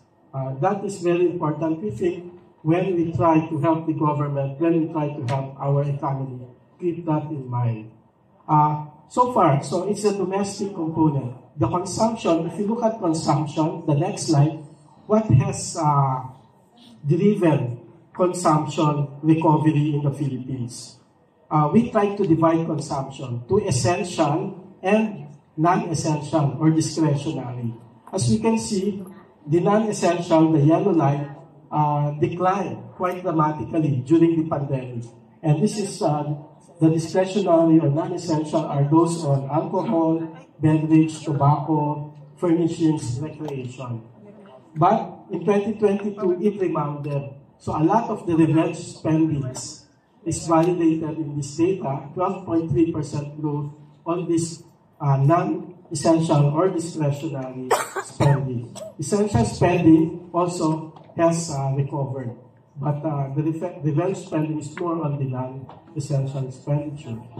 Another component of domestic demand is investments. And in the next slide, we show what is driving domestic investments right now. It's really the green line and the blue line. The green line is on construction, both corporate and government construction, and rebuilding of inventories. Because during the pandemic, there was less production, so they have to draw down inventories. Now they're rebuilding it. And that has been driving investments so far. Now, if you look at the sectoral picture, the agriculture, the industry, and the services, we show here that in the next slide, all of them recovered. But the recovery is most apparent for services, the yellow line. In the next slide, please. Yes, so here we can see that for the blue line industry, it's just the same level as 2019. It has recovered that. For the agriculture, it's about the same as 2019, but it's really the services that has recovered and is much larger than the 2019 levels. So the economy has been recovering overall, but it is not even. Some are gaining faster, some are not. Maybe that could help us when we plan our businesses or when we plan for the future. So which sectors have accelerated so far in 2022? In the next slide, it's the information and communication sector. I think we had a session in the afternoon on ICT. So that has been growing. It's 24% higher than what it was in 2019. It's the financial industry, public administration, health services, and the utilities sector. So all of these are much higher in output relative to their 2019 levels. But some are growing, but have not yet gone back to their 2019 levels of activity. What are these? Accommodation and food serving activities. So ito yung hotel and restaurants. If you compare right now, in 2022 last year, it has grown, but it is only 77% of the original 2019 level of activity. So it still has about 30% more growth to be able to approximate the level of activity back to 2019 levels. Other activities, real estate, mining and quarrying, transportation services, construction. So these are all the contact-intensive sectors of the economy. They are growing, but have yet to fully recover. So that is the situation of the economy now. We are recovering. It's strong growth. Broadly, we are back to 2019 levels, but it's not even. The more contact-intensive sectors have yet to fully go back to their 2019 levels. And the same story is true if you look at the labor market. What was the impact of the pandemic on the labor market? Unemployment used to be just about 5%.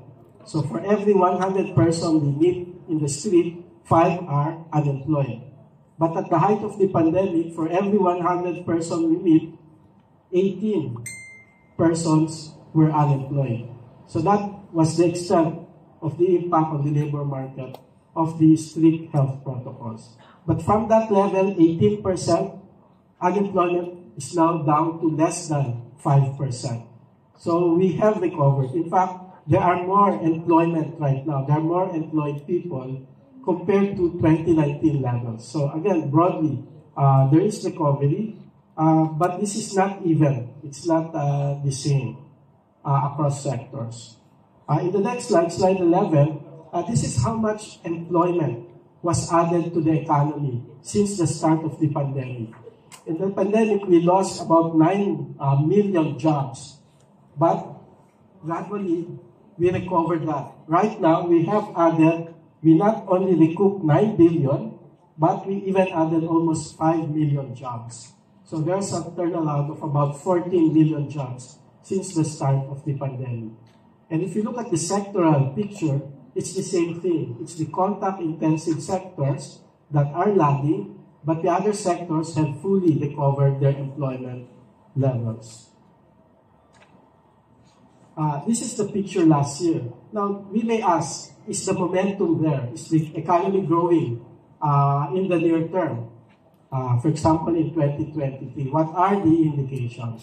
Now, there's this index. They interview the purchasing managers of manufacturing firms. And they create an index out of that interview. If it's 50 or above, it means that firms are planning to expand in terms of employment, in terms of production in the next few quarters. And what we can see here, for example, in the results of the survey, that index has been above 50 for 18 months now, for about 1.5 years now. So which means the manufacturing is poised to continue expanding in the near term. And this is due mainly to new orders and expansion of actual output. And there are more recent indicators. This is for January. For 2023, early indications, for example, next slide. If you look at the vehicle sales has increased by about 29% in January for the first 2 months, January, February, compared to last year.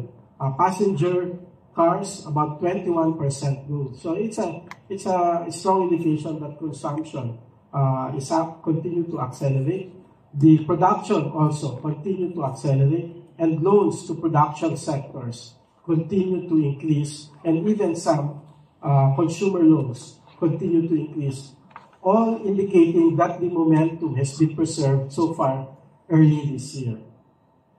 So that's the picture in terms of economic activity. What about inflation? So this is the most talked about, one of the consistent headlines in the business page. So I prepared only one slide about it. So in the next slide, we show here the evolution of inflation. Yung target ho natin for inflation, dapat pagtaas ng presyo ng bilihin, 3 to 4% lang, year on year. Yun yung target natin. It should be between 2 to 4%, middle point 3%. Last year, January to February, 3%, nasa midpoint tayo ng target. But the Ukraine invasion, Russian invasion of Ukraine happened February of last year. Oil prices increased, and we can see here the rapid increase in inflation. From 3 became 4, 5, and then by the middle of the year, it's more than 6%, and ended last year at 8.1%. What is being contributing to that inflation? The blue bar refers to food, the contribution of food. The orange bars refer to electricity, gas. The gray bar, transportation, and yellow others. So it's a combination. At the start, it's just mainly the transportation, the gray and the orange, electricity, gas, and fuels. But by the second half of the year, it's actually food inflation that has been driving price increases in the Philippines until February of this year. And that will be our sugar, our onions, the vegetables, our fish, flour, and bread. So this is what started to be very specific energy drivers of inflation became food specific because of some bottlenecks, and then it slowly spread to other commodities. But right now, if you look at February of last year, of this year, it plateaued from 8.7% in January. Inflation is 8.6% February of this year. So hopefully that is the peak, and then it will go down moving forward because of some direct interventions. For example, temporary importation of some key commodities. So that's the story about inflation. We will talk about it later about the responses on this. But we move on to other aspects of the economy. Very briefly, this chart shows the deficit in the external sector. The green line captures trade deficit. It widened last year, and even in 2021 and 2022, the trade deficit widened because the prices of imported goods went up, and because we were growing last year, 7.6%, we have to import more. So the increase in importation and increased prices of imported goods widened the deficit in terms of current account. But we think this is still sustainable. It is still financeable for three main reasons. One, remittances. Two, BPO revenues. And three, foreign direct investments. So next slide. In terms of fiscal performance, how are we doing? So if I move to probably 3 slides from here, the line chart, we summarize the fiscal health of the government. Next slide, please. Okay, this one. So this one refers to the revenues of the government. The top line is the size of the revenue collections of the government as a percent of the size of the economy. So the tax collections plus non-tax revenues, if you compare it to the size of our economy, has increased to 16.1% last year, 2022. That is above our target of 15.2% of GDP. So there's been, because the economy recovered and increased tax collection efficiency, we were able to collect taxes to finance our spending. That is also shown here in the blue bar, 16.1 for 2022. But for expenditure, if you look at the yellow bar, that's the expenditure of the government. It used to be less than 20% of the size of the government. But because we have to support the economy, it suddenly went up. From less than 20%, expenditure went up to 24.1% of the size of GDP. So that's about 5% of GDP increase in spending by the government. This is on the vaccines, this is on the ayuda, this is all the support services for us to recover from that pandemic. And because of that, if you go back to the slide, the deficit increased. It used to be about 3% of GDP, the line bar at the bottom. It increased to 8.6% deficit, 8.6% of GDP by 2021. But now it's narrowing to 7.3%. We think, again, this is still sustainable, although we haven't seen these deficit numbers for a long time. For about a decade, we were less than 4% deficit of GDP.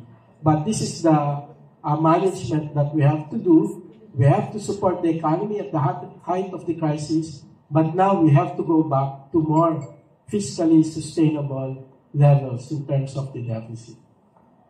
Next slide, please. How about the debt? How much is the debt of the government? Before the pandemic, 2019, we were able to reduce our debt. It used to be around 60, maybe 2 decades ago. It's less than 40% of GDP by 2019. But because of the deficit, it increased to more than 60% of GDP. Now the aim is to move back to less than 60%, and then hopefully in the next decade, it will approximate 40% of GDP. So that's how long the adjustment will be when we have to recover from the pandemic. It will require a lot of discipline in the fiscal sector, not only 1 year, 2 years, but it will require a decade of discipline for us to manage our fiscal finances, bring down debt back to approximately 40% of GDP. But we are positive we can do it because there's a plan to do it. What is underlying that plan? We have to grow the economy by at least 6.5% up to 8% until the end of this administration, and even higher than that after this administration. That strategy is contained in the Philippine Development Plan. Next slide. So this is the strategy for the next 6 years. Just a snapshot. Next slide, please. There are two things about this plan. On the left, on your right side of the slide is the short-term priority. The short-term really is inflation management. So we have to stop inflation right now. And we have to protect those who are affected by inflation. But over the medium term, what we want to do is increase the productivity of the economy, invest more on human capital, invest on infrastructure, so we will generate more jobs and reach that growth rate of closer to 8% consistently over a 6-year period of time. Okay, so the objective of the Philippine Development Plan, in the next slide, is to sustain economic growth, generate more quality jobs, more stable food prices. And it will require modernizing the agricultural sector. It will demand the revitalization of industry and manufacturing. It will make it, the plan will emphasize on reinvigorating the services sector. That will require a lot of investments, not only from the government, but also from the private sector. So this is the plan in terms, that's the snapshot of the development plan. How about the fiscal plan? How are we going to reduce the deficit and the debt moving forward?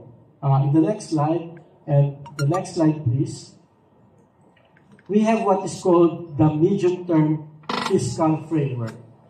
Sino ho yung nakakaalala sa SONA ni PBBM last year, July ho? Kung maalala ho natin, yung first 5 minutes ho niya, wala siyang discuss kundi pa na economic numbers and economic policies. And I remember clearly, tahimik ho talaga, wala nga ho pumapalakpak eh. Kasi baka ho yung iba na-shock dahil nga masyadong technical kuminsan yung mga pinag-uusapan. But I think the President was emphasizing the importance of the economic agenda of his administration. So he spent 5 minutes, around first 5 minutes of the SONA on very focused economic issues. And one of the core conversation then of that part of the speech was how to bring back fiscal consolidation process. Because of the wide deficit, the increase in the debt, we have to go make sure that we have a good fiscal framework for the next 6 years. This is the first time that we will have a fiscal framework more than 3 years. It covers the entire period of 6 years. And this is the first time that that framework is concurred by both the Congress, by both the House of Representatives and the Senate. And what does it look like? If we go to the next slide, please. The aim is to reduce the debt to GDP to less than 60% 3 years from now, and then 3 years later, from 60% down to 50%. So during the administration of President Marcos, it should go down to about 51% of GDP. But debt used to be 40%. So that objective will be beyond this administration. We will reduce the deficit to 3% of GDP by 2028, but at the same time maintain investment spending on infrastructure by government at least 5% of GDP. That is important if we are to ensure that growth will continue to be at least 6.5 up to 8% consistently for 5-6 years. In the next slide, this is how we think the revenues, the disbursement, and the deficit will look like. The plan is to increase revenues consistently year in, year out. That's the purple line. From 15% of GDP, collections will go up to 17.6% of GDP. But spending, we will maintain it at around 20-21% of GDP. That will narrow the deficit, and it will help us bring down debt levels down. Now that points to an important consequence. It means that if spending has to remain constant at 20 to 21%, we really have to reprioritize. We have to really choose our spending wisely. Make sure that it's done properly, it's done timely, and it will really be spent on activities, on projects that will have the biggest impact on the economy. That is the fiscal constraint that we face in the next 6 years. But that will be helped by increase in efficiency in tax collection. So we are asking the help of the private sector to pay their taxes on time and at the right magnitudes or amounts. It will also require help in terms of economic policies and legislative measures. So here, in the next slide, we are pursuing, the economic team, your economic team is pursuing key reforms and priorities to accelerate an inclusive and sustainable economic growth. In the next slide, what has been done to address inflation in the near term? The BSP increased its interest rates by a large amount. In fact, by a total of 4%. Ang interest rate ko ng BSP dati, 2% lang bago mag-pandemic. Ngayon, nasa 4% siya. So, dumoble yung interest rates. Kaya, nakikita natin, na-apektuhan naman din ng onti tuloy yung ating economy. But we think it will not have that significant negative impact. We can still maintain that growth rate of at least 6.5%. But what will that 4% very aggressive monetary policy rate increase do? Why do we need to go through that? It will help reduce inflation quickly. So, ayun ho, isa siya sa mga pinaka-importante response sa inflation. But it should be complemented by direct measures to solve the problems in the supply chain, in the agriculture sector, in the food sector. And that is also what is being done right now. There's a whole program that looks at the supply chain from production, marketing, distribution, importation, to make sure that any gaps will be addressed and will be addressed soon and effectively. So that's the response in terms of inflation. In terms of growth, we need spending on infrastructure. Last week, in the next slide, the government announced the infrastructure flagship projects. And there are 194 of them, totaling 9 trillion pesos. Some of them will be undertaken by the government. Some of them will be undertaken with the help of the private sector. And these 194 projects will help to improve fiscal digital connectivity, upgrade our health, transport, agriculture, and energy sectors, and prepare us for the adverse effects of the climate change. There will also be changes in policies, including tax reforms. 2017-2018 was a landmark year. We comprehensively reformed the tax system. But right now, we are continuing that process, but maybe just plugging some loopholes or some remaining small agenda, well, not really small, but some remaining items. So it's not as comprehensive as the last round of tax reform, but we will have some proposals to broaden and simplify the tax revenue. For example, the VAT on the digital goods and services is being discussed. There will be taxes to reduce activities that are harmful to health and to the environment. So it will improve our health and our environment, but at the same time allow us to raise revenues. There are economic measures to improve the financial system, to help the agricultural sector, to help the pension systems and the banking system. In fact, a lot of reforms have been done even at the height of the crisis. So there was no pause in structural reforms, even during the pandemic. And in the next slide, we highlight 3 of these reforms. We opened up the foreign investment environment. The legislators passed the amendments to the Foreign Investment Act. They liberalized the retail trade industry.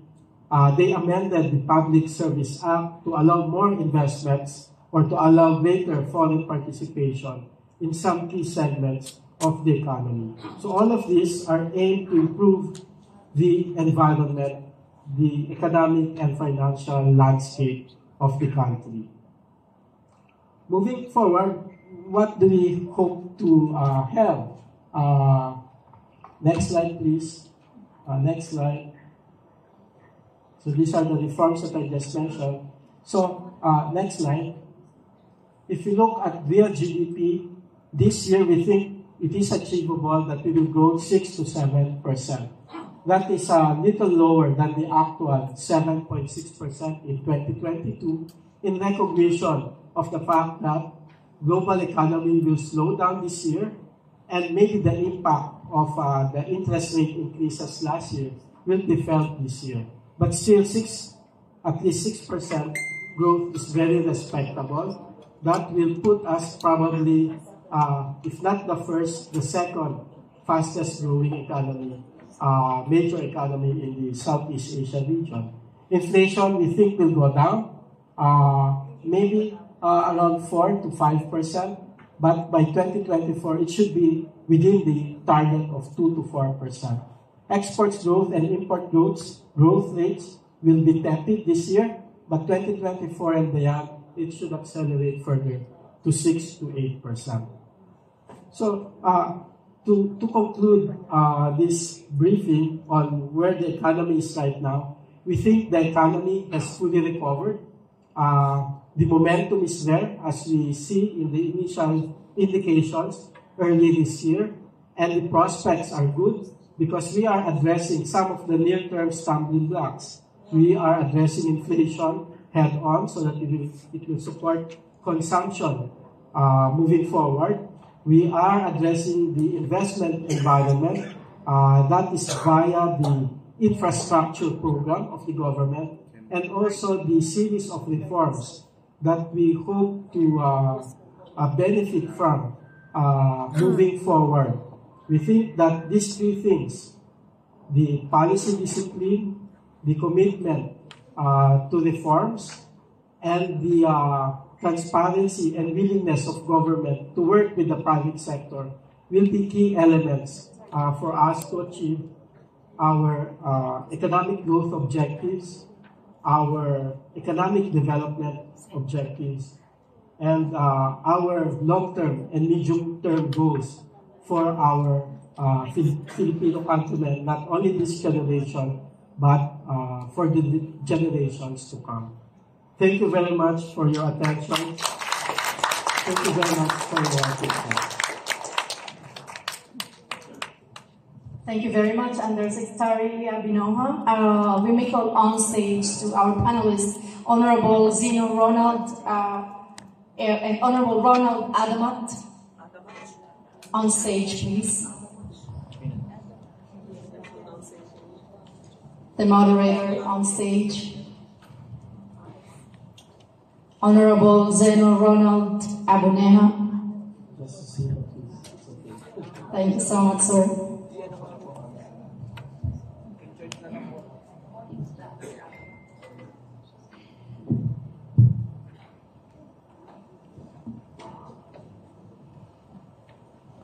Another moderator, Prosecutor Joy Cortez.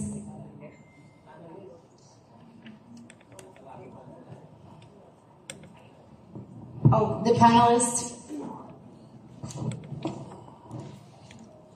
May we call on stage Prosecutor Chief Justice Joy Cortez, please, on stage.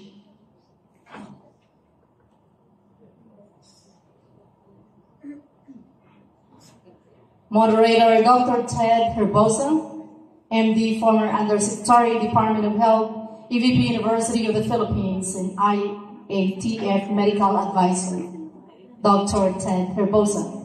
On stage, please.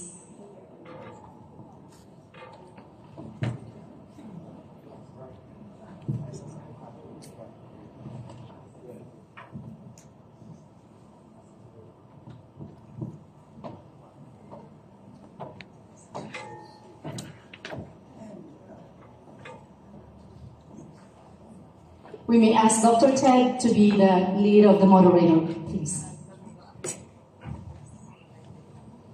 Thank you very much, and good afternoon to everyone. I think we'd like to all give a round of applause to our presenter, Ronald Abenoja. Thank you very much. It's a bright future. I'm very happy to see some of the health sector there.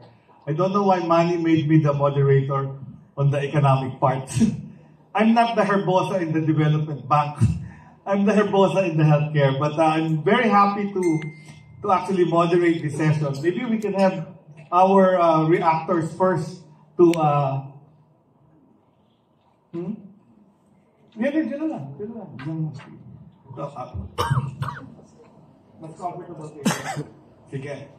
so our first reactor, sir. Yes.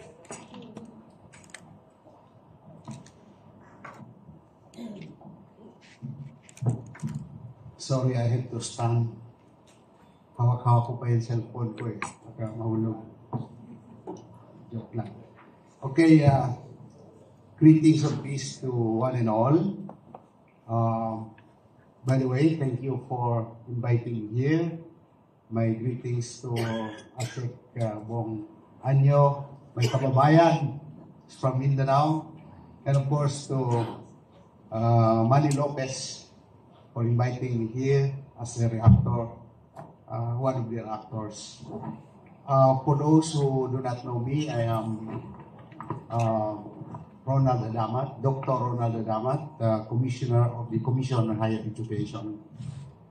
I would like to start by saying that I'm a public servant, 50% politician, 50% educator, and 100% peace advocate.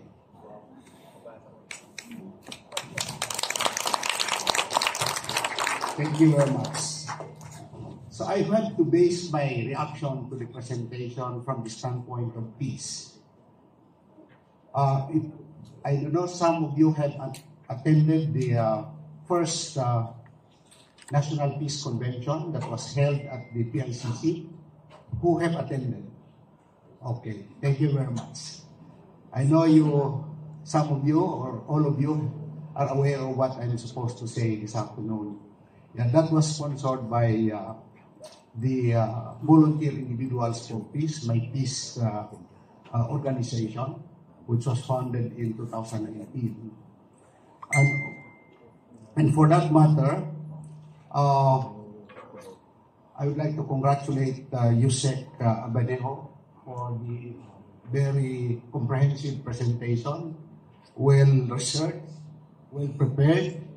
And it's very difficult to stand up here and say something about the presentation. But anyway, I would like to go straight to the theme of your event, the second Philippine Leadership Forum, which states here that it's the goal of the second Philippine Leadership Forum is to help build a strong, just, and prosperous republic.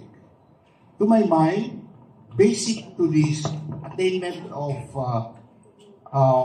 a strong, just, and prosperous republic is through peace. Why? I think everybody is aware that if there's peace, then everything can possibly happen.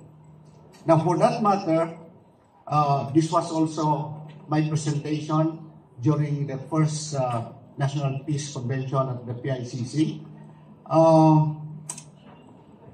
I prepared, or I made a framework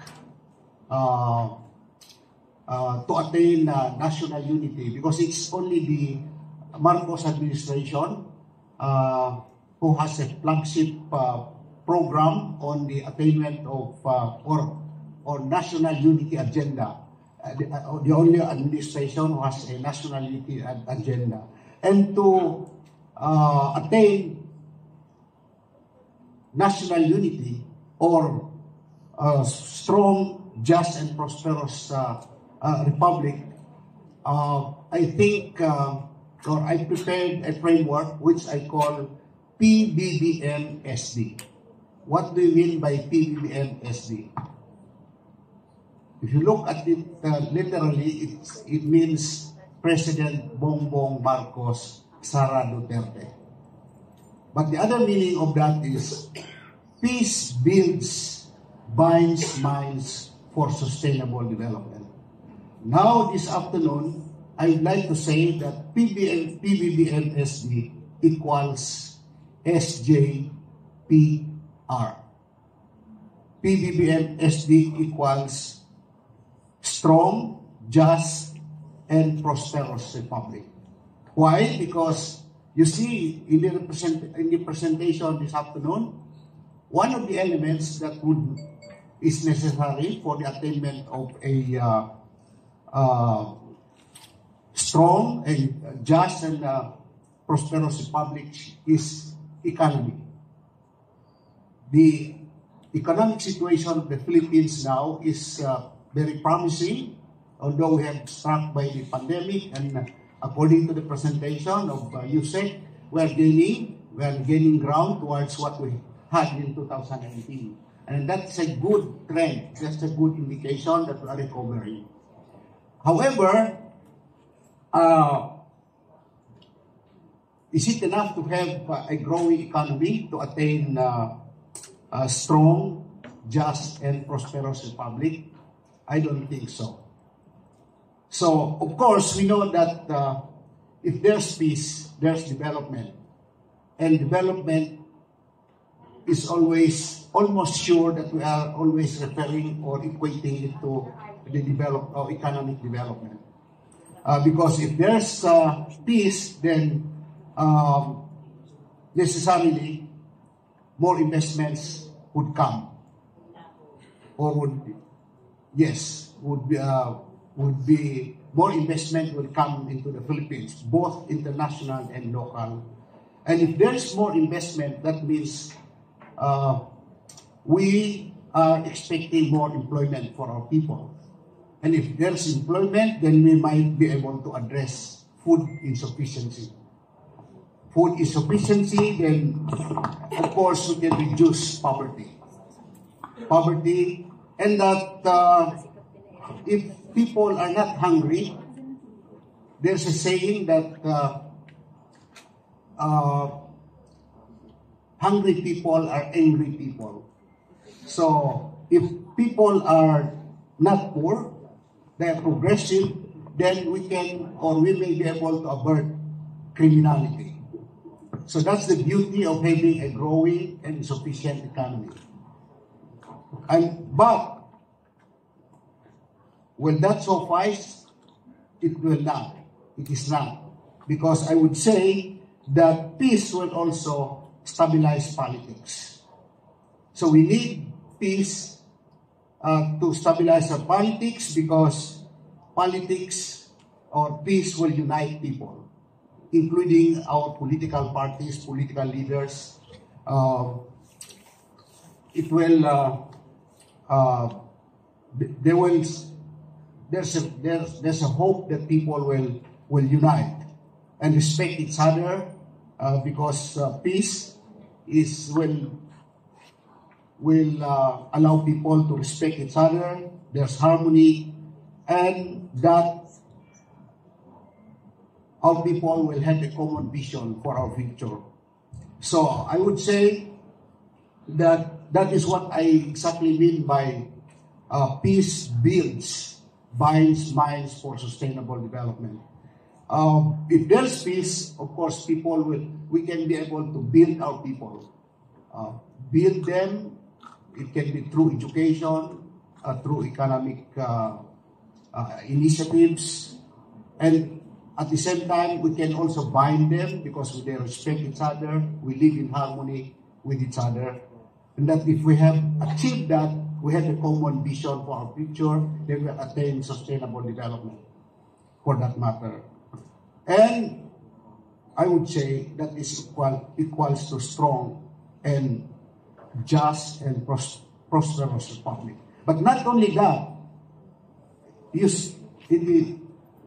the theme, it speaks about just and prosperous republic. So that means we need social development at the same time. So peace will also assert social development, social justice for that matter. You know, there's a performer here, John Ray. He's an IP. I'm an IP too. So if there's peace, then there's what we call unity in diversity. We have to respect each other, whoever you are, whatever orientation you are. We transcend barriers and we embrace each other's differences. So in that situation, then we can easily work together. We can support each other, we can build each other together. So that's very important. And I would say that we need social reform. This government has to have a social reform agenda. So I'm hoping that the social reform agenda will keep faith with its economic agenda. Otherwise, if there's an imbalance, then there's a problem. Because if you talk of development, we are not only talking about 4%, 10% of our citizenry. Because as it is now, the disparity between the rich and the poor is very, very wide. So we have to strike a balance between social reform and economic reform. See to it that it is inclusive and has to be not only for the rich per se, but including those nasa laylayan ng ating lipunan, kung baga. So, moral values is also very, very important. Moral recovery program of the government has to be intensified. That's why, as a commissioner of the Commission on Higher Education, I'm responsible in the integration of peace education into the higher education curriculum. I believe that we have to foster the value of peace into the hearts and minds of youngsters, the youth for that matter, because they are the future leaders of our land.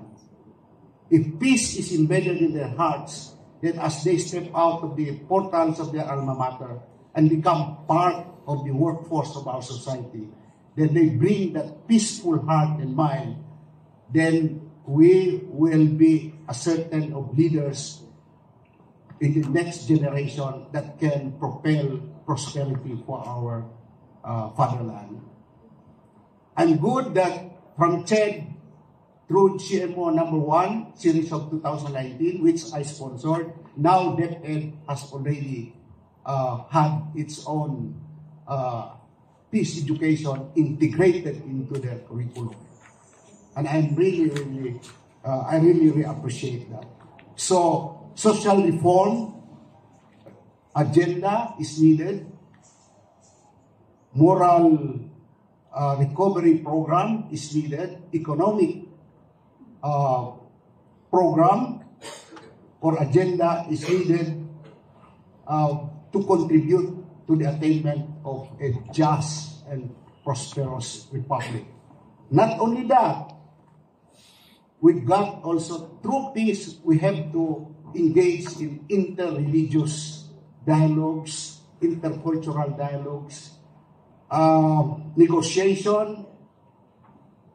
We know that some of our people are at the other side of government, especially the ideological groups. Then it's about time, through dialogue, through peace negotiation, to bring them back to the folds of government. So in that case, we can avert revolutionary group, insurgency, etc., etc. Yes, somebody has mentioned about women empowerment. We have to tap the women. We have to empower them. They are almost 50% of the total population of the Filipino people. And then contribution to the economy, to politics, to peace and development is primordial. We need them. The youth contribution, youth empowerment is also very important.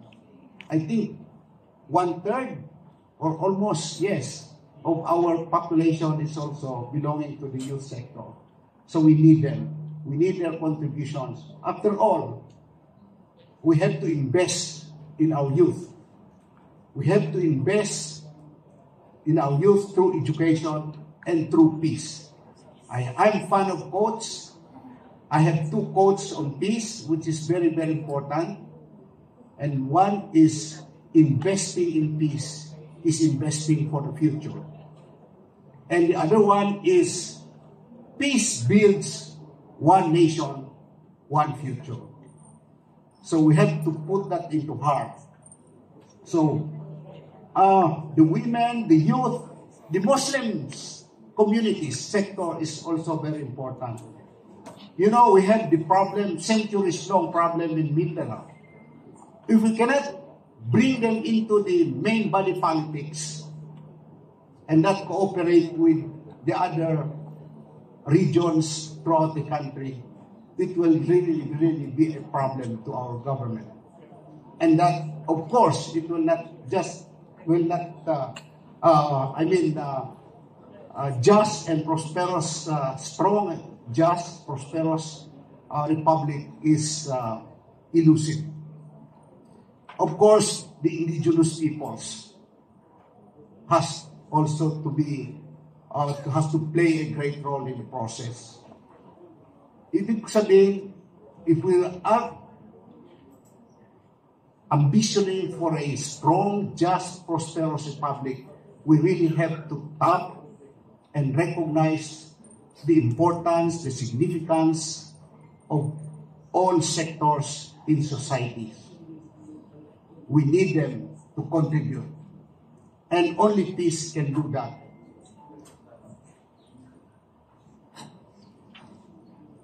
Okay, having said that, we also have to take care of our environment.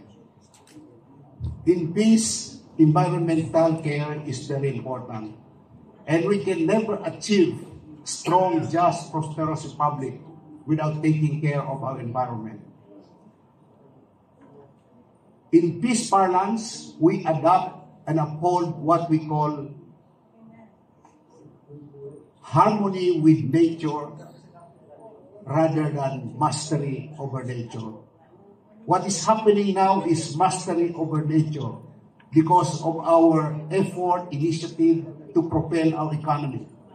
Tingnan ninyo, left and right mining, unsustainable mining, cutting of trees, etc., etc. So, if I were to suggest, we have to uphold the paradigm which I call harmony with nature rather than mastering over nature. Let's learn from the indigenous peoples. They coexist with nature. Of course, not all, because some of them also are not really, we call them tribal dealers to some extent. So, we learn from these people, the values, the indigenous people's knowledge system and practices of the indigenous peoples. It's very, very important. And, of course, we have to strike a balance between our effort for economic growth with advanced technology, innovation, transformation. I came from South Korea, and they have this what they call IFES, Incheon Free Economic Zone. And they invested so much for advanced technology. I think they are the first IT growing country in the world at this point in time. They budgeted, the government spent $72 billion US just for their advanced technology through their Incheon Free Economic Zones. So geopolitics is also very important.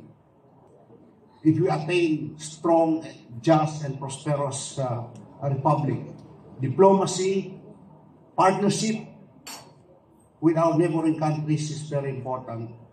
And we have to negotiate based on our interests. Like the West Philippine Sea. If we want to negotiate with China, we have to negotiate based on our interests. And I am happy to hear that from the President, giving no inch of our sovereignty to other countries, including China. So what is the step that I would recommend to attain all these things through peace? In that first National Peace Convention we had last July 25, the delegation recommended to the President, urging him to declare a National Peace Day in the country. It will be a special working holiday wherein all the Filipino will celebrate the importance of peace in relation to our national unity, in relation to national, or to achieve national unity. All the instrumentalities of government, spearheaded by the education sector, the OPA Pro, for that matter, will celebrate.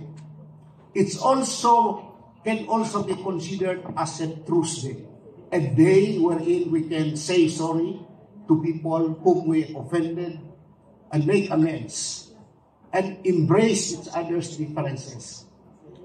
I think that's the best step for us to attain a strong, just, and prosperous republic, embracing each other's differences and transcending barriers.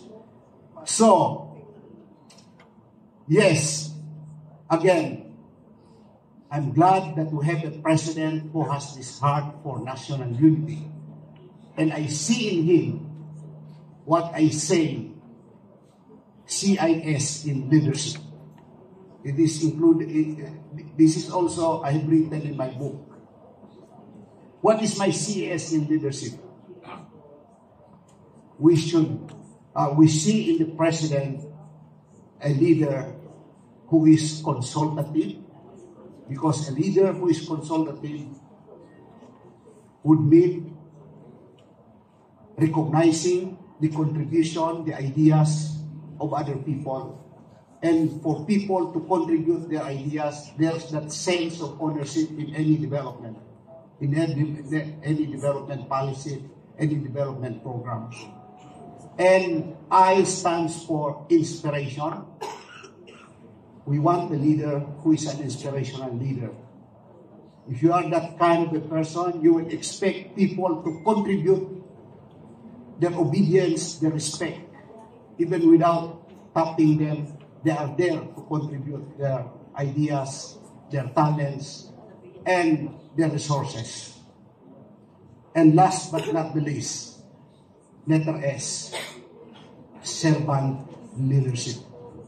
A servant leader is a kind of a leader that would deal prioritizing common good than personal good.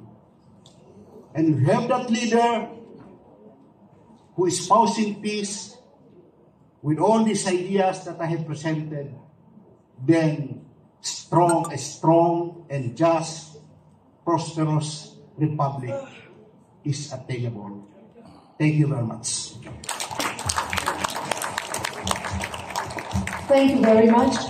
Can we have another panelist by the name Rudy Danulan, Chairman of Emeritus of Kasapi, former OFW, on stage, please. Thank you very much. Thank you for the additional panelists. Let me thank Commissioner Adamat for that very extensive discussion on the other side, talking about a strong, just, progressive republic, no? And also talking about indigenous people, making sure that we learn from them in terms of being able to harmonize with nature rather than mastery of nature. Very good points to include in our economic development as well. At this point, I'd like to call on the next reactor, our a reactor from the justice sector and law, Prosecutor Joy Cortez. Please come to the floor.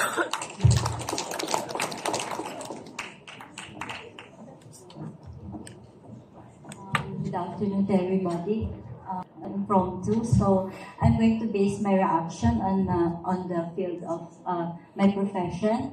So I come from the Department of Justice, and I am a prosecutor by profession. So I would like to base the earlier explanation about our economy on the crime that we have in our country. So I believe that a very important indicator of a country's progress is its crime rate. And during the time of the pandemic,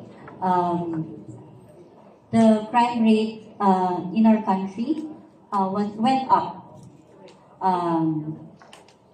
Cases of theft, cases of violence against women and children, cases of rape. I come from Dasmariñas, Cavite, and in this area, the crime rate is really very high.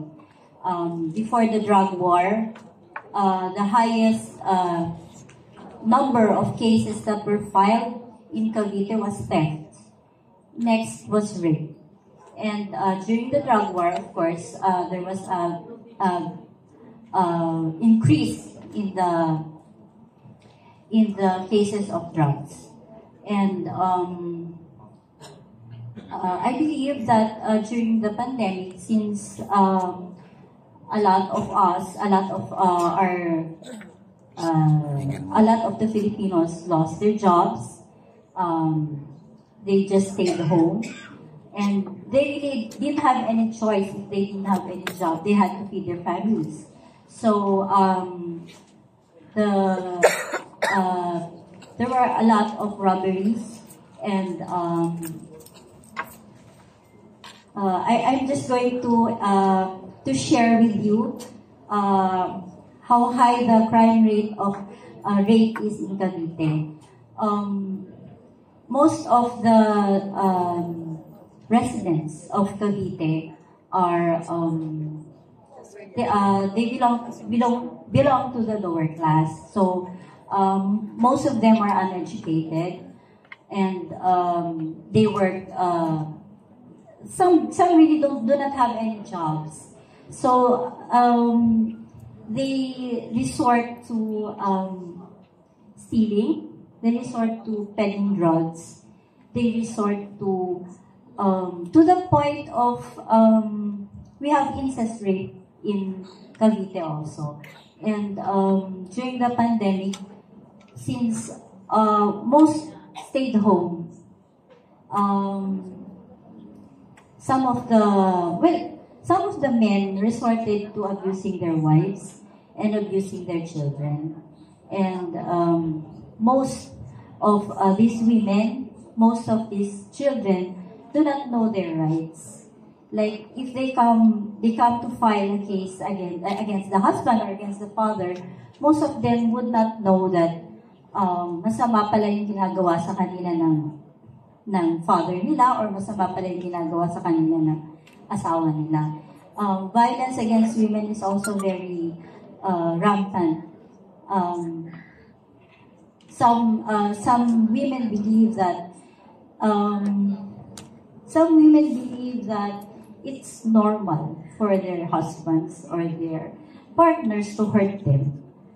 And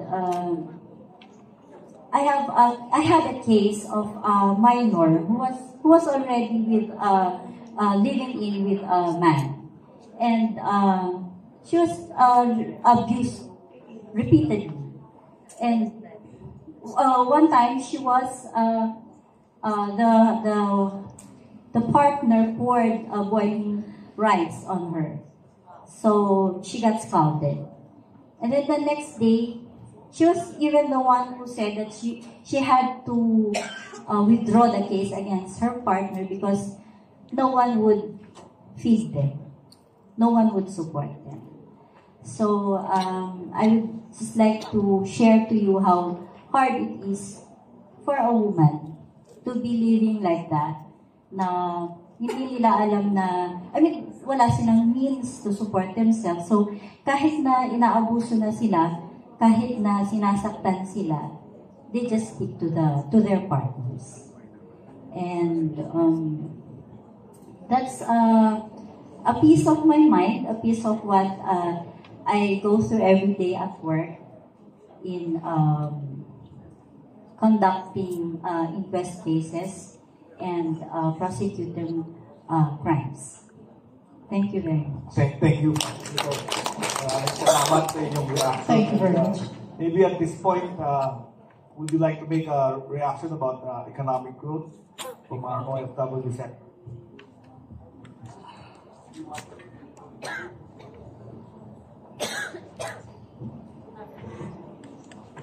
Good afternoon. I think everybody is aware that our economic growth comes from OFW. You know? One of the main drivers of our economy are the remittances of OFWs, which amount to more than $30 billion now. And this has not been tapped very well or used. You know? Most of the remittances go to individual families, and where do they spend it? Sa shopping centers, sa mall, or sa housing. In fact, a lot of companies, lalo na yung malalaki, they make money out of the OFW remittances, which is one of our drivers of growth. That's one. Insofar as our lady from the Department of Justice, there is also a social cost to the diaspora of OFWs. A lot of families are breaking up. Husbands and wives going wayward, children, they do illegal things. They get into drugs or because one of the parents is not there and they're getting money from abroad and they're not being supervised. In fact, one of our advocacies, when I returned from Saudi Arabia after working there for almost 28 years in Saudi Arabia, one of our advocacies is the OFW Barangay Help Desk. This is already in the legislation of the DILG, but it has not been implemented so far because we have to fight yung social cost from the grassroots, on the ground. And the way to do it is to organize itong mga OFW Barangay Help Desk. If there is a desk in the barangay for children and anti-women violence, why not an OFW? Because we have to organize the OFW families. I think everywhere you go in the Philippines, you will find an OFW that is sending money to their families, even at the farthest corners of the Philippines. In fact, yung statistics about OFW, aside from the remittances, it says in the PSA that there's only something like 2.5 million. But I think that's only the contracts that are processed currently in POAA. But what about those OFWs who have stayed abroad for so many years? What about the OFWs, the overseas Filipinos, who have made other countries their home?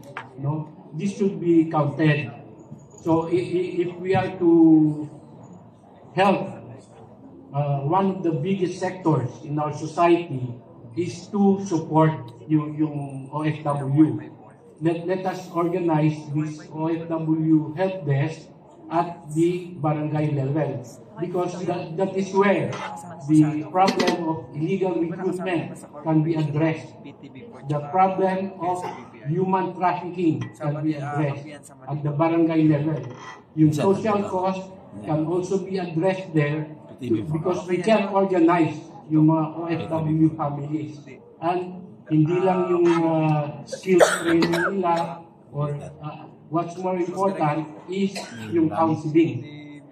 Because a lot of families broke up because of this OFW phenomenon. A lot of spouses, they do something, a lot of children getting wayward. And one of our advocacies as in the Kasapi, actually our group, Kasapi Congress, started during the Gulf War.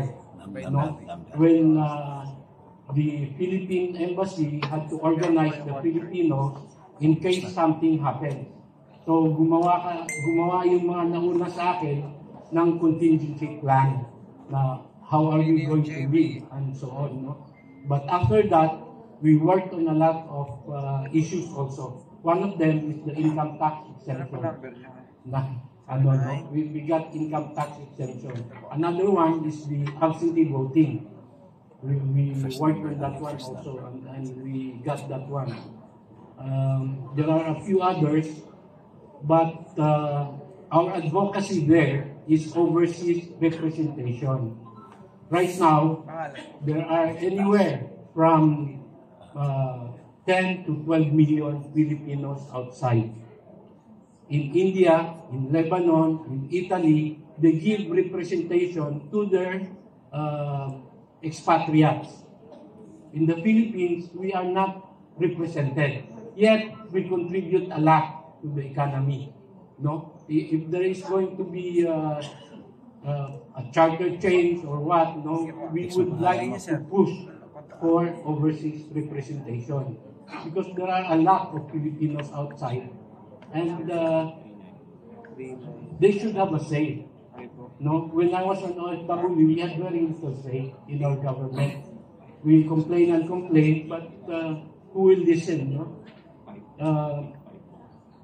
Before, I think the former Secretary Abella talked about systemic change. I am a systems engineer. I graduated in Saudi Arabia in systems engineering, which is a combination of general engineering, computer science, and math. Then I took up further studies at the National Defense College in National Security Administration. So this combination, I think that for us to move forward as a country, we really need to change our charter, and also do, aside from revising the Constitution, we should also do what we call in private practice yung rebranding exercise. I think those of you in the private sector know about rebranding, So we go from social and values transformation up to, if necessary, change the name of our country and come up with a new brand. Parang kumbaga reinvigorate the nation, through a new name, new social system, new values, new morals. Because we need a cathartic change, hindi yung pakonti-konti. I think we have to do something na drastic. No? There are many people opposing charter change, but we can define anong parameters ng charter change na gusto natin. And then how we can do it so that we can emerge as a stronger, as a newer and more solid country. Thank you. Thank you very much. Maraming salamat. Yes, we've heard from the indigenous peoples, we have heard from the justice sector, and also from the overseas Filipino worker. And you see that the economy pala is not as bright as painted by our POFs. Let me bring it down to brass tacks. And I was also looking and happy that the health investments were there in the presentation. But the truth is, our nurses are also leaving. And we emphasize yung crime, yung social effects of the overseas Filipino worker. I think we need to see the investments in education, in the education sector. So yun ang tatanong ko sa inyo, no? There are 3 parameters of the Human Development Index. Kasi ako so we'll go to the tao.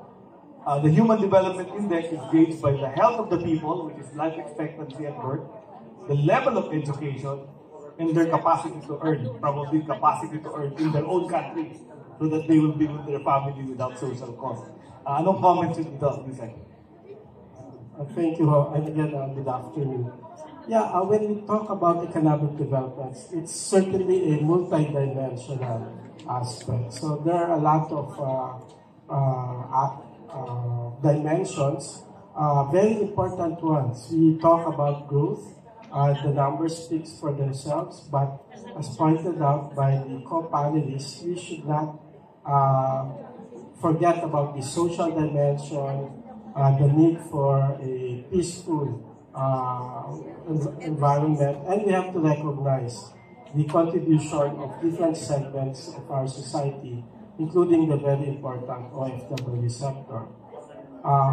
For the health sector, and the education sector. Let me go to the education sector first. This is important if we are going to invest, if we are going to grow fast during the medium to long term. We have to invest on human capital. If we look at the rankings of Filipino graduates using the PISA, the standard international PISA test, most of our neighboring countries will be higher ranked than us. So it means really we have to improve the educational system to catch up. We have to look at the infrastructure, school buildings and equipment.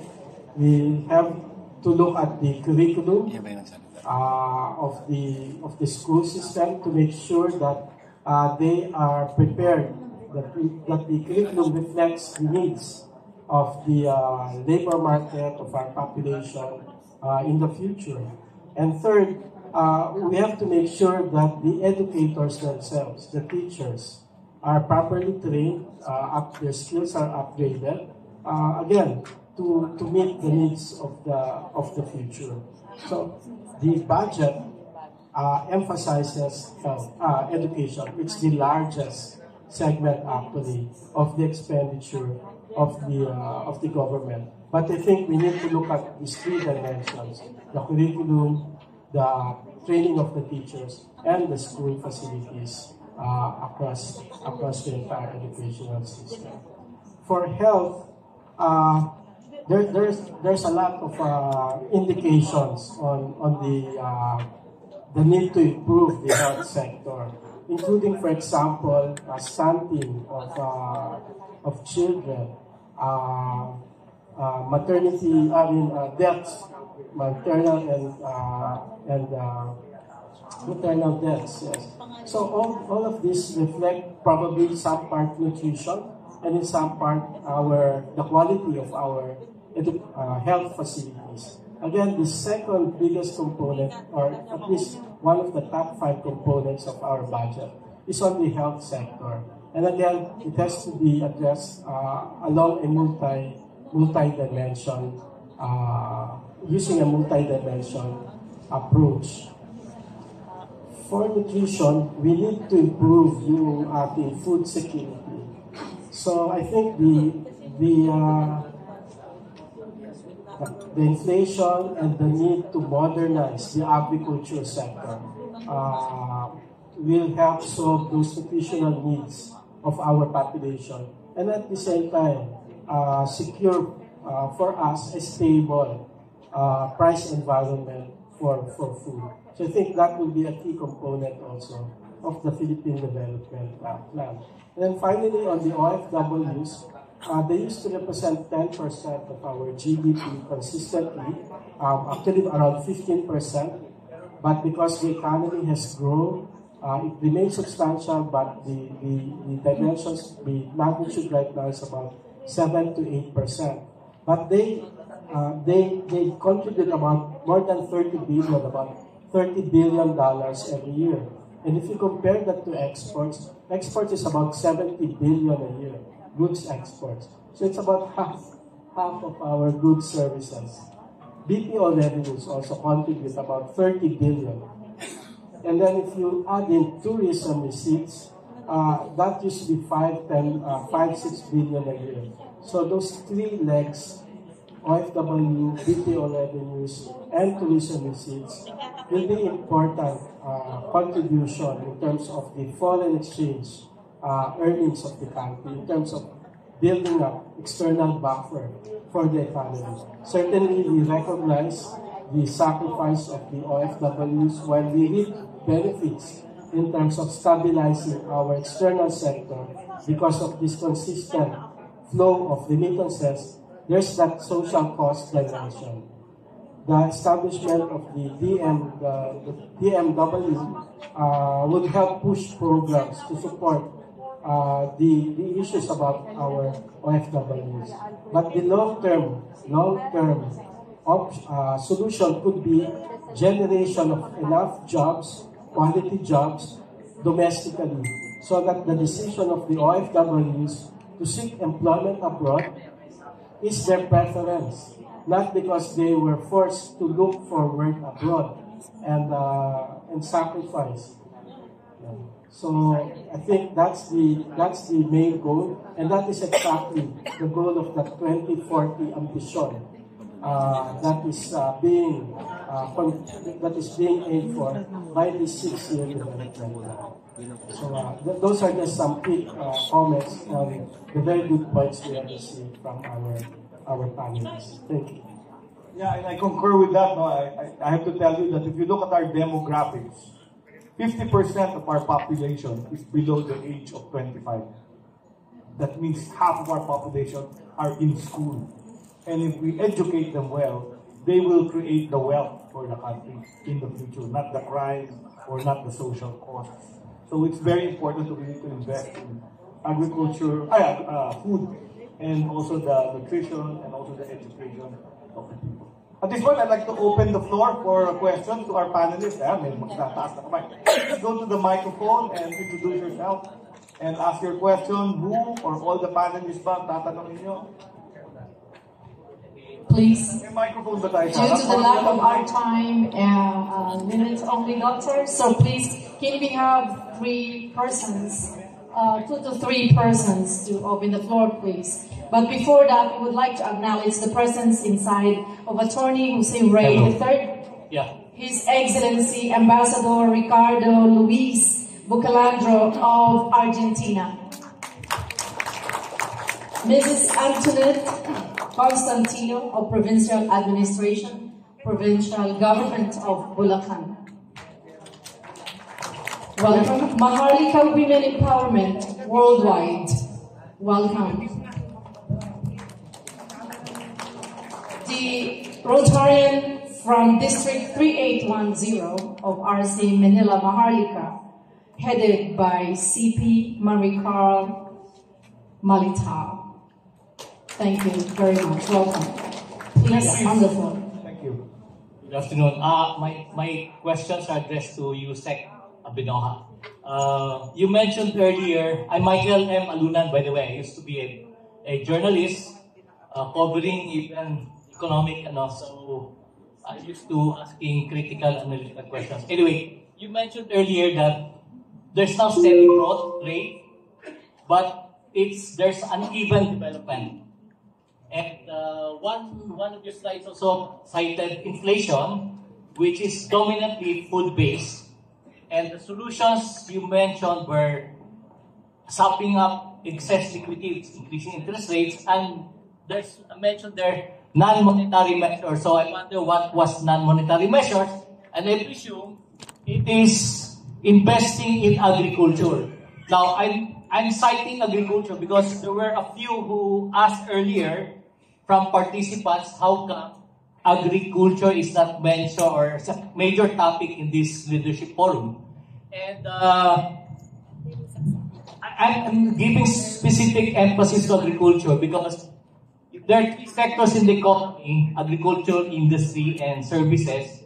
Agriculture, as a percentage of GDP, has continued to decline from its 30%, 31, 32% in the 70s. It's now down to 8.5 thereabouts of total GDP. So, in short, even if the economy is growing financially, the real economy in terms of physical wealth creation, particularly in agriculture, I won't discuss industry, it has been collapsing, so to speak. So, there is this guy, Dr. Arthur Ocon. He came out with what is now, you can Google this, Ocon's Law, O-K-U-N. Everyone calls it Ocon's Law because it became so consistent, it became more than a theory. So what he simply said is that for every 1% decrease in the unemployment rate, you achieve a 3% increase in economic growth rate. So, logically, if you want to achieve high growth rate, go for a strategy where you can employ as many people as possible. And since the bulk of our population is in the agriculture sector, let's give emphasis to agriculture. Sorry for the okay. We can hear you. You can hear me. So let's give emphasis to agriculture, which means agriculture, whether it's infrastructure, agriculture based, whether it's in even trade, agriculture based trade, like trading of, something like that, where you can employ as many people. So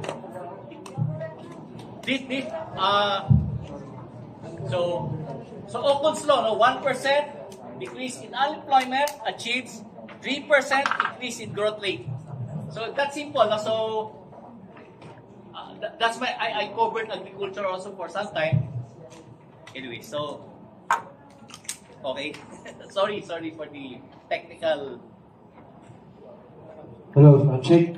Yeah, okay. I've lost my speech for a while. Okay, so where was I? So that's my focus, agriculture, because there were questions on that. So you said comments. I think the question is really investments in agriculture, through infrastructure in agriculture, modernization of agriculture, employing more people. Yeah, let me add one. I just met with a farmer leader only lately. He experienced also in Korea, like even to study models abroad. Like in Korea, for instance, the farmers own their farm, they own their factories, but the ones running them are graduates of universities who know marketing, finance, and management. So boss nila, yung empleyado nila. So there's a partnership between the young and the old, the professionals, less educated, professional, less basic sector, something like that. And this happens all over, even in France.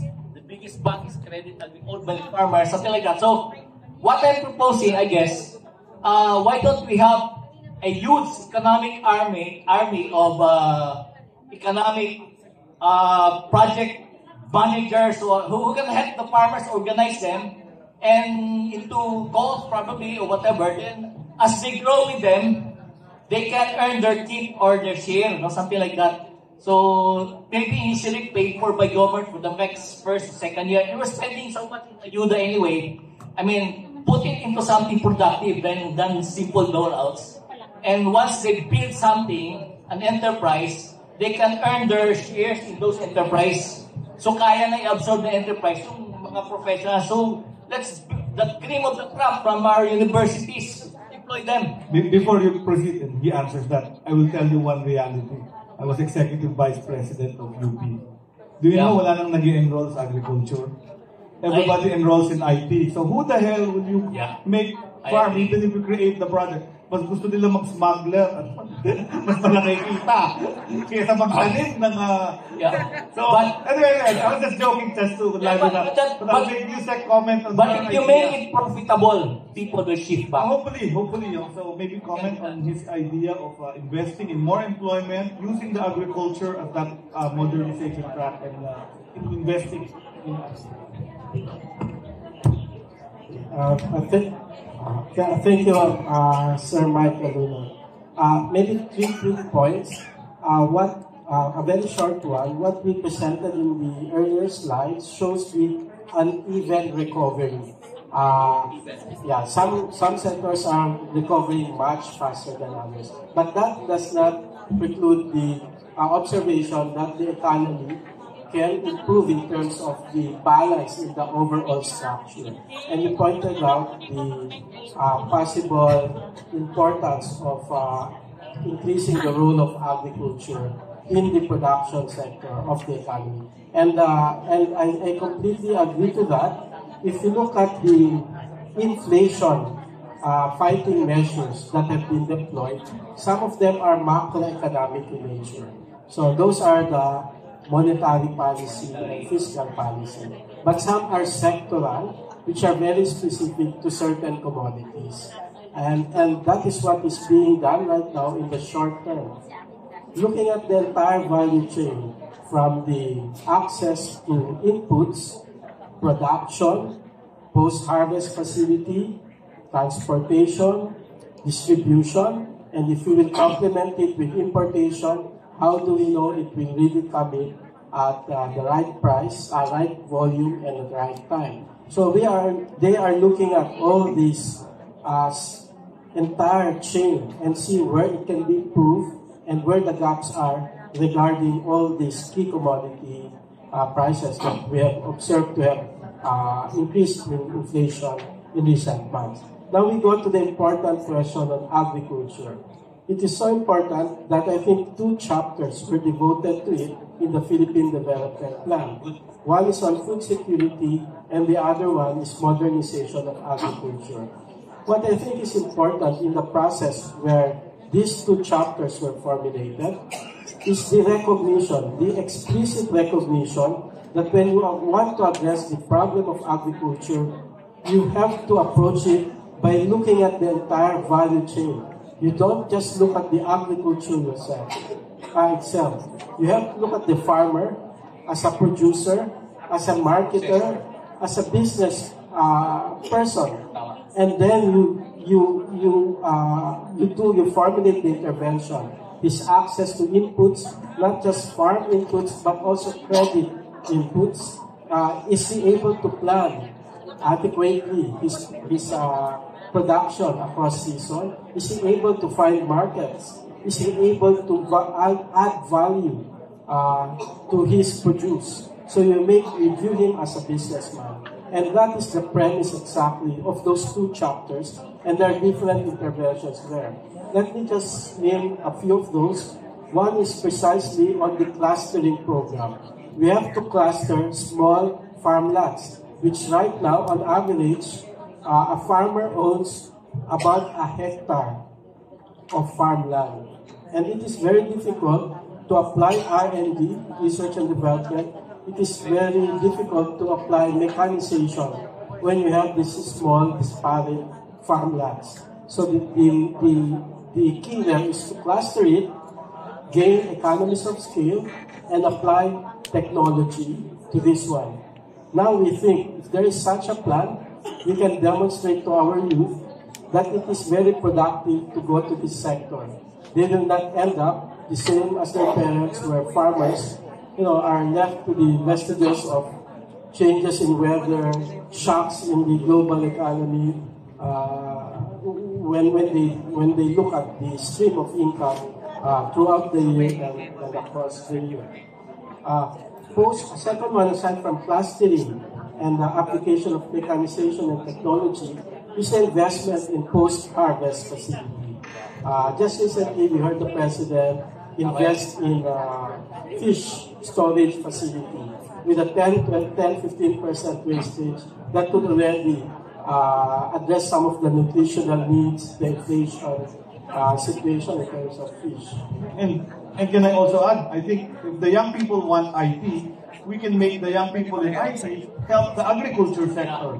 I've seen it in Thailand, parang B2B. Inalis nila yung trader, pinasok yung IT for the farmers to sell in the IT market. You wanted to comment? Yes. I just want to add some ideas, regarding our agriculture. I think that the problem is structural. Like say in rice farming, you go to Thailand, you go to Vietnam, yung paddy nila is about 1 hectare, 2 hectares. Dito, ang mga paddy natin is kasi laki lang ng kwarto. You cannot really farm it efficiently. If you look at it from a system viewpoint, kailangan natin efficiency at saka production. How much can we produce? Yung rice production natin, I think we're producing less than 100 kabans per hectare. If you go to Vietnam and Thailand, they can produce more than 200 kabans per hectare. So yung problema natin, more or less structural. But in Japan, the way they did it is by cooperative farming. Cooperative farming in that identify yung mga owners ng mga bawat lote. But the one who farms the rice is the cooperative. And those landowners will get their share from the harvest. Why can't we do it here, we have so many small farms, small paddies, and we have to somehow increase so we can farm highly mechanized way. Kasi kung individual lang, kalabaw or tiller or it's not really efficient. And you cannot like say in other countries, like say in the US, yung farm nila, hundreds of hectares, thousands. Ang nagpapatakbo lang, 2, 3, highly mechanized. But here, you cannot operate or farm as efficiently because maliliit yung mga farms natin. So we have to be more efficient. Insofar as education, what was discussed before, ang dami natin mga OFWs who left. Yung mga teachers natin nag-email. Ang dami niyan. In India and in Korea, even in China, they attracted yung mga expatriates nila back to their country. How were they able to establish a Silicon Valley in India? How did South Korea industrialize? How did China get into technology? Because they attracted yung mga magagaling na compatriots nila back to the country. And they helped. And this is where, kung hindi man ma-attract ng Philippines, at least magkaroon sila ng loyalty. Yung filial connection nila sa Pilipinas hindi mawala. Makakatulong pa rin sila even if they're abroad as doctors or nurses or you mentioned rice. I talked to some Thai, Vietnamese, Chinese, sabi nila, how come in the Philippines now our bread, our noodles, anything is all wheat? In that case, they have rice noodles, rice bread made out of, rice. The technology is so simple. They're just wondering why we cannot do it. Because if we can diversify, go into processing, R&D, technologies, you can have so many enterprises. Like in Thailand, simple, santo lang. Dito, as the fruit. In their case, they can produce from confectionaries, puree, juice, etc. So many products. Go lang tayo sa ano. Sir, excuse me. I'll cut you because there's a guy standing since you started your questioning. So I'll have to recognize him. And then we can stop siguro after the second question. Thank you very much, sir. We still have a lot of questions. Can we move on to the next person who would like to ask questions? He was been standing there since. Thank you, ma'am. Good afternoon, everyone. Good afternoon also to our distinguished panelists. My name is Vincent and I am from the Department of Public Works and Highways. I am a chemical engineer by profession, but I am here on a personal capacity. The collective speeches of our speakers today reminded me of the United Nations Sustainable Development Goals, which consists of 17 goals and 169 targets. And to me, my impression was that development should come with responsibility in two aspects. The first one is human rights and the other one is environmental protection. And as the topic for this portion says, it's building a strong, just, and prosperous republic. It's not just a strong and prosperous republic, but a strong, just, and prosperous republic. So the word just caught my attention, and relating that to the Sustainable Development Goals of the United Nations, there are two aspects which came into my mind.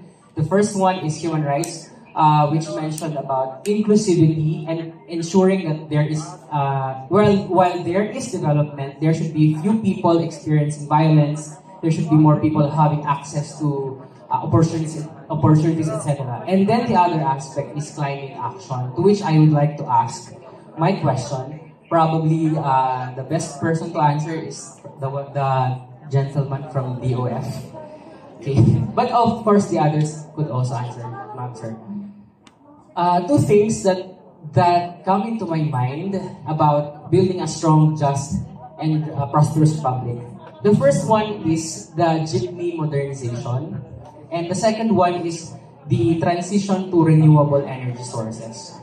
Now, our country has an obligation to address or help contribute in climate action, but it is understood that the capital cost or requirement for investing in clean energy is very high. In other words, the most economical source of energy would still be coal-fired.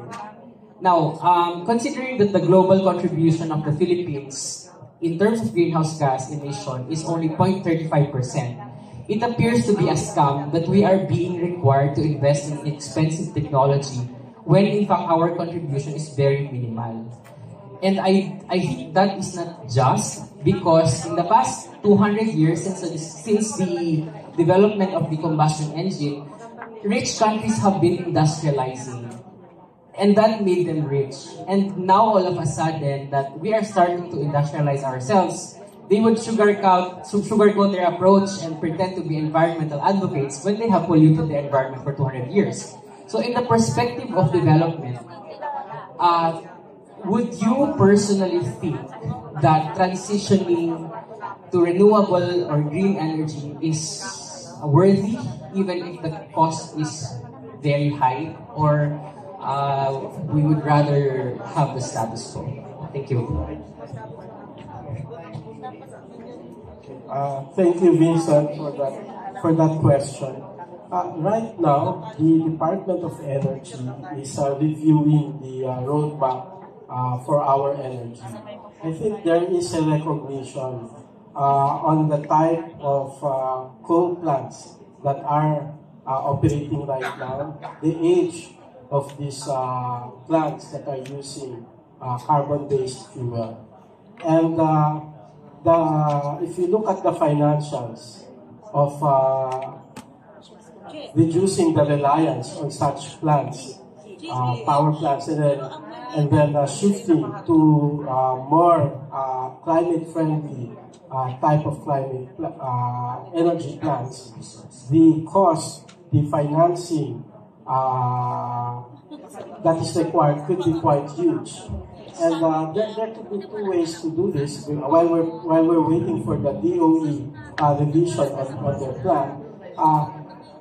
There could be two tracks. One is that there's an explicit appreciation that for emerging markets like us, the transition should recognize that it's different. Our situation is different from, let's say, the Europeans, where the coal-fired plants are maybe half a century old, while ours is just 10 or even less than 10 years old.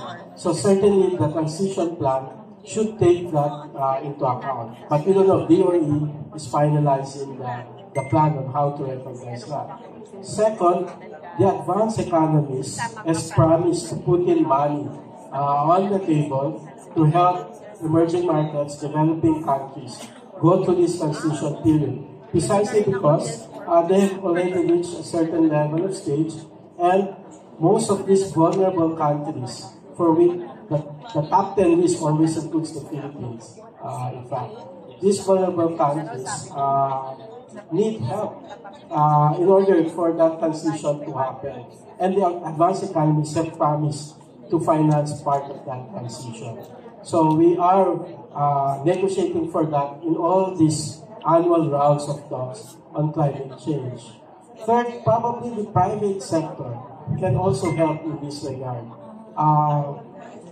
Shift to renewable energy will also benefit us in terms of reducing energy costs. Main driver of inflation right now.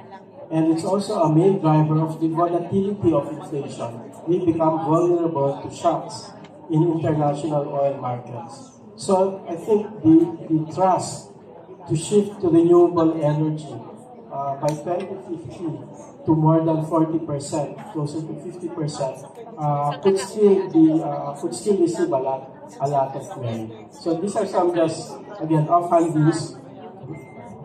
Maybe they're not official views, but I think it's quite an important discussion when we look at the requirements, the energy requirements of the drive to accelerate growth in the Philippines. Thank you. Thank you very much. Thank you very much, Engineer. Can we have one more person, Thank you. please? Commissioner Alamat wants to make a comment about something earlier. Yeah, thank you very much. There was a question about education, agriculture, and I think my attention is caught because of education. I'm from the Commission on Higher Education. Yes, education is really, really important. As it is now, I think the education department has received the biggest budget from the GAA. But the bulk of it goes to the basic education, not in higher education. In higher education, we only have barely 10 billion pesos, but it makes it higher because of the Unifas law, which requires the payment of free higher education, with amounting to 50 to 60 million.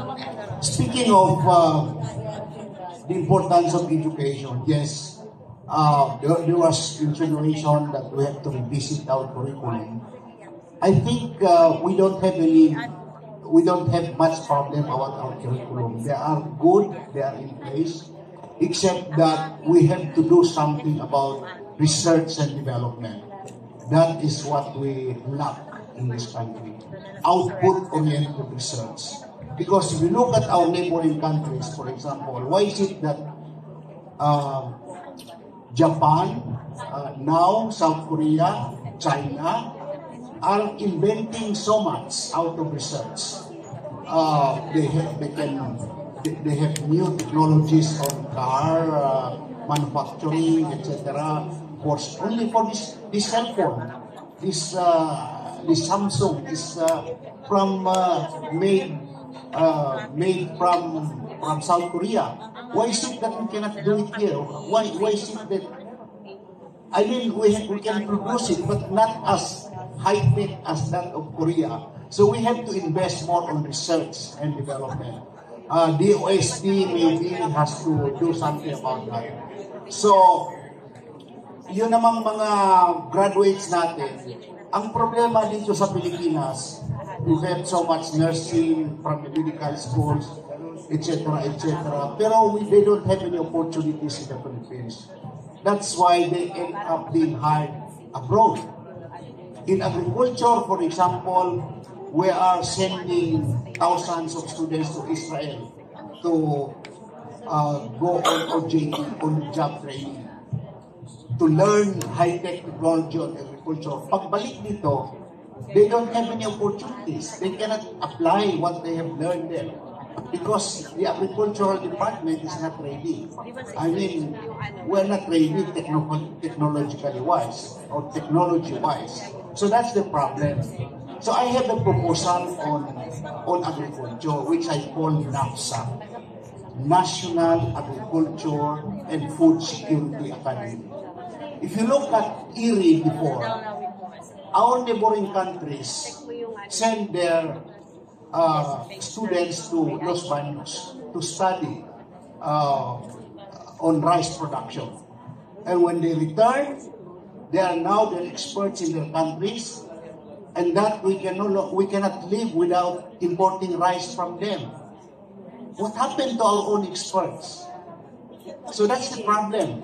So what I'm saying here is that if we have this NAFTA, this academy, we have to train scientists that can really research, do a good research on rice production, rice proficiency, etc., etc. And second, let's remember that the agriculture law through the local government code has been devolved to the local government units. Devolved na. So because of politics, the policy on the implementation of agricultural policies will change after will change every election. Because if the new leader will come into or elected, they will change their local agricultural policy. So, ang gusto ko sana mangyari sa agriculture, tatlong tracks that will be offered through the academy. Mayroon tayong scientists, ito-train natin. Kasi ang binibigyan natin ng training so much, yung mga military natin sa PNA, PNPA. And their role is to defend the country in case of criminality, etc., etc. Why don't we change and revisit our national security policy, which is centered on food sufficiency? I-revisit natin. So ito nga yung solusyon sana, yung NAFSA. So, may scientist tayo, mag-develop ng mga technologies on rice production, etc., etc. Then, we have trained our local government officials. Yun ang second track. Kahit na magbago yung administration, magbago yung governor, magbago yung mayor, hindi nila babaguhin yung agricultural policy because devolved sa local government yung agricultural policy. So, yun ang isang qualification ng isang kandidato. Huwag natin silang qualification, i-coordinate natin with COMELEC. Then the third one is we have to upscale or reskill our farmers to adopt new technologies. Kasi as it is now, traditional pa rin tayo.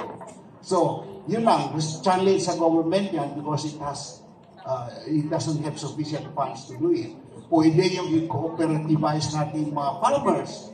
Mayroon naman tayong mga CLOAS, in charge ng guardian. So lahat ng holders ng CLOAS, i-cooperative mo, bigyan mo ng capital, bigyan ng government ng capital, iti-train sila with new technologies, di baka empowered yung mga farmers at maging productive. Ang nangyari kasi, yung mga mag-CLOA na naibigay sa farmers, they lack the technicality, the technical knowledge, the capital, nagiging idle yung mga lupain na yan. In Israel, for example, mayroon silang kibbutz, the traditional cooperative system. Billionaires ang mga farmers nila. And we are sending students there to take OJT. Pagbalik nga dito, wala tayong maibigay ng support sa kanila. Then they end up hard abroad. Yun din ang nangyari sa health. Mga doctors natin, sa ibang abroad, sa ibang bansa, nurses na punta sa US, UK, etc., etc. So, those are the areas. Research, ang pinaka-importante sa agriculture ngayon, number 7 ang agriculture in terms of enrollment rate pagpasok ng estudyante sa college. Anong preference nila? Technology-related subjects, STEM-related subjects, engineering, etc. Number 7 lang because they know that there's no life in agriculture. Kaya dapat focus talaga tayo. Let's make agriculture palatable to the interest of our people. Kasi sabi na, farmer na yung parents ko, magpunta pa rin, magpa-farm pa rin ako. Dahil walang konti yung support. So that's the problem that we are facing right now. With that, thank you, Commissioner Adamat, and to all our panelists. Sorry, sininitan na ako ng director, time out na raw pa. So, maraming salamat sa lahat ng mga nakinig, and thank you very much. One last question. Thank you, Ted. Nabanggit na ho dito yung Ambition 2040. No? Nabanggit na rin yung Philippine Development Plan. Nabanggit na rin yung Sustainable Development Goals. Nabanggit na rin yung Human Development Index. No?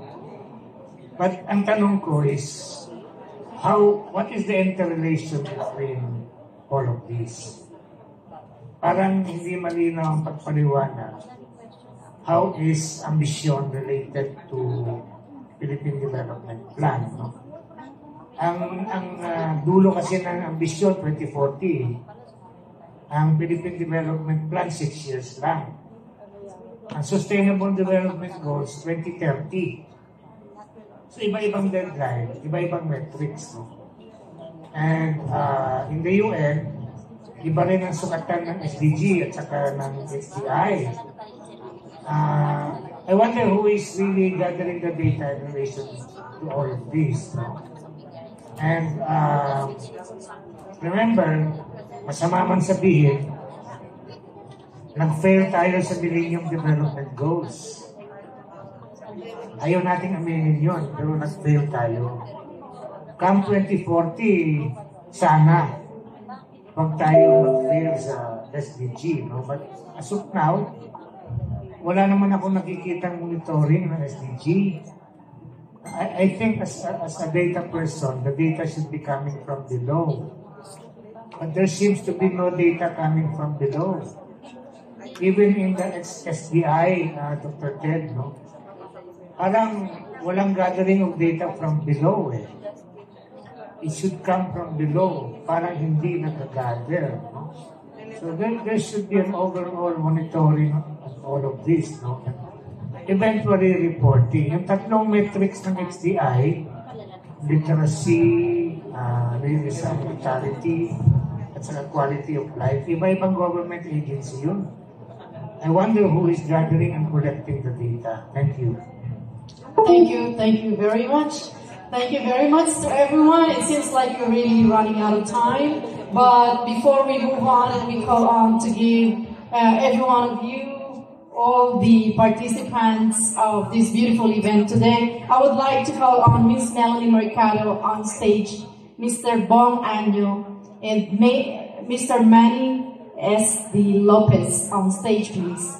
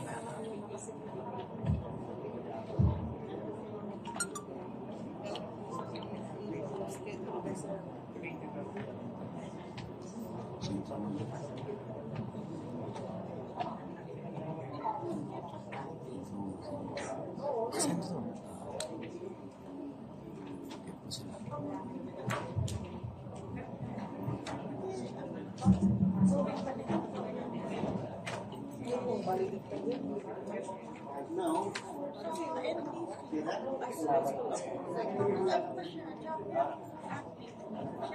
All the yes, can you please stay for a while? So we would like to present the certificates of appreciations from the organizer.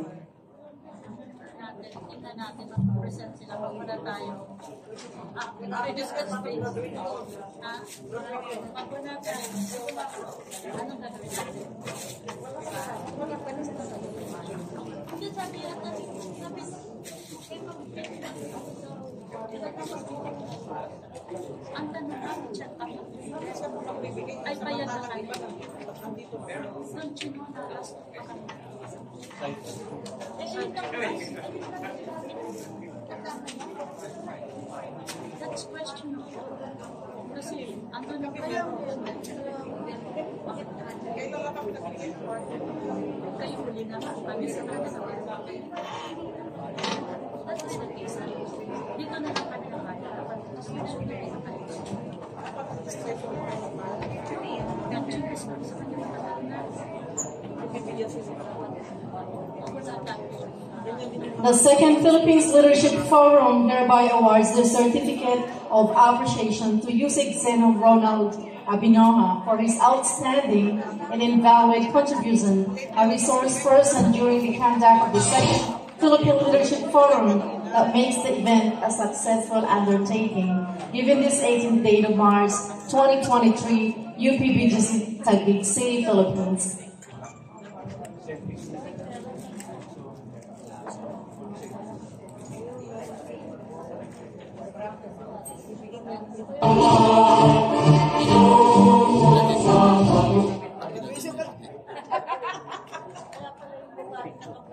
The second Philippines Leadership Forum hereby awards the certificate of appreciation to Dr. Ted Herbosa.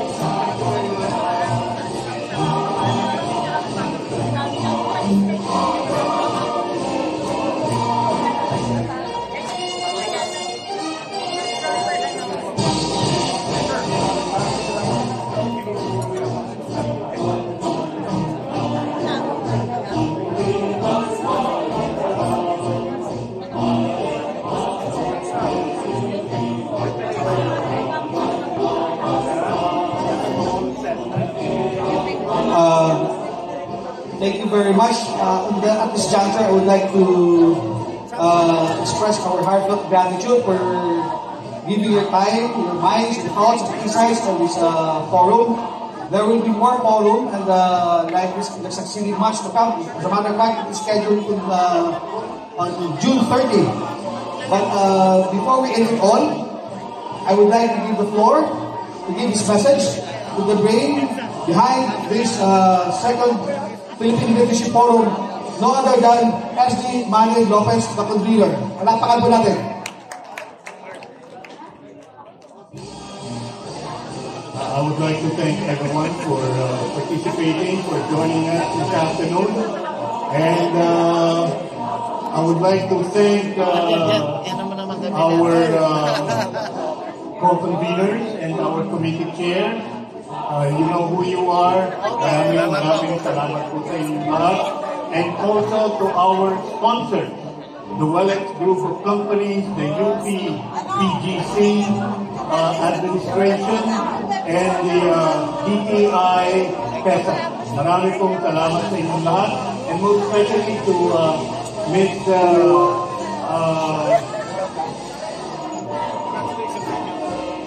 Most especially to Ms. Mercado, Melanie Mercado, for her support and assistance, and to everyone, to Dr. Mariform, Malitaw.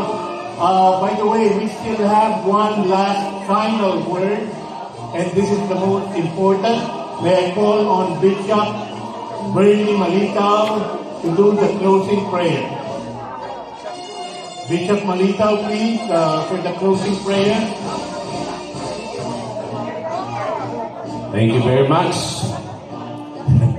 So, awagan ni Brother Manny yung supar. So, can I have your attention, please? Please rise. Umayo po tayo. Sabi ng Proverbs chapter 3, 5-6, trust in the Lord with all your heart and lean not in your own understanding. In all your ways acknowledge Him, and He will direct your path. So, the Lord will be giving us success.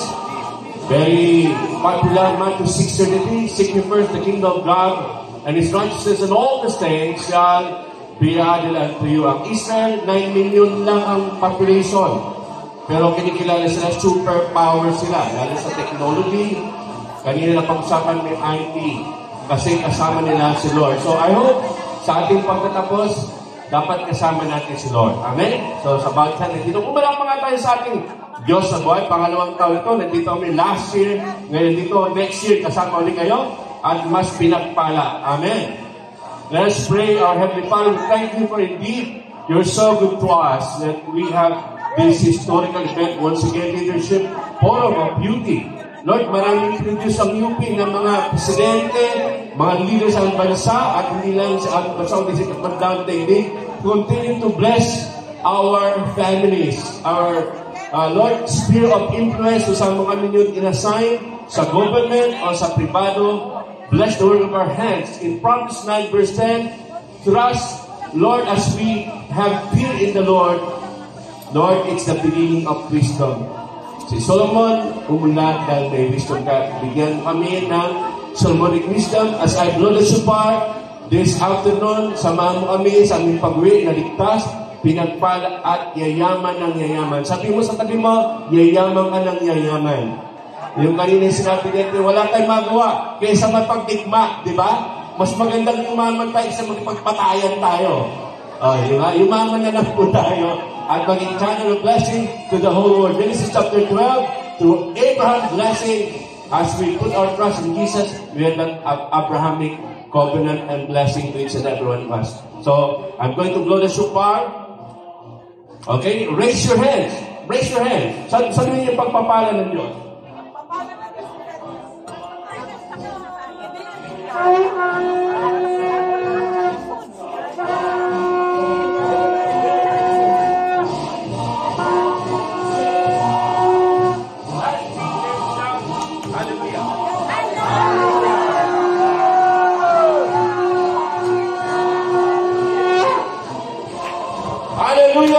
The Lord bless you and keep you. The Lord make His face to shine upon you, give you shalom, peace, blessing, prosperity, healing, and victory. In the mighty name of Jesus Christ we pray. Everybody say, Amen. God bless us all. Thank you. Shalom. Thank you to everyone. Thank you to Mr. Lambertan, J. Francisco, Ronald Ramos, and to our distinguished guests from the Royal Embassy of Cambodia. Maraming salamat po. Thank you. And thank you to our very elegant MC, Ms. Agnes Alimo, and Captain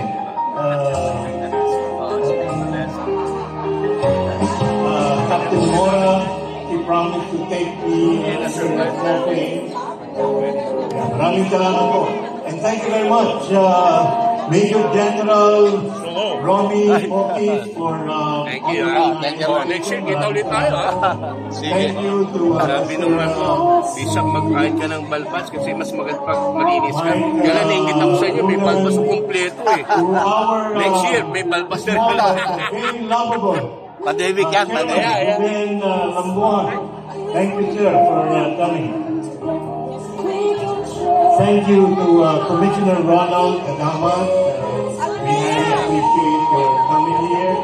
And to Dr. Keder Bosa. Marami pong sakripisyo ang ating mabuting former Undersecretary of the Department of Health in helping save lives. Thank you.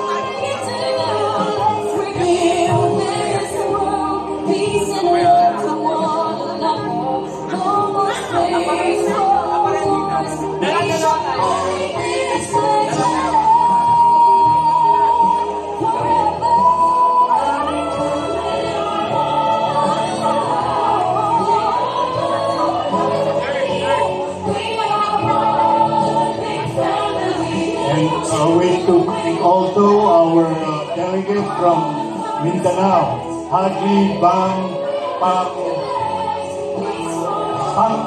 Maraming pong salamat, Mr. Haji Bang Pangko of Mindanao.